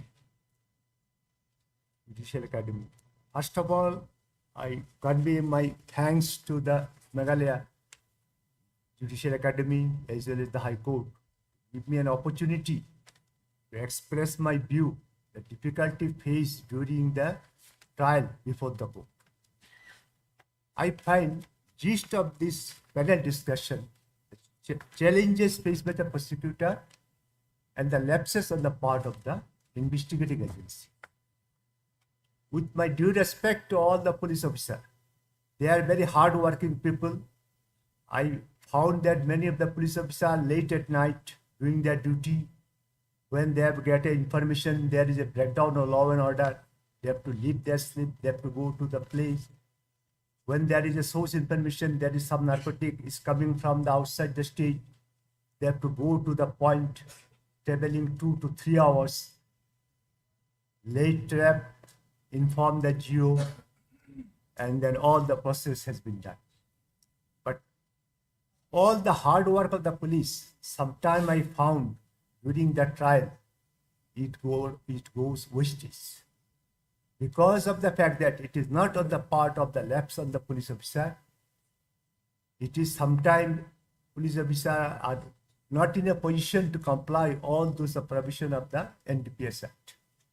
Say for instance, a report has been received, source information around night 12. Then a constable receives source information communicated to superior officer. As per the law, it needs to be given writing and to mention it that ground of his belief. So night at 12 to communicate in writing to the superior officer and ground of his belief, it need some more time. So sometimes some of the junior police used to inform superior officer via telephone. So that telephoning message received by the superior officer need to be reduced into writing, communicate to the superior officer, though the section 52A says within 36 hours, but as far as possible, it need to be communicated. So now coming to the search and seizure, even the search and seizure, if it starts late at night, it is very difficult. And if at all it is done, certain provision may not be complied. Say for instance, section 50 says that before you want to make a search, personal search of the accused, you are required to take before the GO and the magistrate.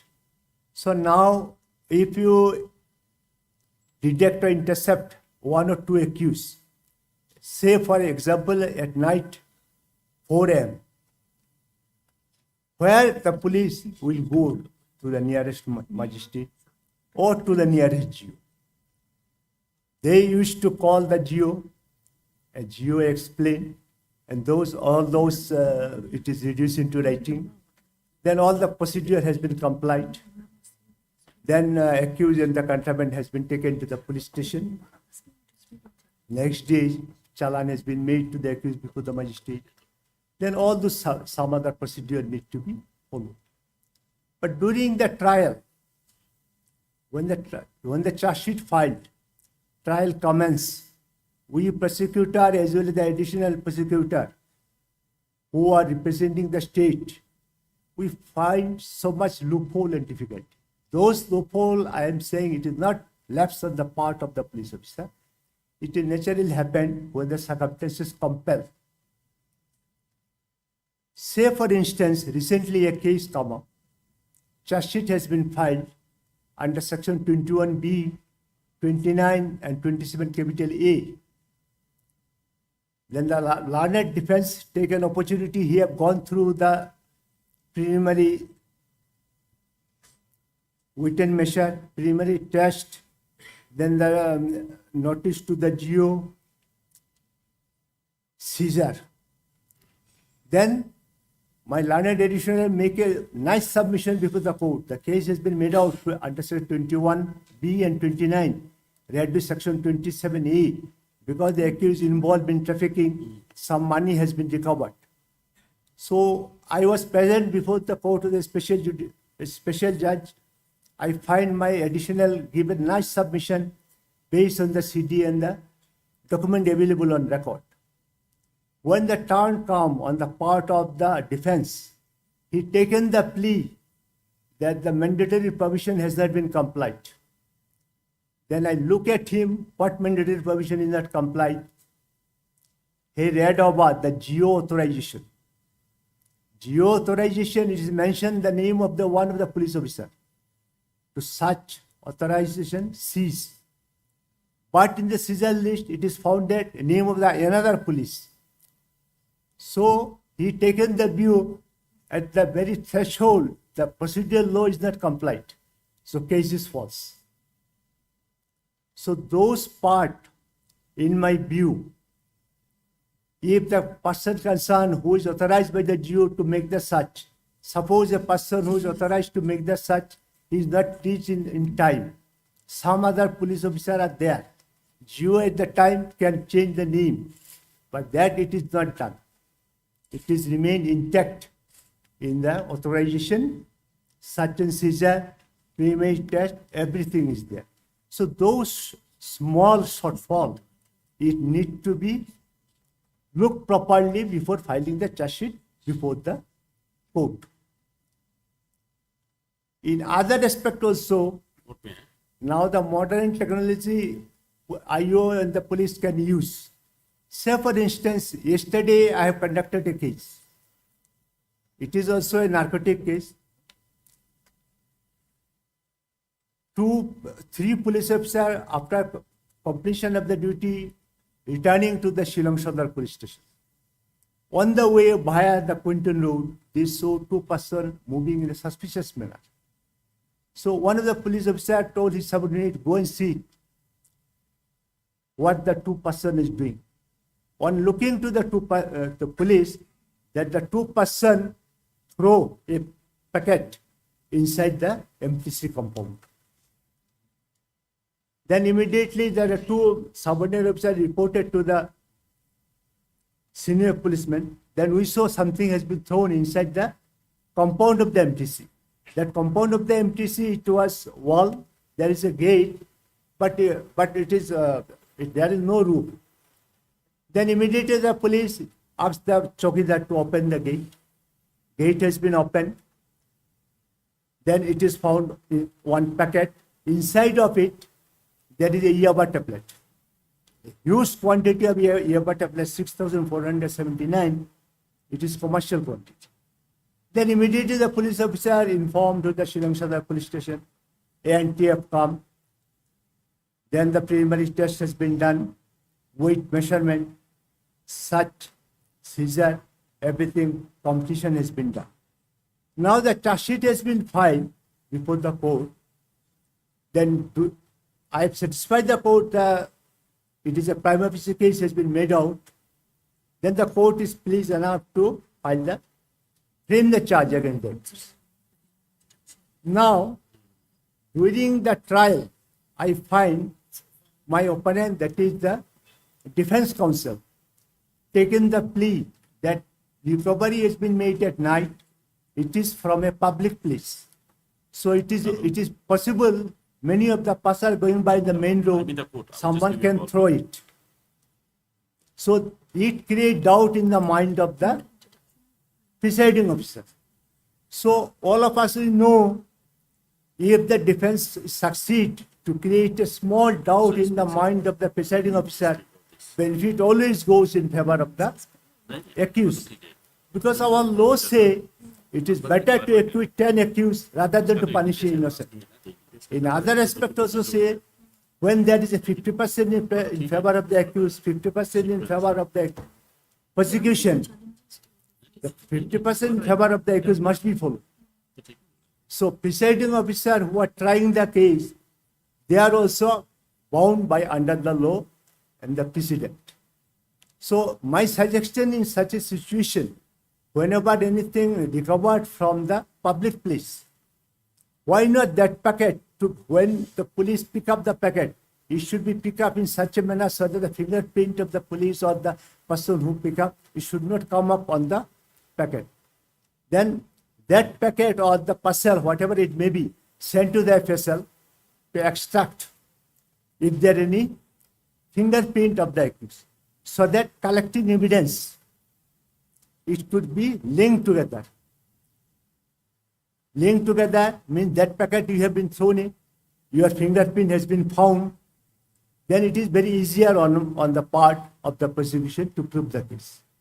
In other angle also, I may say nowadays the modern technology is there. Whenever there is a house search or recovery has been made from the safe or the inside the bed of the accused, to do the videography.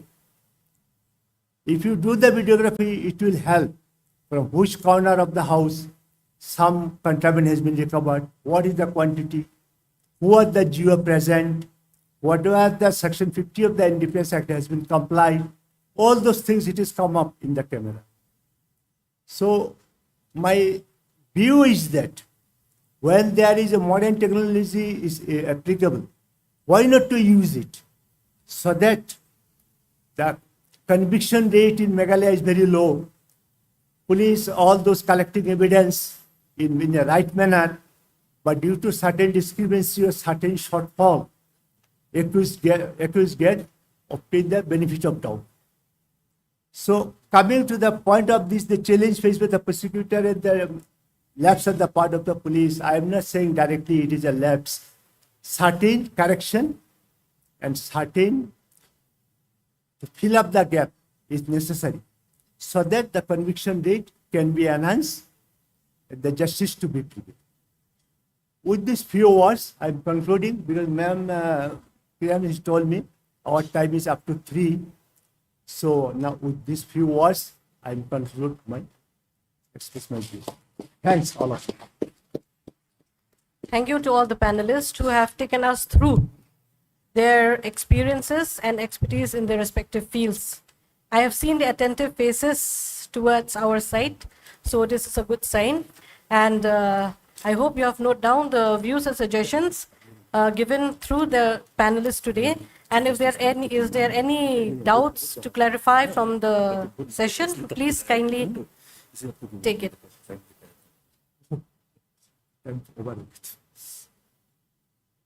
Any questions?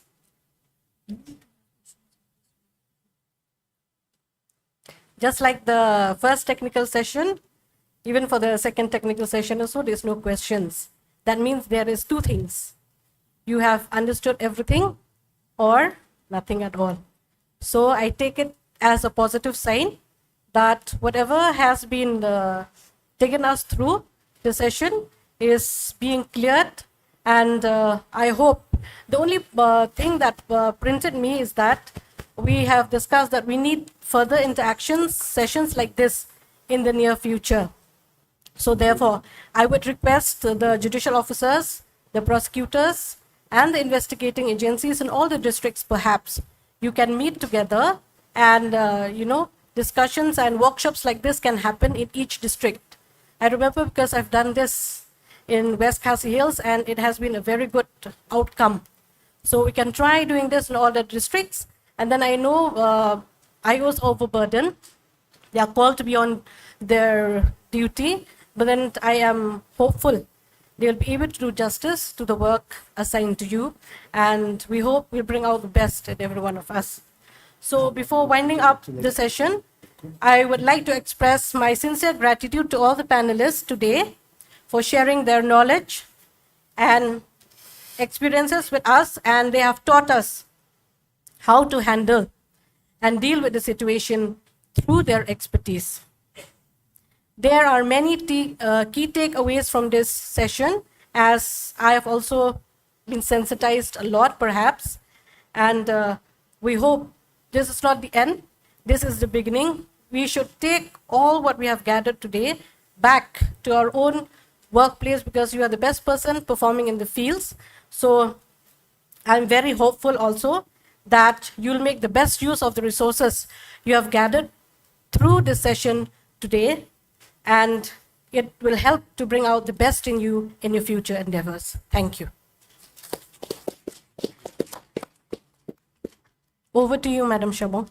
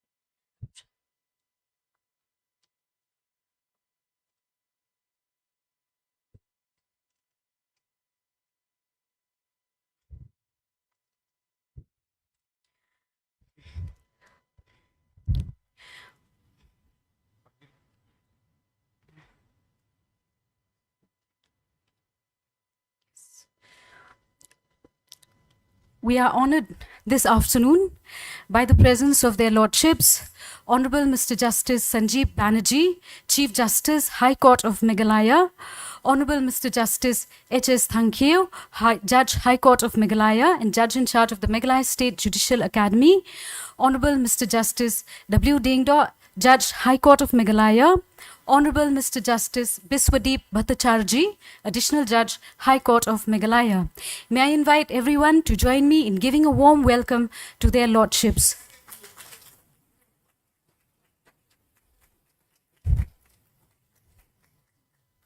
Thank you, your lordships, for giving your time to be with us today. We have come to a very important session of the day. Today, a session with His Lordship, the Honorable the Chief Justice. With His Lordship's permission, may I request Ms. Larinia Jana, Judicial Officer, Meghalaya Judicial Service, to present a token from us to His Lordship, Honorable Shri Sanjeev Banerjee.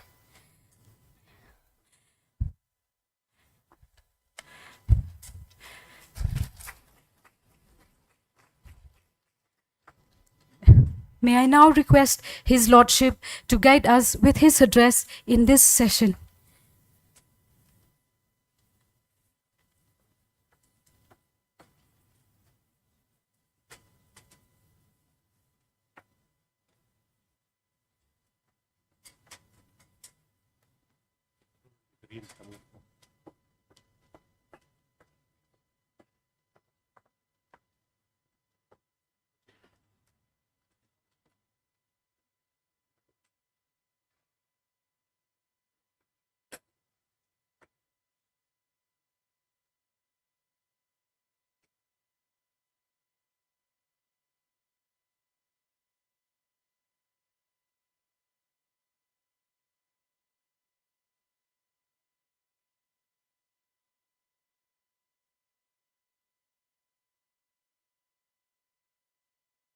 Good afternoon and namaskar.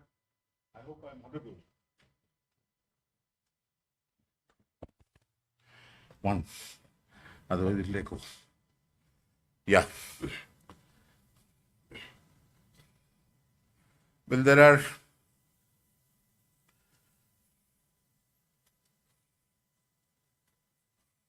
the general rules as codified in the Criminal Procedure Code pertaining to investigation, which I expect most of you to be aware of, or even if you aren't, you can pull out the book and look at it and follow.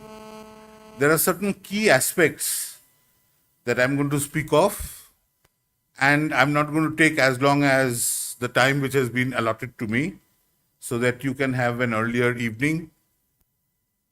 But I'm very happy that in very quick succession, we have had 3 or 4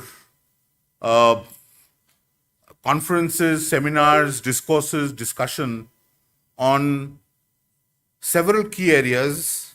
And for the superintendents of police, if any who are here, you will bear me out that almost every time I've met you, when I've been to the districts, I've emphasized the importance of, training the investigating officers so that they follow the rule book, because sometimes in criminal law, because the yardstick of proof is beyond reasonable doubt, when there are certain procedural irregularities for want of knowledge, for lack of experience, expensive criminal lawyers run circles around young judicial officers to kind of take advantage of these mistakes and annul the prosecution or the steps that otherwise could have been taken against the accused. Please also remember that we continue in this country to be accused of punishing only the poor. There are few who are rich and who are criminals who are brought to book. It's the poor who get caught because they probably cannot afford the kind of expensive legal assistance that would either delay or prick holes in the cases of the prosecution. Indeed, for a judge in the Indian system, we are used to reports which are well below par. From my experience of more than 17 and a half years as a judge of the High Court, I can tell you that I am elated if we get an investigation report or a prosecution case made up by the investigating agency, which is approximately 60% of the desired level. That is also a rarity. There are many other instruments, many other facilities which are now available, which are used on a daily basis in the more developed jurisdictions, particularly the use of technology. However, because of our limited resources and because of the even more limited resources made available to the police, we do not avail of many of the scientific facilities. Indeed, we do not have adequate number of forensic science laboratories. We do not have facilities to keep stuff in controlled temperatures. We are in a tropical country. We do not get things tested within the time beyond which it goes bad. Routinely at post-mortem examination, the contents of the stomach are extracted and sent for FSL examination, but that report never comes. Neither would even reports pertaining to undergarments of the accused and the survivor in crimes against women, even those reports sometimes don't come unless they are specifically chased. I begin by saying that these two institutions, the police and the judiciary in this country, require a tremendous image makeover. No one wants to be associated with courts. No one wants to come to a court unless absolutely pushed. Similarly, any normal person in this country cringes when the police or a policeman comes nearby, because a policeman over here is understood to spell trouble. Which is why, in many cases, we don't have witnesses coming forward, no one willing to give statements, because they feel that if they do, if they associate themselves with the process, a lot of unnecessary time would be wasted, both with the police and ultimately in course of the trial in courts. There is a room for tremendous image makeover. However, that image makeover cannot take place till we have adequate resources. The Amnesty International surveyed several institutions in this country about a decade back, and its opinion was that the police is the most corrupt organization in this country, followed by the judiciary. I don't know whether it surveyed politicians or not, but there was no institution as politicians which could be surveyed possibly.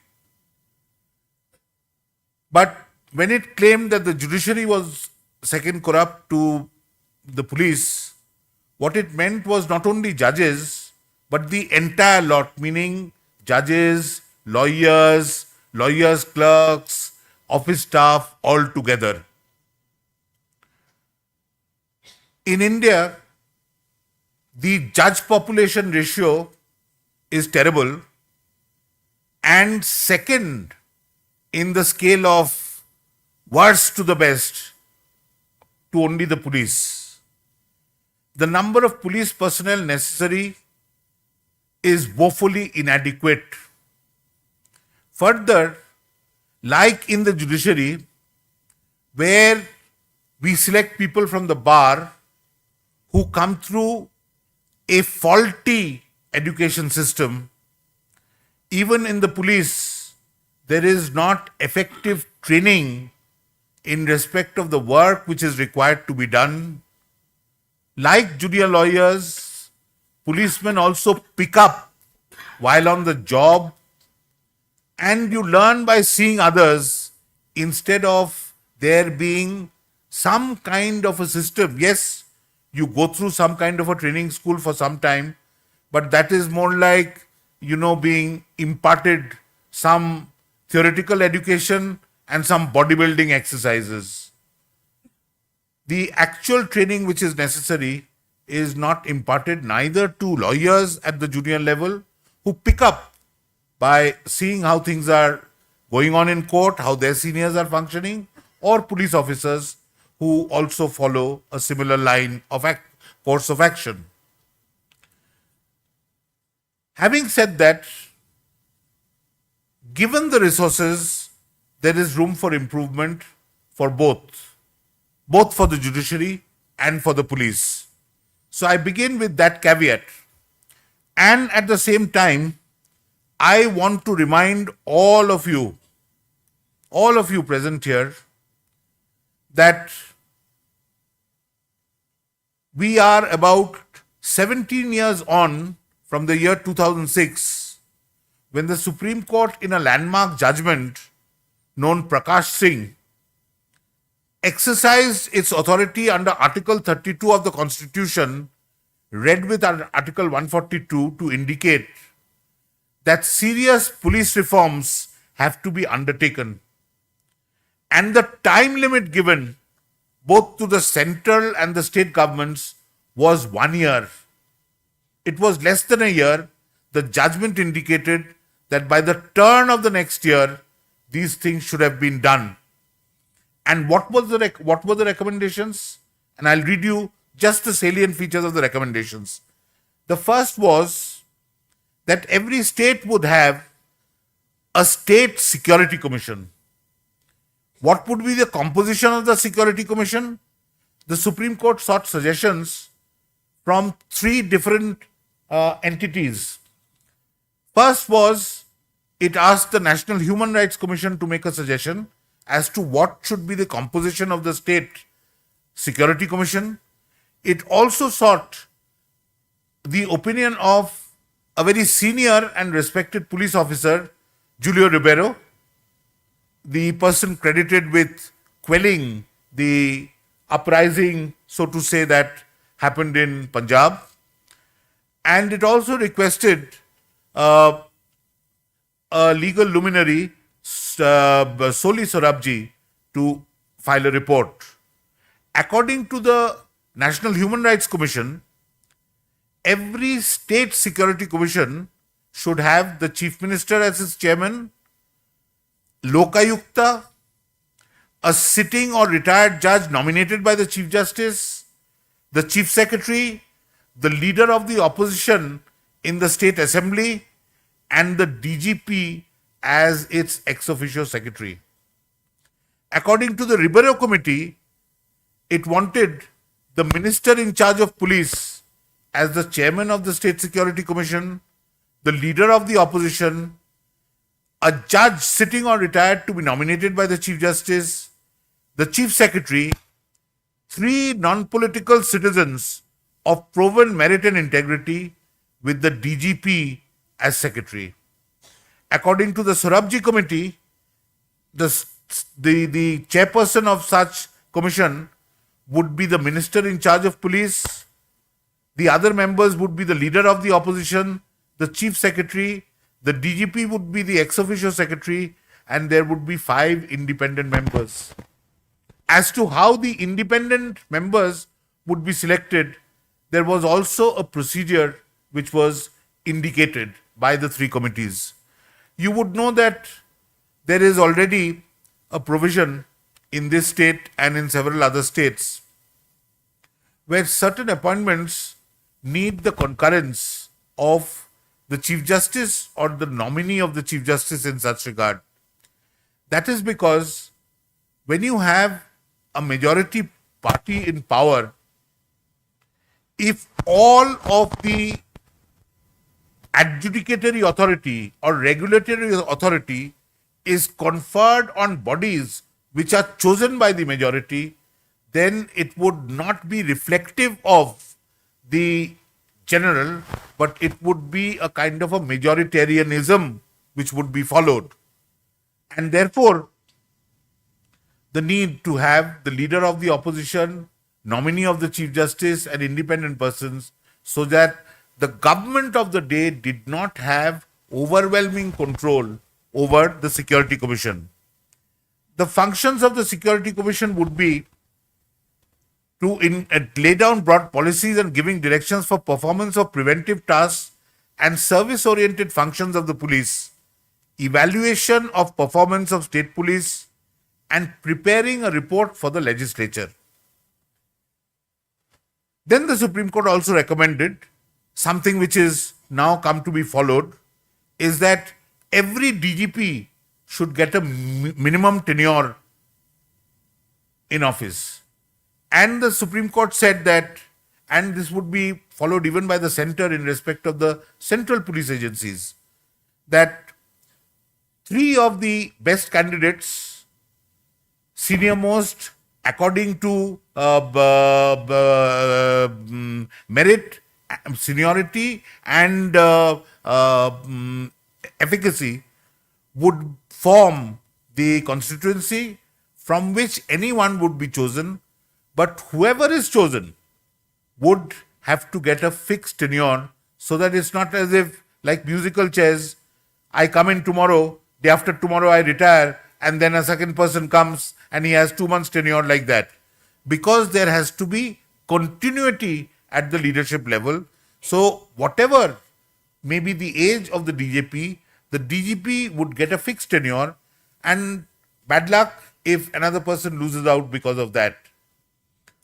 And this is by and large followed in many states and particularly at the centre. There was also a minimum tenure which was fixed for the Inspector General of Police. The fourth and the most important recommendation, not recommendation, it was direction of the Supreme Court, was that the investigating police shall be separated from law and order to ensure speedier investigation, better expertise and improve rapport with the people. It must, however, be ensured that there is still full coordination between the 2 wings. The separation, to start with, may be effected in towns and urban areas which have a population of 10 lakh and more, and gradually extended to smaller towns, urban areas also. Nowhere in this country has this happened. Law and order is an entirely different matter. Investigation is an entirely different matter. And because these two are mixed up, both are compromised. The excuse that is proffered by the political agencies are that we may not have adequate number of personnel. But that may have been an excuse which was appropriate in the 1990s, in 21st century India, and in the way that we project ourselves, in the way that we hold global meetings of heads of state. That excuse is no longer relevant, nor is it acceptable. There have to be adequate police personnel and separated into law and order and investigation. Oftentimes, in my experience as a senior judge from Calcutta onwards and as Chief Justice thereafter, we have found requests on political grounds whenever a new dispensation comes into office after 5 years for bifurcation of districts. Yes, district bifurcation is necessary so that administration can be more concentrated, that the administrators have lesser area to administer. Local self-governance really, which is the ideal in the constitution, succeeds if areas are less. However, if you have 22 police personnel in a particular district and you seek to divide that district into 3 with 3 or 4 allotted to each of the new districts, you are making a mockery of things. Because, as I keep on repeating, there is an administrative district in this state where there is only 1 police station. That's a joke. And why? Because there are not adequate number of police personnel. When you divide a state, divide a district, you would first require to have additional people in the administration, additional people in the police, because when we divide a district, we in the judiciary put additional people into the district, or we give dual charge in many cases where we have not been able to call the sessions yet under Section 9 of the Criminal Procedure Code. Now, then the fifth recommendation was that, and this was one of the key directions, that there should be a police establishment board. And what is the duty of the police establishment board? The duty of the police establishment board would be to decide on all transfers, postings, promotions, and other service-related matters of and below the rank of Deputy Superintendent of Police, so that you could not be fired or transferred at the drop of a hat on political considerations. And the directions went on further to say that ordinarily the recommendations of the police establishment board would be binding on the state, and the state could act contrary to the recommendations after recording due and good reasons in writing in such regard. Even in the case of promotions and transfer of police officials above the rank of superintendent, the government is expected to give due weight to the recommendations of the police establishment board and shall normally accept it. It shall also function as a forum of appeal, the police establishment board, from officers from the rank of superintendent above regarding their promotions, transfers, disciplinary proceedings, or subjected to illegal or irregular orders. So the police establishment board was to be a watchdog. And again, the composition of the police establishment board was also set by the Supreme Court, so that it could be free from political interference. We have in this country the most grueling examination for administrative service. The personnel that we recruit as IFS, IAS or IPS, IFS is no longer the first. Today the top choice is IAS. IAS, IFS or IPS, all of you who have come through that have come through the most grueling examination in the world. Your patience, your ability, your IQ, your physical resilience, all of them are put to test. And there are several of you who may have come through after several years of trying. And indeed, as I indicated somewhere else the other day, that we have classic examples in this state of people who are dedicated to public service. We have at least two persons in Bagmara and in Tura. The Deputy Commissioner in Bagmara is an IIT Kanpur alumnus who worked for Mitsubishi Engineering and was posted in Japan for 3 years before he gave it up and entered public service. The Deputy Commissioner in Tura is an alumnus of both IIT Kanpur and IIT KGP, having got his degree, bachelor's and master's in biotechnology. Such qualified people would have commanded any compensation in the private sector, yet these people have come into public service. You are getting increasing number of personnel in the administrative service with both management and engineering backgrounds. And so therefore these people are nobody's fools. They would intrinsically know how to administer. They would intrinsically know how to run systems. They have the IQ, they have the aptitude, and they have the training for that. Yet, in the constitutional scheme of things, we require a democratically elected government to rule.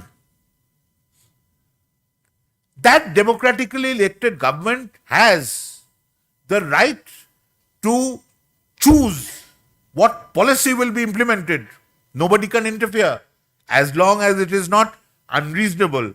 And that unreasonableness must be unreasonable to the meanest mind, not unreasonable individually.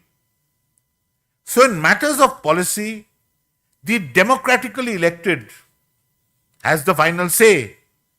But when it comes to implementation, when it comes to governance, the model that was followed in this country and the civil service that we've inherited from the British and we still follow is the day-to-day administration is done by the civil servants. Every civil servant, when he issues a letter, starts this way: I have been instructed. This I have been instructed means I have been instructed by the democratically elected government that I serve. That's the Westminster form of governance. But if elected personnel who do not have any experience in governance or administration go beyond policy making and into its execution or implementation, the entire policy or the entire purpose may sometimes be lost. There is a crying need in this country to insulate the permanent structure of governance from the temporary holders of office. You and I and the bureaucrats, we are the permanent structure of the government. We are career judges, you are career policemen, they are career bureaucrats. Politicians come for a fixed tenure and go after 5 years. They may be elected again, they may come for 35 years in succession, as it has happened in West Bengal. But the political executive is only a transient executive. The permanent executive are people who are career servants. So as much as the transient government may decide what is the policy, they have the mandate of the people so to do. But the carrying out of the policy and the implementation thereof has to be left to the permanent structure of governance. And it is high time in this country we bifurcate the two, we insulate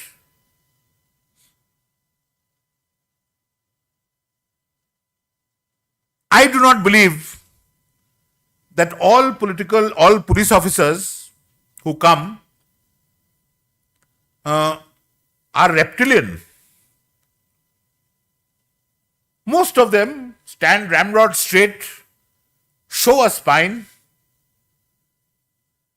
But when you are going to transfer a man 33 times in 3 years, you are going to insult him by taking him off files which you consider sensitive and where you have some other interest to protect. In due course, even the person with the best spine loses the strength of the spine. And that is where insulation is necessary. And that is why these recommendations of the Supreme Court, the directions of the Supreme Court to create independent bodies. Today we have a Supreme Court judgment which requires the office of the Election Commission of India to be such that the majority in power cannot appoint their chosen person. Why? Because if I am today's majority and I have my yes man in that office, and that office decides how democracy is conducted in this country, that's the end of democracy.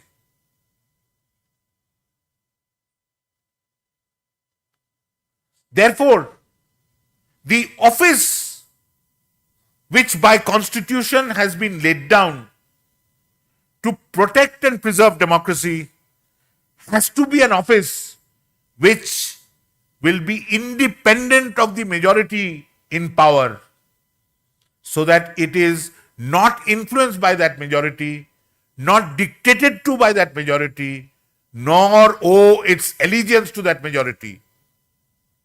It is the same rule which is necessary for the bureaucracy, the brilliant bureaucracy in this country, to be more effective, and for the police in this country to show its mettle.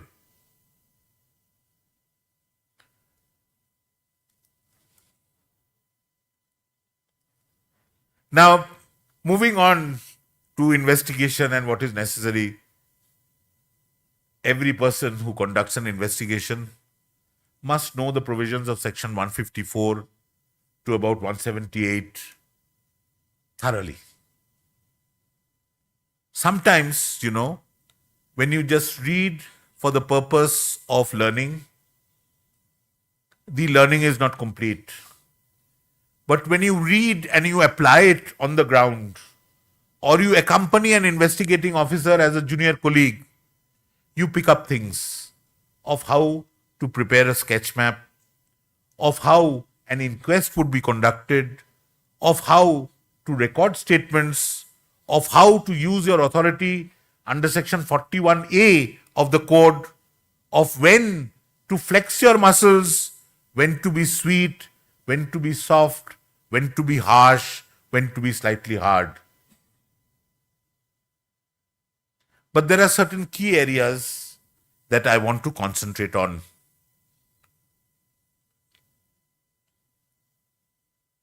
Where is the pen drive? Where is it showing? Where is it?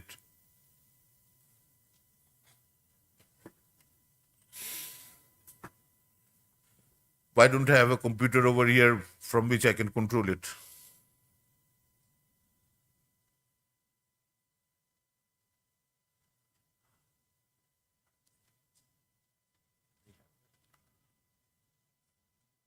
Give that laptop to me, I'll do it.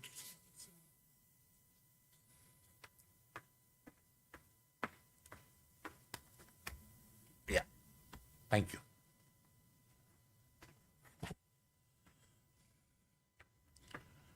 I'm sorry, please excuse me. Yeah.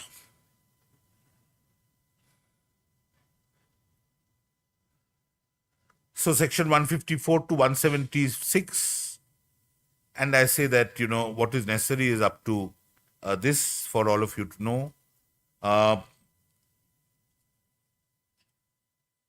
These are all these sections where I don't think I have the time or the inclination. I'll just run through it.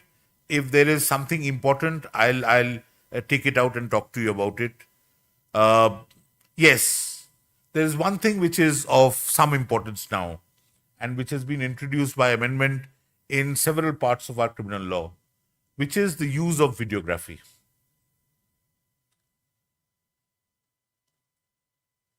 In many areas, today you'd find that we have CCTV cameras, and one of the things that you are required to ensure is that CCTV cameras, the recording is not erased immediately, and that for at least reasonable time of 7 days, 15 days, in certain cases even for 30 days, that they are preserved. Because you might get a complaint 5 days later, and you might want to see it 10 days later. So depending on where the CCTVs are positioned, there should be some kind of a guideline instruction issued for preservation of CCTV records. I'll give you a small example of how good it can be. in London, they say that every square inch of the city of Westminster, which is the heart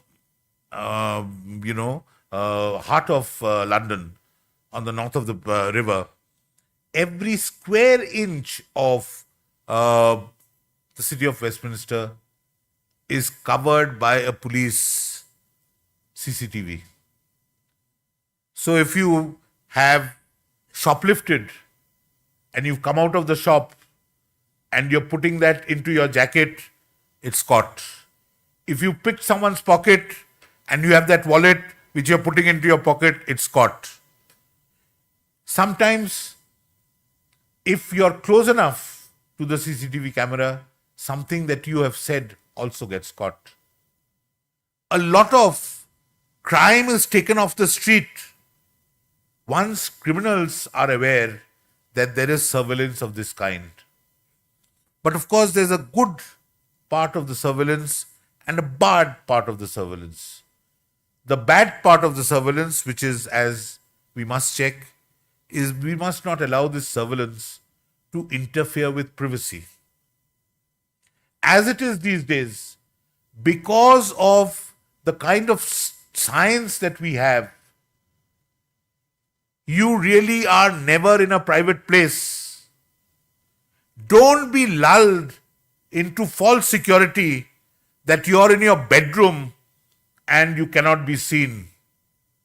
Even if you're in your bedroom, even if you have every orifice of that bedroom sealed, there is some mechanism where, on the basis of the heat generated by the human body, an image of you can be made through satellite imaging, and exactly what you are doing can be found out. So whether you're on your toilet seat or whether you're on your bed, today, if Big Brother wants to, Big Brother can watch you from anywhere. But we must make good use of this and the science and technology. And as far as videography is concerned, there are several good things about it. I'll indicate two key areas. One of the areas, and which is one thing good I've noticed about investigation in Meghalaya as compared to other places. In Meghalaya, I've found that not only are confessional statements recorded under 164 and statements of victims or survivors, particularly child survivors, recorded, but sometimes statements of key witnesses are also recorded under 164, which is very good practice. But what happens, as it happened in a recent case where your High Court reversed an order of acquittal and convicted the two persons who had been accused of kidnapping for ransom and murder. Kidnapping for ransom, part of the case was not proved, but at least murder was proved, was that these two accused had made confessional statements under 164 of the code to the judicial magistrate,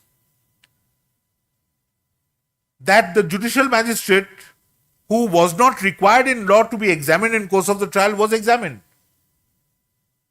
The judicial magistrate was not confronted by the two accused to retract their statements.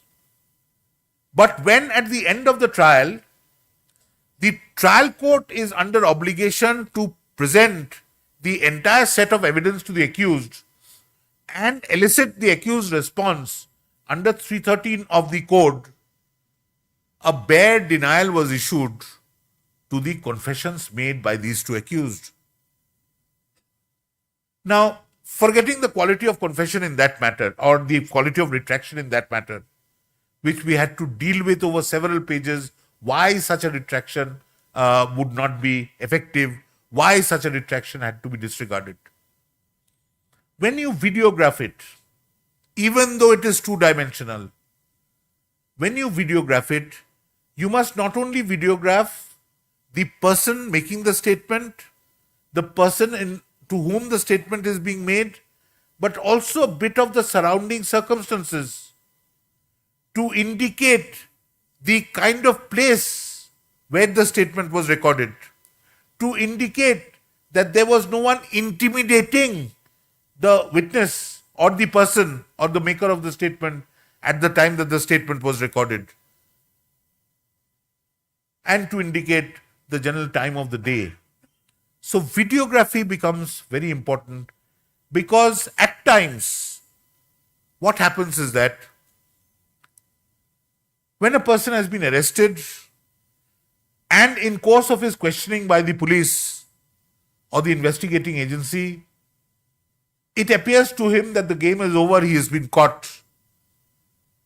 Human conduct is sometimes such that there is an element of remorse. And what the human mind then wants to do is to kind of admit to the guilt so that the punishment is less harsh and not the extreme. We still don't know what makes the mind tick and why confessions are made, but there are sometimes indication of a guilty mind or whatever. But once a confession is made,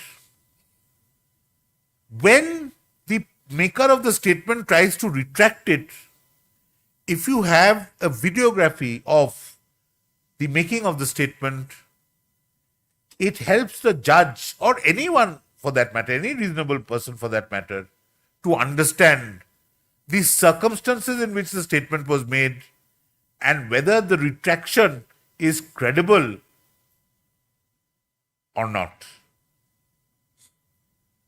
So videography at various times, very important, particularly in the conduct of a post-mortem examination. There are several things which cannot be expressed in writing. There are several things which cannot be expressed even in speech. That's the limitation of expression. That's the limitation of speech. But if a 1 second clip of that sofa will give me an exact idea of what that sofa looks like. Whereas I may take a day to explain what that sofa is about, what color is that sofa, what are the dimensions of that sofa, and still not be able to portray an accurate picture of the sofa to whoever I'm trying to explain it to. That's the power of vision over the power of the written or spoken word. And therefore, videography, which is like an eye seeing and reproducing it to another eye at a later stage, the power of that, the conviction in that, and the credibility of that is much more than what any kind of report by an expert, 20 pages may not be enough to justify a 10-second clip. So when the injuries are there and the dead body is laid on the floor and you videograph it, you know where these stab marks were, if there was a stab injury, where the ligature was, if there is some kind of strangulation, or the angle at which the bullet entered and the angle at which the bullet exited. The smaller hole at the point of entry, the larger hole at the point of exit. All these are put to rest by simple pictorial and photographic capture than 1,000 words of testimony or expert opinion can get you. But for that, you would need resources, and I would implore the persons in power to provide such resources, because at the end of the day, the clinching story that a picture tells, not a photograph, but a video. A photograph can be much more dangerous depending on which angle, depending on which perspective. But the truth that a videograph of a video photo can show is much more than what several hours of explanation can indicate. At the end of the day, it leads to efficacy, it leads to certainty, it is a more credible way of assessment at the proper stage. So I can't emphasize on this even more. So you have the distinction between cognizable and non-cognizable cases, who may an investigation be entrusted to, who may conduct the investigation, and the like. And of course, there is a discretion that you have. The other thing that I want to indicate over here is that arrest. There is nothing, even though, this section may not be the appropriate, even though there is nothing concrete which is there in the Criminal Procedure Code, and there is a discretion which is left large as to when to arrest or when not to arrest. There are certain guidelines which are followed. You would find, just as, you'd find different kind of judges. Some judges are trigger happy, who would not grant bail on any condition. Some judges are much more liberal, who would grant bail for the mere asking. You have police officers who arrest at the drop of a hat, or other police officers who, despite finding incriminating material and the possibility of tampering and the possibility of intimidation, still refrain from, despite there being no diktats from the political masters. So you get people of various kinds, but there is a common minimum that has to be followed, and which is what, that consistent line is something that you must discover, and an outfit must be consistent in all circumstances.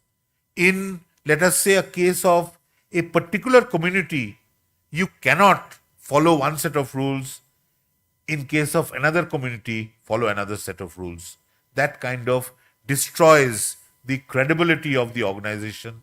So, if you have to arrest, have a common set of boxes, that if so many boxes are ticked, yes, arrest would be necessary. If so many boxes are not ticked, arrest may not be necessary. Use your power under section 41A much more liberally, and it's only in 41A being disregarded that should you be enthused to arrest or the like. Then these are the other relevant sections, and 161, 162 are of great importance in how you record. Please remember that when you ask for a statement from somebody, that somebody is obliged to speak truthfully, but if that somebody does not speak, then that somebody is entitled not to speak. And if you think that somebody ought to speak, there are ways and measures that you approach a magistrate or a court to ensure that somebody speaks. All right? You do not take law into your own hands. Then that statement that you record, that has to be signed by the maker of the statement. The evidentiary value of that statement is very limited. And most importantly, you cannot force anybody to say anything which goes against the principle against self-incrimination. That's a very, very high test, which is a constitutional right, that you can be quiet.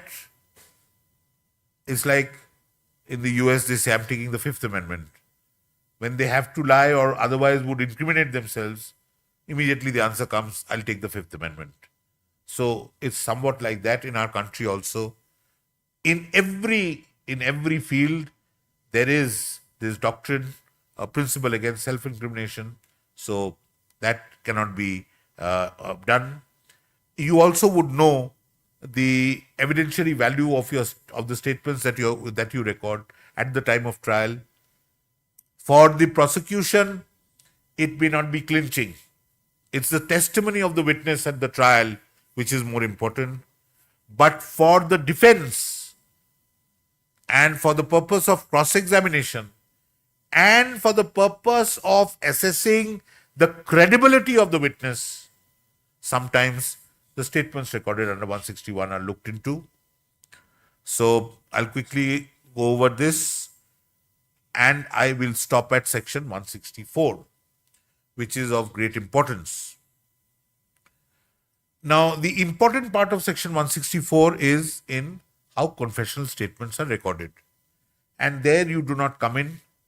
We have a lovely form in Meghalaya which kind of tells you the procedure under 164 for recording the statements of accused, because the accused cannot be administered oath. However, since the separation took place in Meghalaya only recently, till about 10 years back or even 7-8 years back in some places, we see the statements have been recorded by executive magistrates and not by judicial magistrates. And in many cases where the accused have made confessional statements, erroneously oath has been administered. Now, the strict view of the matter is the moment you administer oath, the person to whom oath has been administered is obliged to tell you the truth. And therefore, by the principle, the doctrine against self-incrimination, the entire statement has to be thrown out.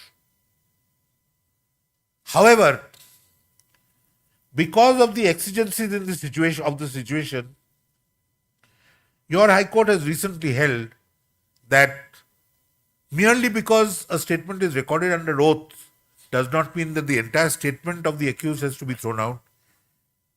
Because the purpose of not recording under oath is that a false statement made by an accused cannot be made the basis of a case of perjury against him. And that is the purpose of section 164. So this is not so important to police personnel, but as to judicial officers in how you record 164. And the various steps, I had gleaned out the key features of the provision with the help of my very efficient intern. And the evidentiary value of the statements under 164, such and other, and I'll quickly get out of the Criminal Procedure Code. 173 is, of course, the most important provision when you file the charge sheet or the final report, which is before the court, and the court has authority to require fresh investigation, reinvestigation, and the like. And I cannot emphasize more on the use of 41A. So please be aware of what your powers and authority are under 41A. And most of this can be finished in the confines of your police station by giving a convenient time to the person, unless the person is infirm or a female or the like, where you have to go to that person rather than requiring that person to come to you. And finally, we go to a part of evidence, which is in many cases, and we find this as a rule, police personnel are sometimes not aware that statements, even confession made before them, are inadmissible in evidence. So they would come up, investigating officers would come up, and in a large part of their testimony, it is covered by, he said that he was guilty, he did this, he took me. But all of that is utterly irrelevant because no court can take cognizance of that. However, there is a principal exception to the rule which is recognized in Section 25 of the Evidence Act, which is leading to discovery of incriminating material, section 27. Even though an accused might tell you, the investigating officer, that yes, I've killed the victim. That is of no value, however truthfully you record it, however truthfully you report it. And then you ask the accused, how did you kill him? And the accused tells you, I used a gun. Where is the gun? He says, I can take you to where I have hidden the gun. That is where section 27 comes into play. And the duty in this case is first of the investigating officer to record the statement of the accused to the effect that the accused knows what is the murder weapon or offending weapon. The accused says that he will be able to lead the police to the offending weapon, whereupon you organize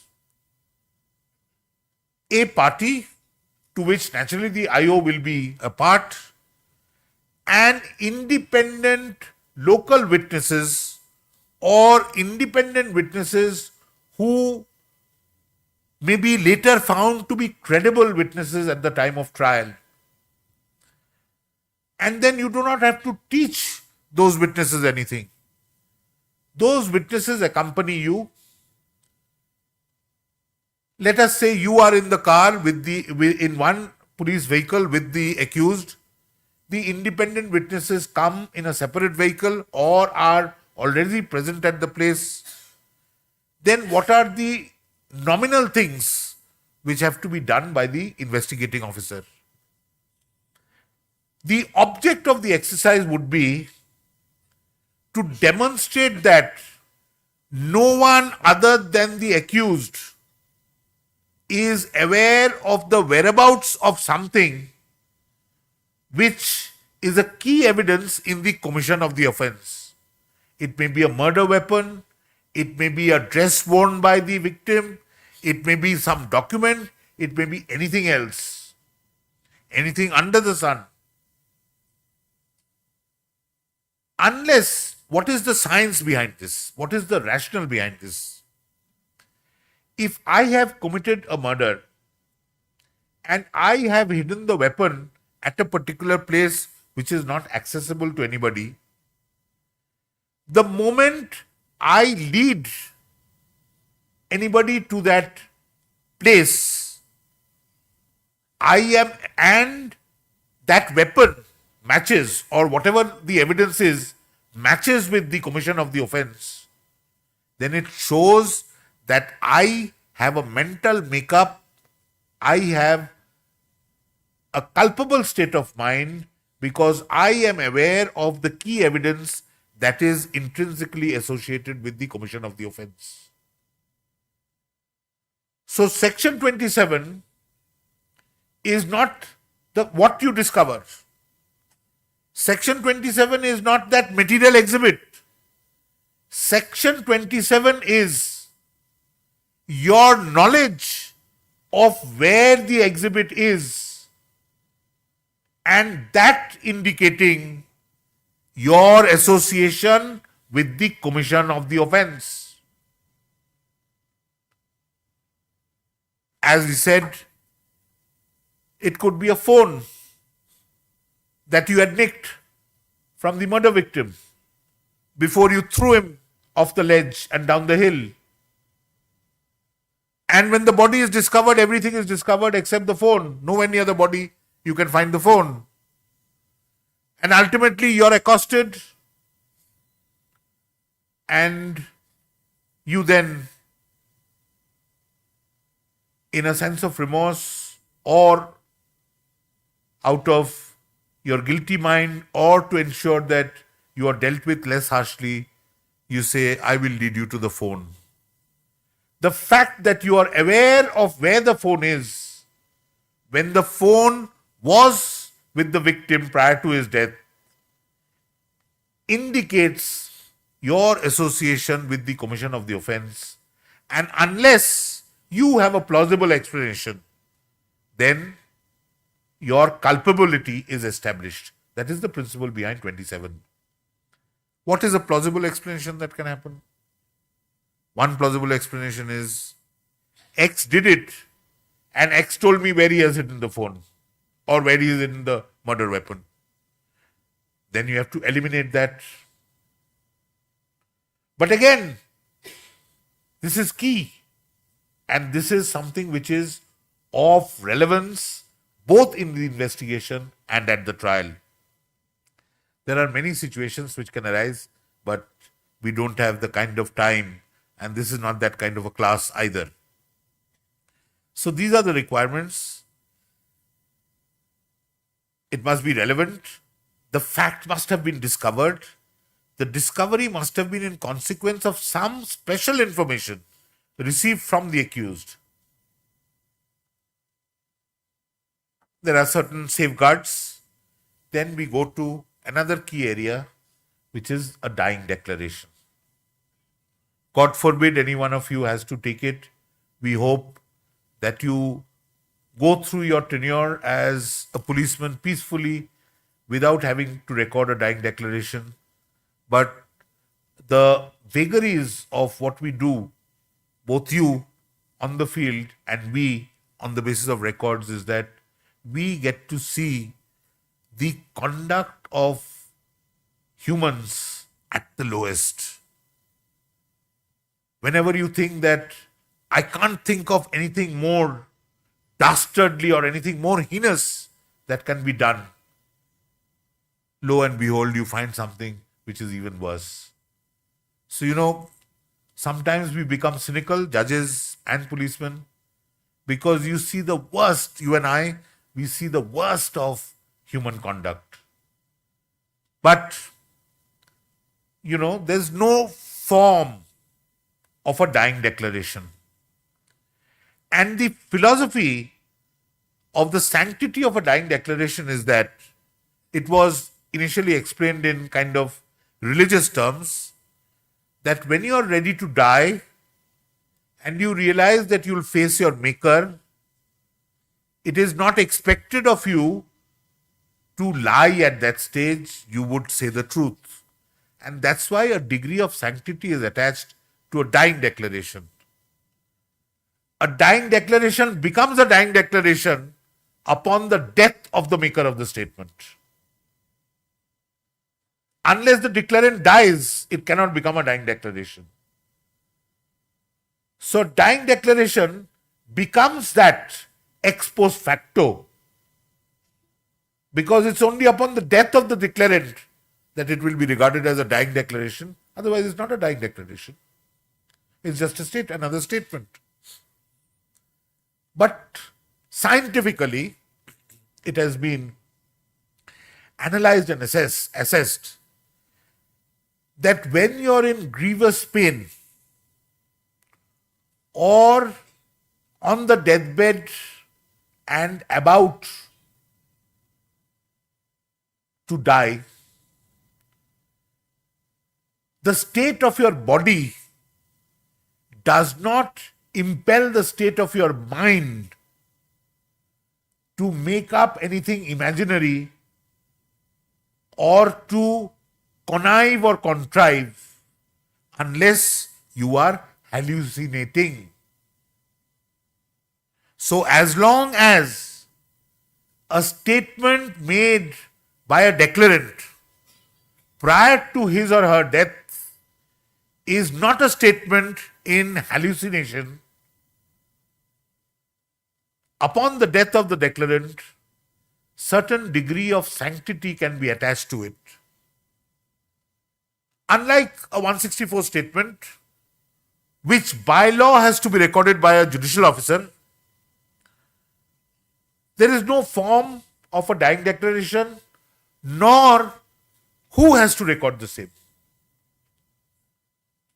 There are many instances in which, particularly, Indian housewives, particularly when they're newly married, within the first few years of marriage, have a particular quality which women in no other place in the world have. They are self-combustible. Sometimes they alight without there being any fire around, or so the husbands would have us believe. So when people, particularly young brides, suffer such grievous fire burns and are being ferried in a rustic locale by a rickshaw or a cycle van to the nearest medical facility, by a good Samaritan or by neighbors who have come to her aid, she might say, my husband did it, my brother-in-law did it, my mother-in-law did it, or so-and-so did it. And that statement is made not to a policeman, not to a medical practitioner, not to anyone else, but to bystanders who have come to help her because she is in that physical state. As long as the veracity of the statement can be ascertained, yes, this is what the person said.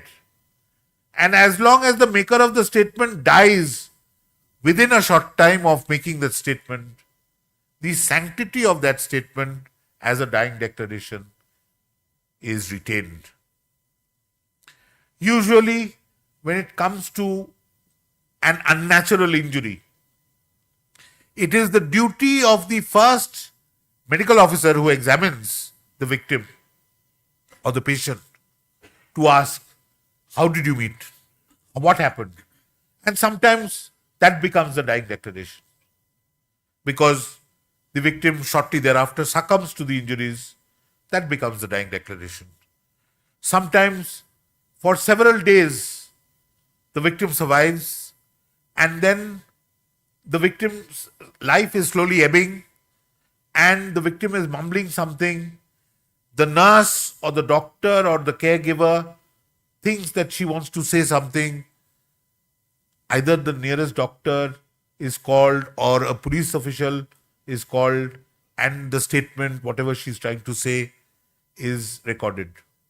Ideally, the recording should be in a question and answer form. But it doesn't matter if it is not that way. Most importantly, there must be no leading question. So if he's trying to mumble, Ajit, from which you can make out that she's trying to say Ajit. And if Ajit happens to be the name of her husband,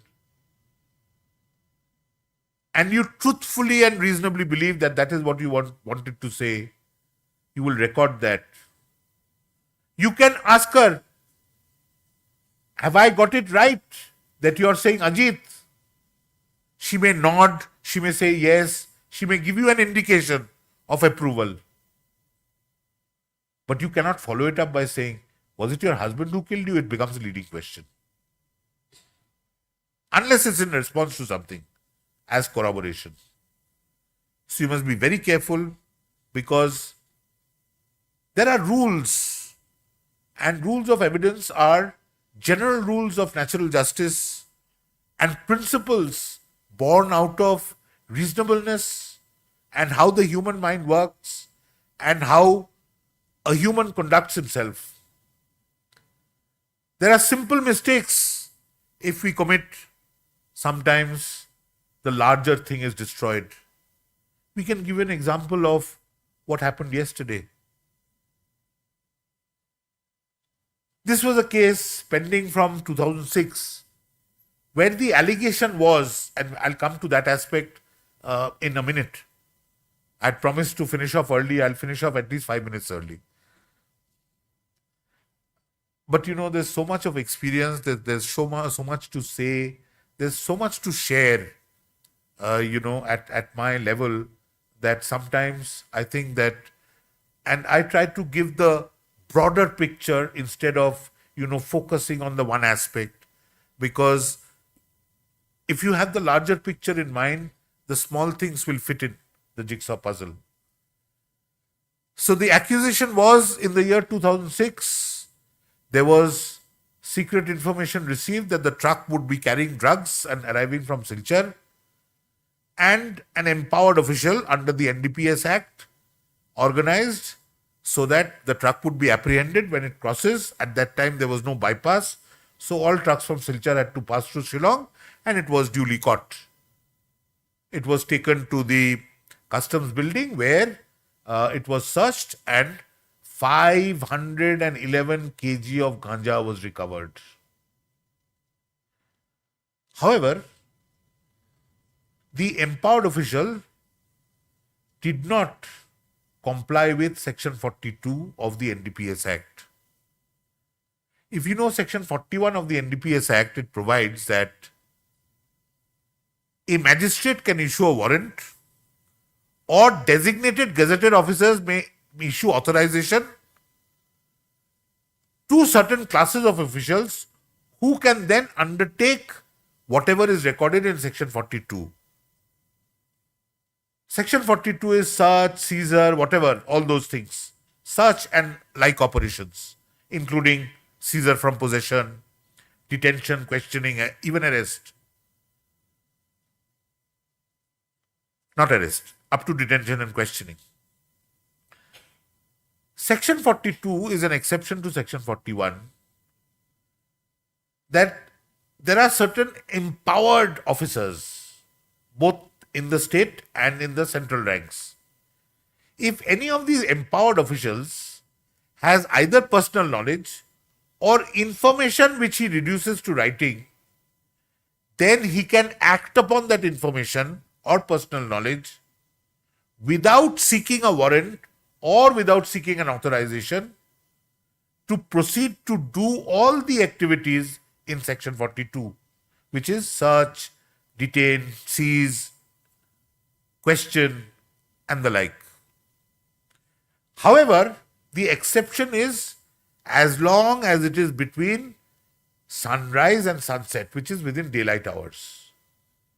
There is a proviso to Section 42(1) of the Act which says he can also do it in dark hours between sunset and sunrise as long as he records grounds that it would be impracticable to obtain an authorization or a warrant. So he says that, he records that there is hardly any time to seek a warrant, or that's good enough. In this case, the officer apprehended the truck at 1 o'clock in the morning, which is night hours, without recording the ground. Now, the NDPS Act is a harsh act. In fact, the NDPS Act has in Section 35, much like about Section 29 of the POCSO Act, that when an accused is charged of a commission of offence under that statute, then he will be presumed to be guilty. Now, all of you in this hall would know that the general philosophy in criminal law is that a person is accepted and regarded to be innocent unless he is proven guilty. But in respect of certain special statutes like the POCSO and the NDPS, because of the nature of the offence, mischief which is sought to be arrested by these statutes, the onus or burden, not the onus, the burden is put on the accused to prove himself innocent once he has been charged with an offence under that provision. Now, when this is the harsh consequence of an act, there is a cardinal principle in law which says when the law requires a thing to be done in a certain way, that thing will be done in that way and no other. When the procedure in the statute says, in such a situation you do this, in such a different situation you do this, if you have not done it, then that entire procedure becomes vitiated and the search or seizure or recovery that you have made is loses all its sanctity. Now that is how law operates. Yes, if you think in layman's terms, what rubbish are you talking? 511 kg of ganja was recovered and you're letting the man go scot-free. But that is the effect. Because if the reason had been incorporated and if the poor driver of that truck had said, I had no idea, Babu, the owner of the truck had put it and I had no idea, he would have still had to go to jail. Because lack of knowledge, lack of awareness, when he's been caught in constructive possession is no excuse.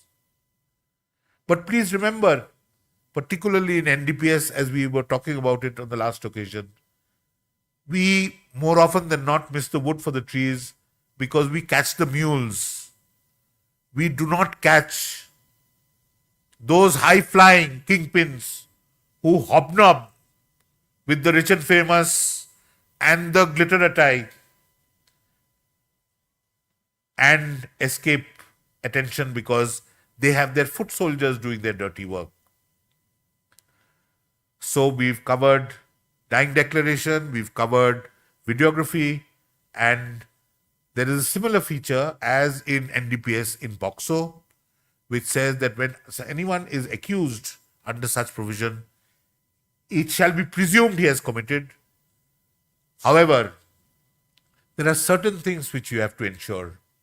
And one of the key things which is missing at times is that, sometimes the victim could be or the survivor could be very obviously a child.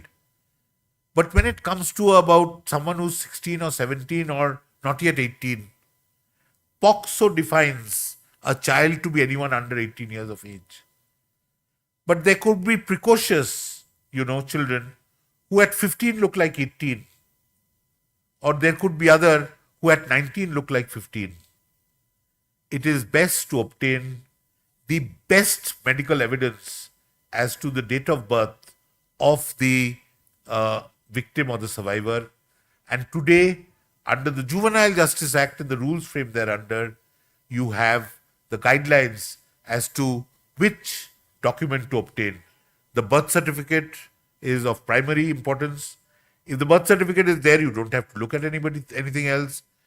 The first is the school leaving certificate. If the school leaving certificate is there, you don't have to look at anything.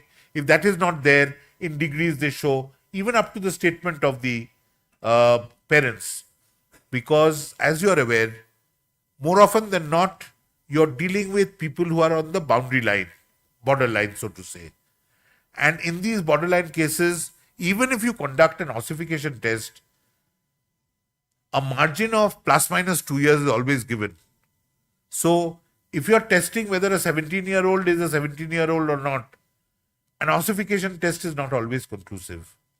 So, therefore, you must find the primary document to establish the age. Otherwise, in many cases, the accused get out of the rigors of POCSO only by showing that there's a doubt as to the age of the survivor.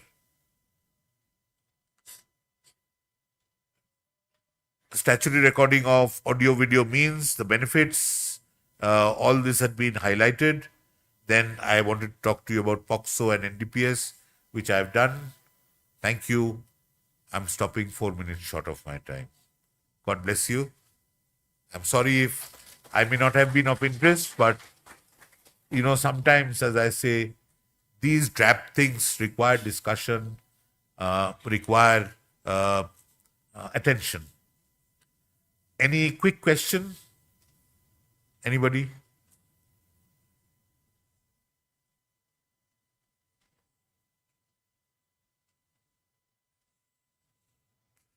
Then let's call it a day. Thank you. We have, or at least I have, the National Law University to attend after this. Okay, brothers?